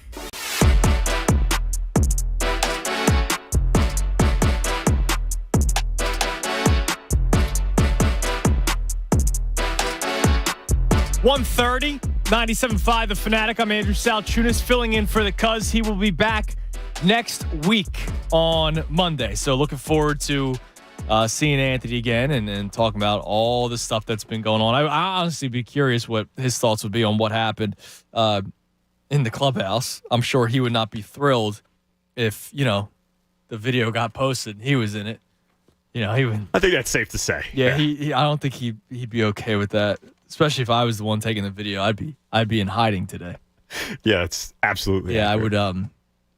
I would disappear for a little bit, but thankfully that's not the case. So the Phillies begin a series with the Braves, and it's sad. Like, I'm still bummed out seeing that poll, right? That we have up and running on the Fanatic account. I'll update it right now. Did this weekend's series suits of the Cubs make you hit the panic button on the Phillies season? And 47%, almost half, say yes, same old Phils. 31% say talk to me after Atlanta. The Phillies will probably lose the series to Atlanta. They'll probably drop 2 of 3. So the math, Tom, you did it earlier, that's 78% are hitting the panic button or like the glass is broken, right? Yeah, it doesn't feel good. And that sucks because this team is good enough to win, but when all of a sudden the energy is completely gone, it's like, oh boy, this stinks that we're going to have to, kind of like when the Phillies are a topic, it's tough to talk about it when people are out, right? Yeah. No. And a lot of people seem to be checked out after that weekend series. I know a lot of people were watching if they could because MLB's stupid with the Apple TV and the Peacock thing. But I know a lot of people were watching because they were like, all right, this is the team that just swept the Marlins going to the All-Star break. Let's go. Let's come out of the second half. 70 games left. And they fall apart like that and lose 3 games to a team that was 20 games under 500. You've been saying it in your 22. updates. 22 games under 500. You've been saying in your updates. It's the first team the Cubs swept all season. Another good one. 3 for 20 with runners in scoring position this series for the Phils. Awesome. And now you begin a 3-game series with the Atlanta Braves. I'll give you the Phillies probable pitchers, but I could just say the Braves probable pitchers, and you'll feel terrible. Yes. Suarez gets the start tonight. Who looked good in his first start back. Yes, he did. Nola gets the start in Game 2. He got beat up the last time he pitched against the Braves, or was that 2 times ago? I think 2 times. I think he was pretty good against Pretty Braves good last time. I'll need him to pitch well. You do. And then Game 3 is to be determined. It's probably going to be a bullpen outing. Unless a move is made. Or a move is made. Or Gibson could go. Because he pitched Game 1 against the Cubs. So Gibson should be able to go. But still, even if I said Suarez, Nola, Gibson, you wouldn't feel all that great when you know they're going up against Max Fried in Game 1, who's 10-3 with a 2.64 ERA. Spencer Strider, who, if you haven't watched him pitch yet, watch tomorrow night. And this is when I get unhappy with the Phillies farm system because I go, where's my Spencer Strider? Where's our O'Neal Cruz? We had one. His name was Spencer Howard, though. Yeah, he fell apart. Jalen Ortiz, we're still waiting for him to get out of AA, right? I think, or he might be in AAA now, hitting a $150. Let me see. Let's take a look at the Jalen Ortiz. I like to do this every once in a while because he was supposed to be like the next big thing for the Phillies because he was signed the same year as Acuna and Tatis Jr. and Vlad Jr. All three. Awesome. Signed at the same time. The Phillies got Jalen Ortiz, who is still in AA. Raised his batting average up to 249. Look at that. So good for him. He must have gone on a hot streak. He has struck out 111 times. Holy cow. I almost said something else. 31 walks to 111 strikeouts. It's not a great ratio there, Andrew. And, he only has 13 home runs, so it's not like he made up for it by hitting 20 bombs, 25 bombs. It's not like a Derek Hall type player where he's, And, dude, he's in AA still. Yeah, that's a problem. He's 23 years old, and he's in AA. Anyways, watch Spencer Strider. Also, Aaron Nola has had 2 starts against the Atlanta Braves this season. They've both actually been pretty good. His last start was June 30th. The Phillies won 14-4. He went 7 innings, 4 earned runs, and 8 Ks. Thursday, May 26th. I don't know why I said Thursday. No one cares. May 26th. No, I need to know. The Phillies won again, 4-1. He went 8 1/3 innings pitched, 1 earned run, 10 strikeouts. So pretty good. So he was outings. dominant. I mean, the second was 4 earned, so it's not even a quality start, but that's 7 innings. Okay. 7 innings. You need that out of your starters. And then Game 3, the Braves have Charlie Morton going. I know it's not the same Charlie Morton as a couple of years ago, but he's still deadly. He still has ridiculous stuff. On any given night, he could be old Charlie Morton. Yeah, I mean, so he's 5-4 with a 4.20 ERA, but of the 3 starting pitchers I've mentioned, he has the most strikeouts. So he still has strikeout stuff.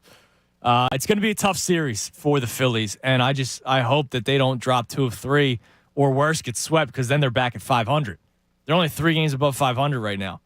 If they get swept, they're back at 500. Now, I heard the John Kincaid show this morning talking about it. John asked the question, like, if they lose this series to the Braves and you're back to 500 or you're game over 500, does that make you less inclined if you're Dave Dombrowski to make a move? I don't care. You make a move regardless. It shouldn't. No. I don't care if you go 3-0, 0-3. You make a damn move. It's been 11 years since you made the playoffs.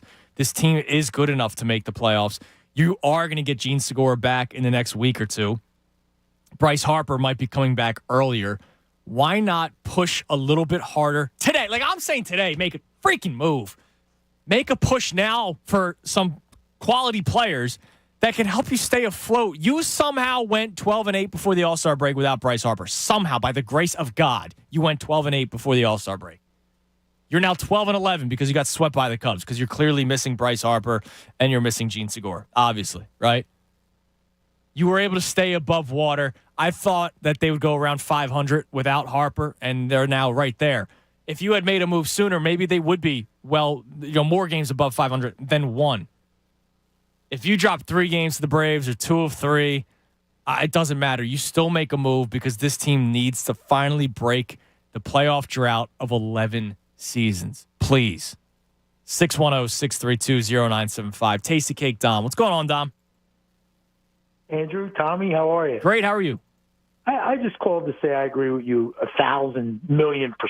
This is just a non-story. It's a guy. I mean, Castellanos is a baseball guy like you and Tom. He knows he's killing this team. He's so tight you can't squeeze a nickel between his cheeks. So he's very sensitive. And Jim Salisbury has to ask the question. And I thought that Castellano overreacted because he's ultra sensitive because he's playing like crap. Yeah, he's hard. I don't blame him. I don't blame him for getting for being upset. But I also don't blame Salisbury for asking the question. Like, there's people that are taking sides and saying Castellanos was very inappropriate. Well, no, you have seen worse outbursts from players and coaches, right, in your time watching sports. And Jim Salisbury was setting up a question. He was using a couple questions to set it up, and everything else was handled well in between. Unfortunately, that was the part that was edited out, which was a shame. Exactly. It's a reporter that has to ask that question through his frustration, doesn't like the question, and kind of snapped at him a little bit. I don't even think he snapped at him. He just was like, didn't care for the question. Yeah, well, I mean, him saying a dumb question probably hurt Salisbury a little bit because Salisbury's very prideful and does a lot of great work, right? So he's probably like, what do you mean? Like, I've been doing this for a long time since, before you've been in the league, one of those kind of deals. And, and that's why at the end, off the record, they were probably in each other's faces a little bit more. But again, that was off the record. Nobody should have even known about that. Now, here's the question I want to ask you and Tom, Andrew, is how the hell long is he going to wait to get him? He's killing us in that 3-hole. You can't have Well, they tried moving him down yesterday. It didn't really make much of a difference. He went 1 for 4. It's just, you just said it. But here's the thing. What are you going to do, Dom? Right? So he bats 5th yesterday, but you had to bat Vierling leadoff to make that happen. And are you batting Matt Vierling leadoff? Ugh. That's why that's why I want them to make a move sooner rather than later so that you can move him down and you're not putting somebody who can't hit up at the top of the order. Right. I mean, it's such a different story if Bryce is in there at 3 and it's just, you said to go 12-8 without Bryce. I mean, you really, when he's not in that lineup, you really see how valuable making him the most valuable player in the National League last year is the understatement of his century. Yeah, and he was on pace for it again this year, and unfortunately lost him. Dom, appreciate the call. Always love hearing from you. And then you lose him for an extended period of time, which sucks. And so, hopefully he comes back soon. Well, we'll see. But to me, if the Braves were in this situation, they would have already made a trade. Look what they did with Ronald Acuna Jr. Acuna Jr. goes down. They made a trade a couple days later. So I think that the reason it wasn't made earlier is because they were counting on Eflin to get back healthy, get back from injury, and then see how he goes, see how he pitches. If he pitches well, he looks healthy, then they don't go out and get a starter because they don't need one. There's no room for one if Eflin's here because you have all 5 guys. Yes. As soon as you get the news that Eflin, had the struggles and had the bit of a recurring injury in the rehab, your signal should be on, like automatically looking to improve the team because he's not anywhere close to coming back and he's not a guy you can rely on. So they did this year, last year. They kind of like scratch and clawed their way to the trade deadline. Yes. To get Kyle Gibson, which that's a fine move. Like, I was okay with it, but I mean, same thing. I'm trying to remember some of the injuries they were dealing with last year, and let's get to the deadline. Let's get to the deadline. Overspend a little bit. Yeah. It's great and all that you were 12-8. That's awesome. But at some point, we were all saying it. As excited as I was, how many times did you hear me say, I don't know how they are winning?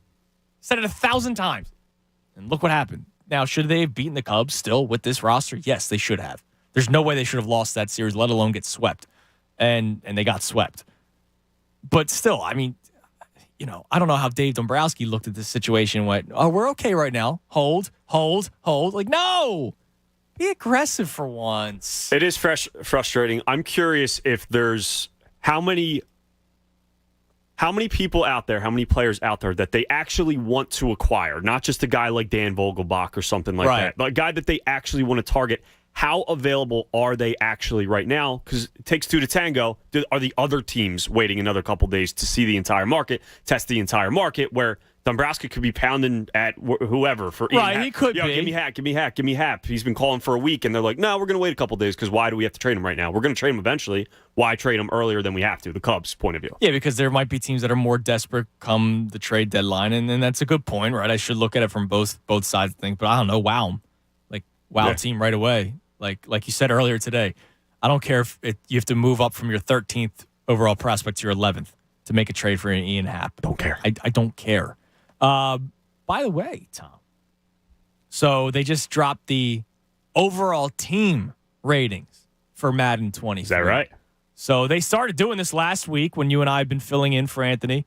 And we were going, we ran through quickly. It's Madden, so it's not something that we're going to spend a show on. But they just dropped the team rating. The number one overall team ranking is the Tampa Bay Buccaneers at a 92. Now, again, it's a video game, right? So they have Tom Brady, who was, didn't we say was a 97? He's the highest rated quarterback. Rated quarterback. 97, I think. So obviously that's going to go into effect. They do have talented players, both offense and defense. The Bills have the second highest overall at 98, with the Rams at third with 88. I thought the Rams would be a little bit higher than that because they have a damn all-star team, which makes Sean McVay's job so easy. So the Rams third at 88. Packers tied with the Rams. That's kind of ridiculous. Even though they don't have Devontae Adams anymore. Still have Aaron Rodgers. They have Aaron Rodgers. They do. Period. That's about it. Who could make up for half of that 88, if not more than half of that 88. But 88 for the Packers? Yeah, it seems high. I think quarterback has to be heavily weighted. Sure. In the overall I would thing. think so. Because there's no way they should be 88. The Ravens are an 87. Lamar Jackson, you do have talented skill position players. Still a formidable defense, right? Not the 2000 Ravens, but a good defense. So 87. Chargers also an 87.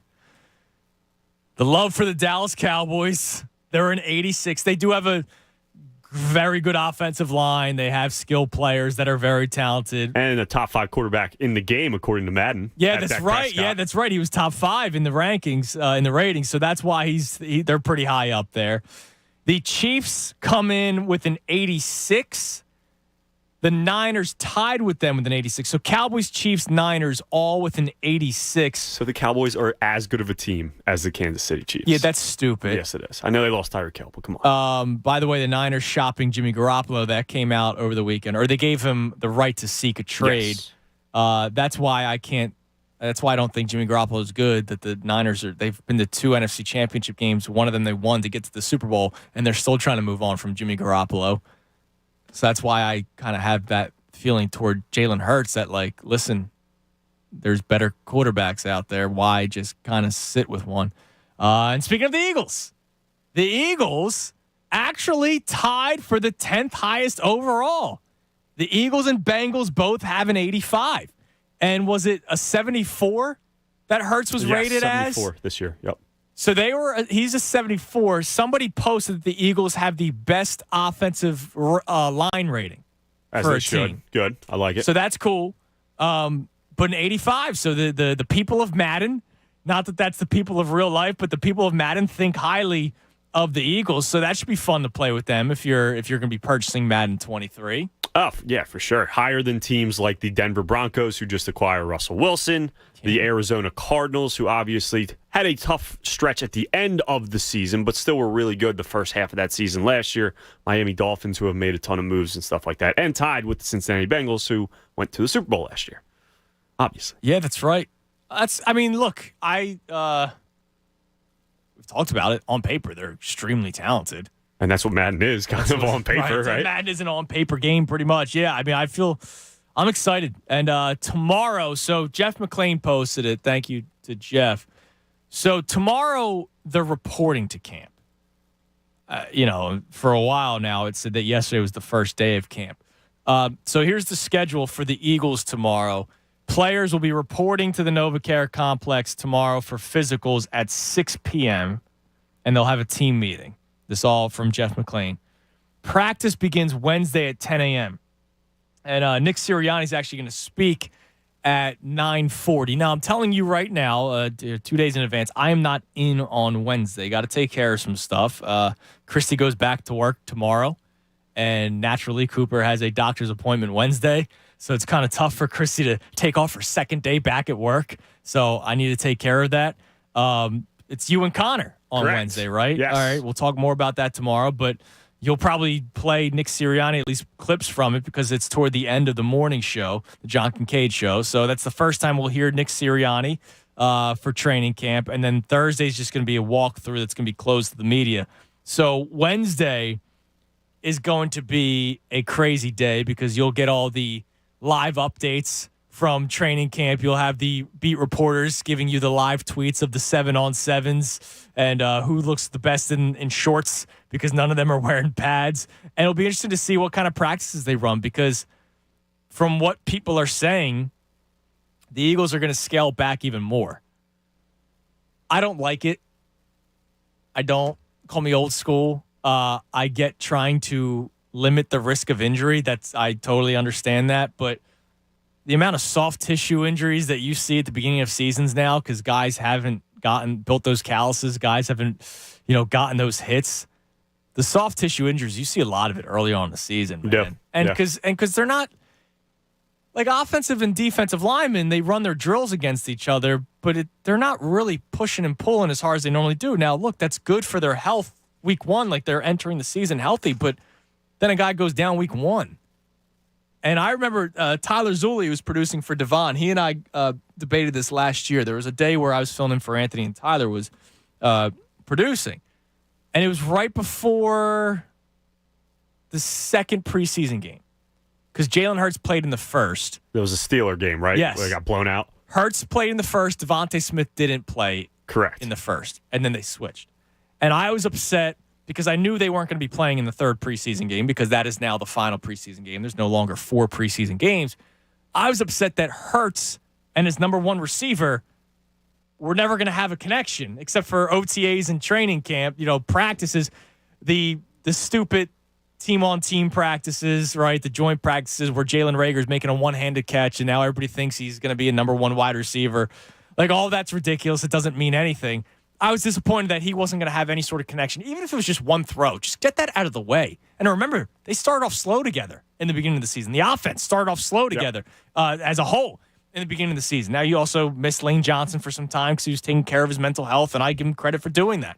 But when you start the year and your team's not really ready, that kind of concerns me a little bit. And so we'll see how the practices are run. Are you more of a let the guys rest? I feel like you are. Why do you feel like I am? I can feel it. I've been like you, where I'm kind of like, all right, come on, this is a little bit too much now. But this is just the way the NFL's going. I know it is. And like my biggest goal, the biggest thing I'm worried about this training camp, this preseason is get to week one healthy. Listen, like you said, those injuries can pop up. Those soft tissue injuries can pop up. But we even saw those like 10 years ago when practices were a little bit tough. I remember Jordy Nelson tearing his ACL earlier, like first week of the season. I remember that. Like those things happen. He was nasty for like oh my God, he's so good. So good. Those freak injuries are going to happen regardless. I would rather just limit the hits you're taking before the season actually starts. I understand your thought process, and I kind of feel that at some. Because listen, I'm not saying do Oklahoma drills. Right? Like, I'm not saying that. I'm not even saying 2-a-days, right? I'm just saying, like... some kind of hitting, somewhat. They need to hit a little bit, yeah. Well, we'll ask it, I'm sure, as the week goes on. Do you think we see any preseason action for these guys? They did, like, one half or, like, one drive, I feel like. That might be it. I feel like it might be even less because we're hearing it might be even less coming into the season. We might not see... We'll see very little. Very, very, very, very little. You could be right. I mean, they take a lot more out of practices nowadays and what they do. And the joint practices, yeah. But we'll see. I mean, that starts Wednesday. They report tomorrow. So football is fake back because as excited as I am for tomorrow and Wednesday, I know that I'm going to be bored again in like a week. But it's another step closer. So that's going to do it for today. I will be back tomorrow. I'm off on Wednesday, but I will be back tomorrow. Tom, thank you. Everybody who tweeted and called and YouTubed, I appreciate it. Devon Givens, Tyler Zulli, coming your way next, right here, 97.5 The Fanatic. Fanatic Sports Update. Phillies get swept. I'm Tom Alborn. This update is brought to you